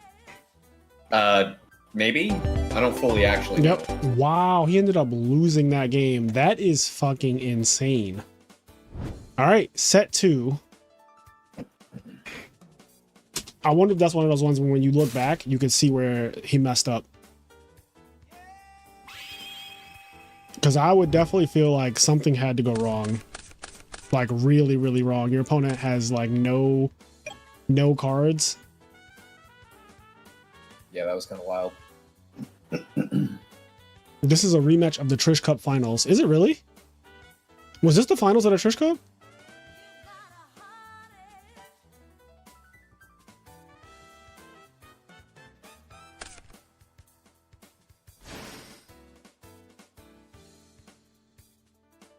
The karma cut on Dandy was too cute. I don't think that was it, because that is what caused Fonte to go into complete top deck mode. Yeah, I mean, he legitimately used all of his cards in response to that play, which I think, yeah, I don't think that was too cute. It's very likely some other decision in the duel impacted how the duel played out. They play for 29 turns probably, or 20. They play for like 27 turns or something each, because they both got down to 10 cards in deck, and like, yeah, they probably play for like 20 turns. Yeah, that's what I was thinking, Billy. I was thinking, like, I get the idea that, like, you go Gigavice, bring back, like, a guy every turn is, like, pretty good, but I was kind of scared of not making Stardust when we had the opportunity with the copy plant and the Giga. I was starting to think, like, ooh, if the Dark Dust finds its way down, like, that's just it. There's no way he makes it back after that.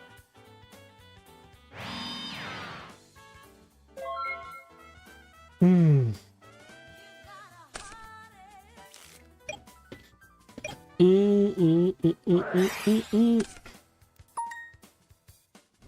Oh yeah, Giga's a level 6. My mistake. Yep. Oh, next turn he has full combo. His ship might get devastated.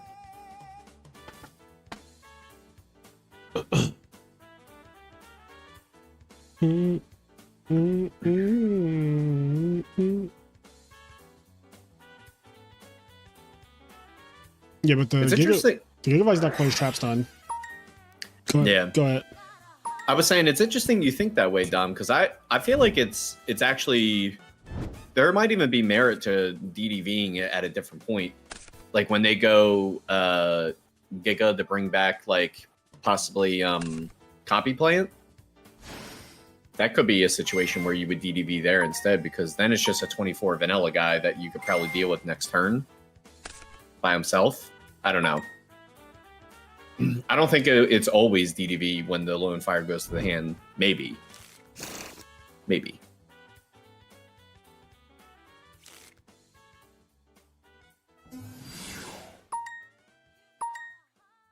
Where's the frog?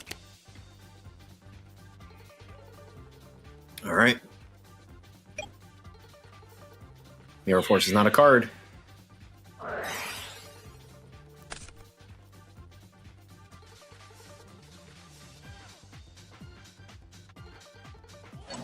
What's our... Okay, so we don't want that back row being popped. Sure. So now we can redeclare. Yup. Get rid of the 2 tokens instead. Does Ronak have another trap?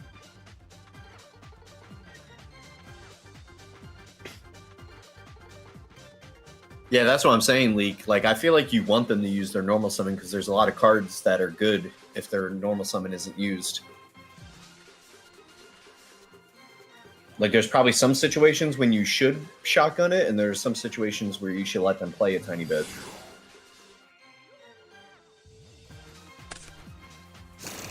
I don't think it's as black as white as just, like, get Lone Fire out of the hand.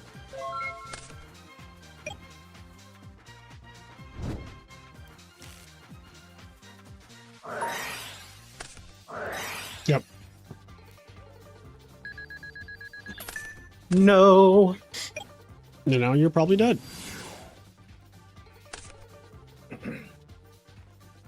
What do we know is in the grip? I know we just did a Lone Fire, right? I think he got supervised the turn before.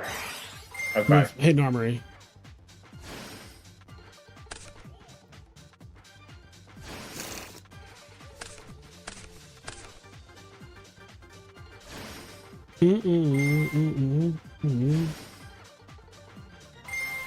I'll wait for the Gigaplant Revive, Lone Fire into whatever, and hit them before the Synchro, like you said. That's like I thought I had. I don't know if it's entirely right. I just think, like, knowing how the deck works, where, like, putting their shit in the graveyard doesn't actually do anything to it.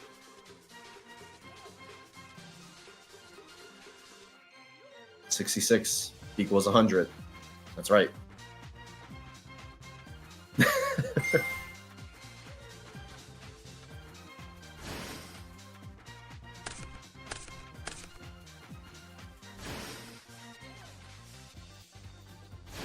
Gigavice is so powerful, man. When it gets to do its thing, Oh, it is not. not. It is so oppressive. That's why I said I want to see Forgs versus. I want to see Ronak playing Forgs. Like, could you imagine if Ronak got to play Forgs right now? This would be such a fucking cool finals. I mean, it's already a great 6, 7, finals. Yep, and that's a rate. Yep.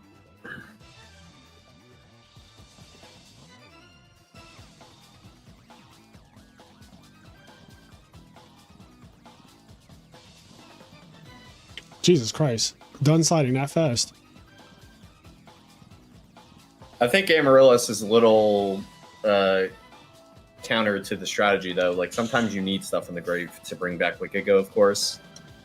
And you need stuff to banish with Mark. I think Amaryllis is, like, trying to be a little too cute. It's also another brick. You don't want to draw that. I agree. You're saying exactly what I was thinking, King. Thank you for that. Mm-hmm. Yeah, they're about to be here. All right. Well, my chariot awaits. All right. Enjoy that. Replay? Enjoy it. Yeah, enjoy that replay.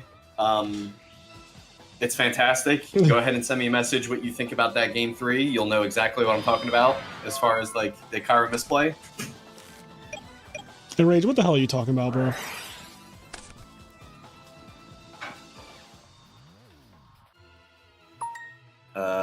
But yeah, I'll be peacing out. Take care. See ya.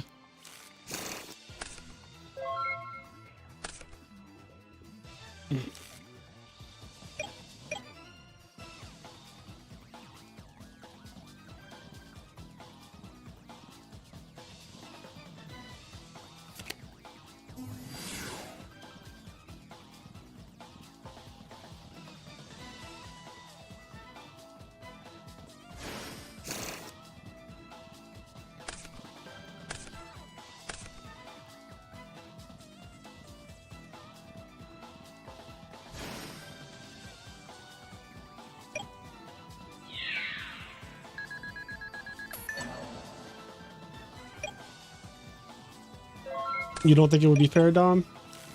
Has something new come out since we did that tournament?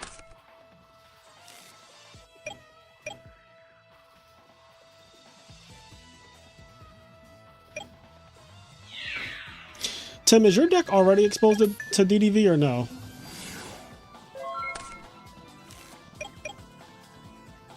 I forget. Like, I know you're playing 3 Junk Synchrons.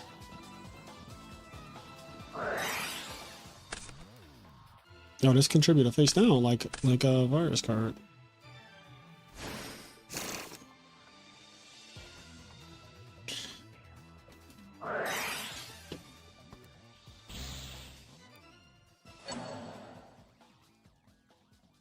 This is a cute play. Interesting. He didn't even want to attack Ronak and make him like sort of skip his next turn. Double agent Urbellum. There's a double agent. So he searched out a thought, or he made a thought ruler.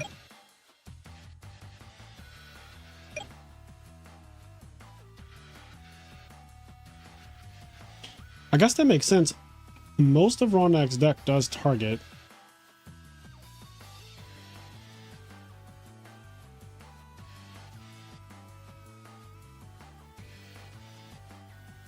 Right, Sphere lets you combo through DDV.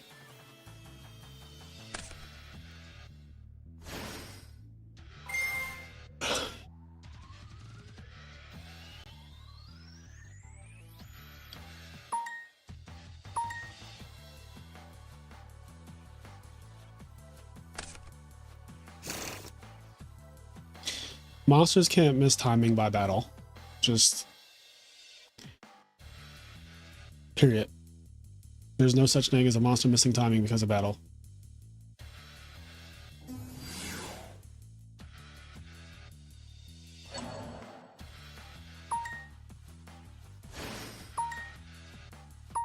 This is Black Rose. Alright, they're both at 4 cards. Here we go.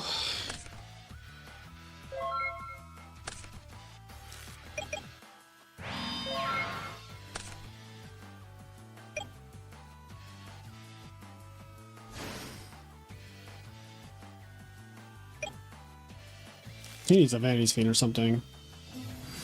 Okay, Substone is actually pretty good here. Or not.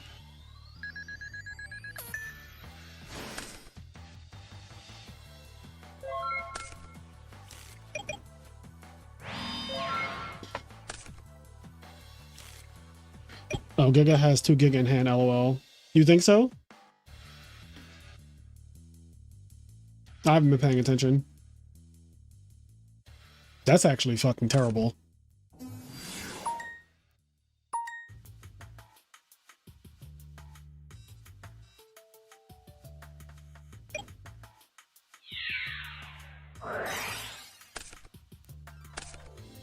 Okay. This is the last turn Fonte for him to draw something. He needs to draw something really good right now.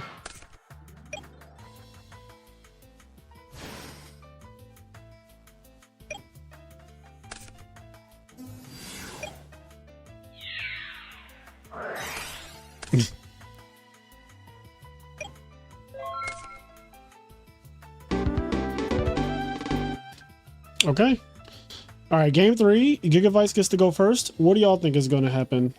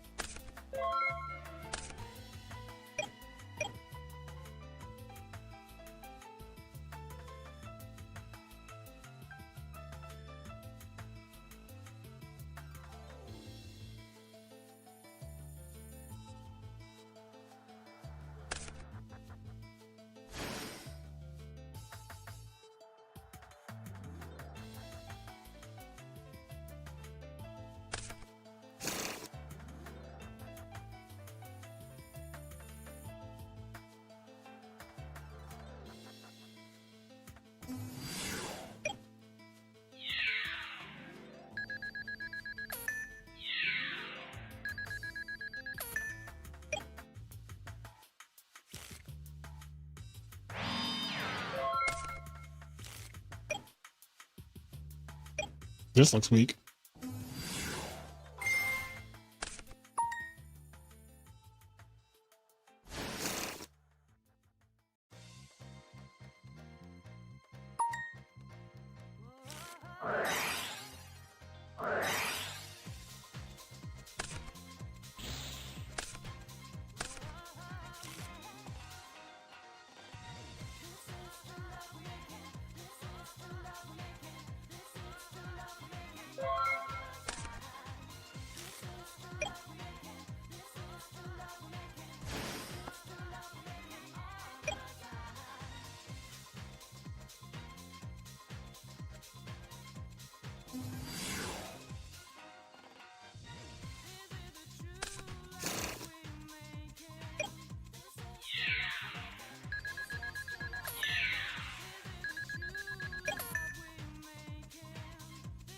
Karma Cut has been really fucking good for Ronak.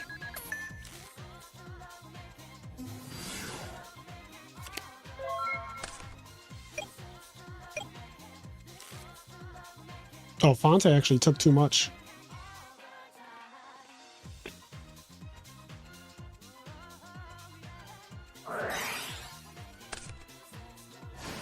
Did he just draw that?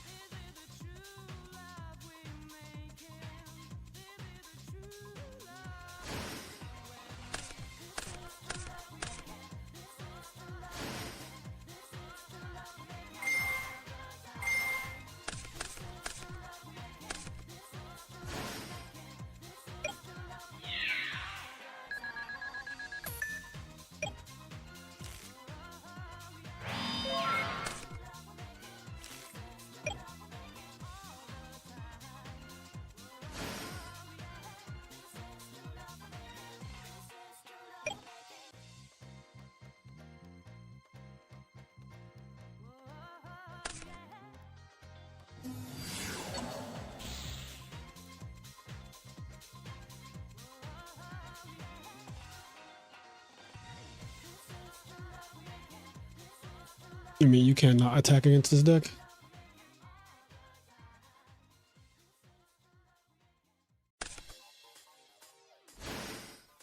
Oh, okay. He was debating about going harder.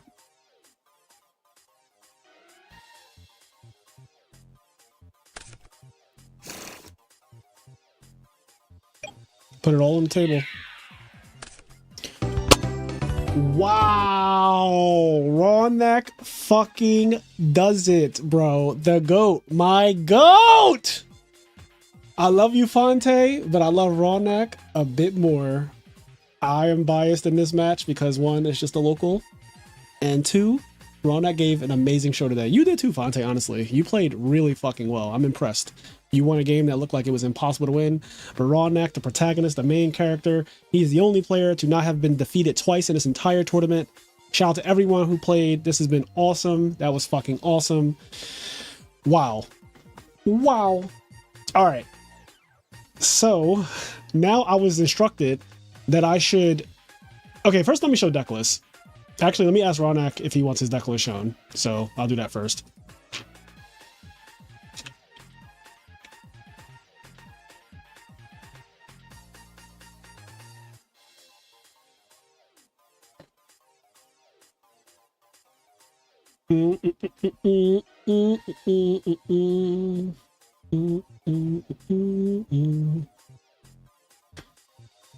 Thanks for playing, Fonte.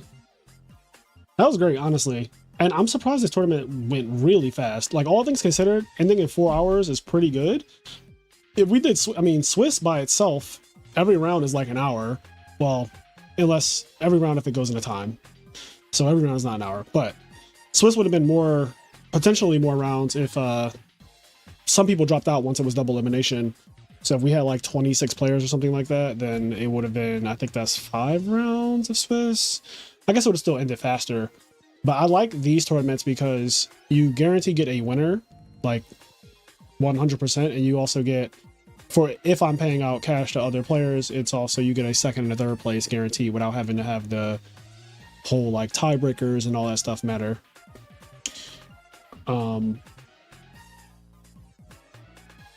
Okay, I'm going to try to pull up this replay, but I need to block out a part of the screen. So in order to do that, how do I best want to do that? Oh yeah, he said sure. Okay, so we can show Ronak's deck. He does not care, which is good. Okay, here is Ronak's deck. So he's playing Diva Frogs, which is a deck that he popularized years and years ago, like 2022, I want to say. And yeah, 42 cards, triple DDV, lots of discard traps, and yeah, he's just doing a lot of tricks on it. He has Reinforcement of the Army, which gets the Junk Synchron, it gets the Zombria, makes DDV live. Also, this makes Cataster, so he can DDV honestly better than Vayu. Like, this deck can DDV, if they draw DDV, they can DDV you way easier because they don't need, turn 1, they don't need to pitch. They don't need to draw Greffer plus a pitch plus DDV. They can just draw DDV plus Diva, or DDV plus Rhoda, DDV plus Zombria Raw. So they have a pretty easy way to DDV you, and then obviously it's a frog deck, so it does all other frog things. All right, and then we have Gigavice here, second place, Fonte, which I think this is relatively standard now. The only thing I'm noticing is that they only play 1 trap stun, and they're playing 10 monsters as opposed to playing 9 monsters and 2 trap stuns. I think that's like the major difference I'm seeing. Yeah. So there you have it. These are your top 2 decks. Ronak wins with Diva Frogs, the only player to not lose twice. This deck is really fucking cool though. Like, honestly, this shit looked insane today. Like, in so many ways. Okay.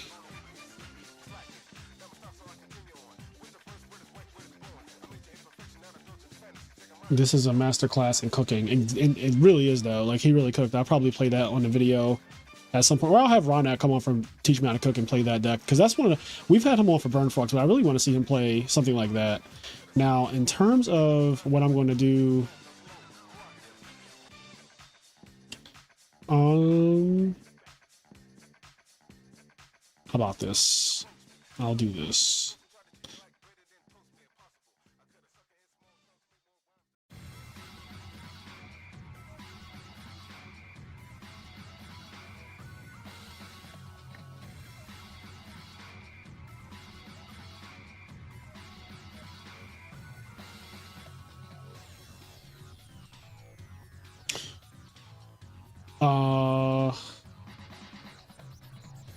Okay, so I think I know what I need to do.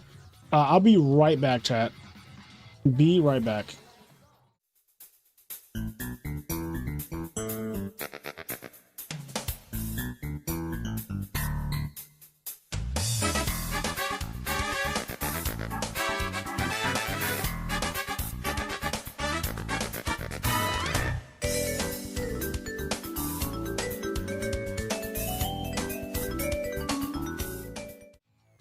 Alright, so this is probably the best way to do this.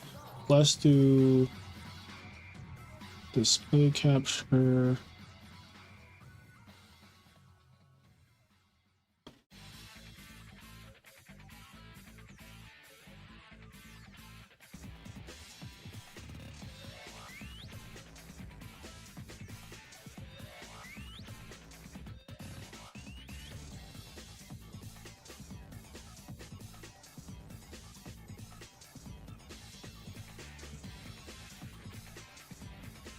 All right, I'll move that way. We'll see what happens. If this ends up not working the way I want it to, then it is what it is. But I'm going to hope that this actually works.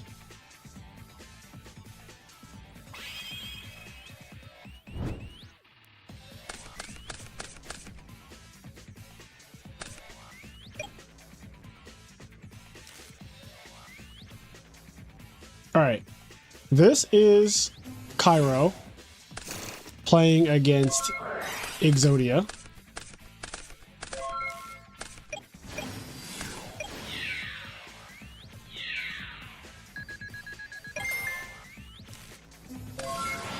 This is what made him leave the call. So I want to see what happened here.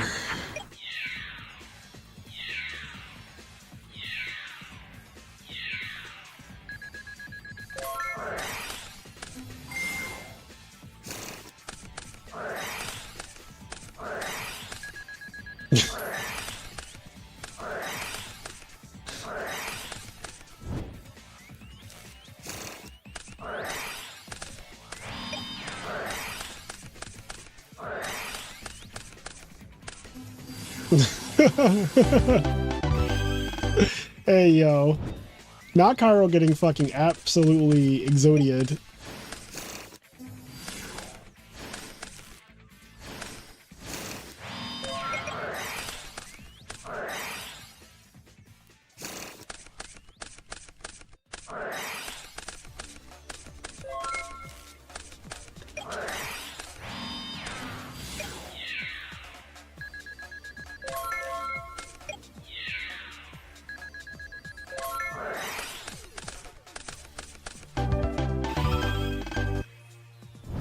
Dark Factory is an Edison, yes.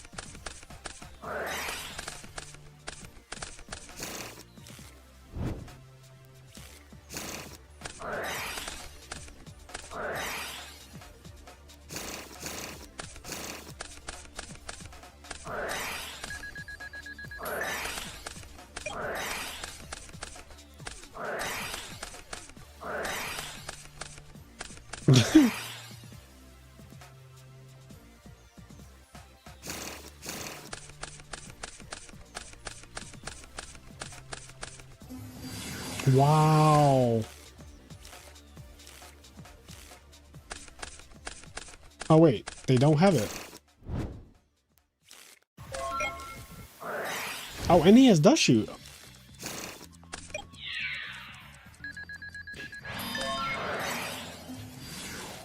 How's he gonna lose?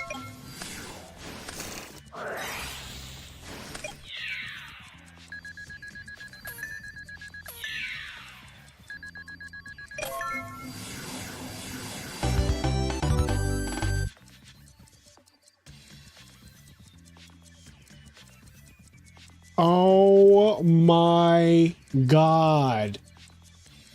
That is fucking crazy. Oh my god, he just drew it out of 14. Wait, did the dust shoot glitch happen? Did that happen? That is fucking crazy. Yo. He had a 1 out of 14. What are the odds of a 1 out of 14, by the way? 1 out of 14. He had a 7% chance to win the game. That is wild. And he just straight ripped that shit. Yo, that is actually so fucking wild. Look at these pieces. Oh shit, I actually know his opponent.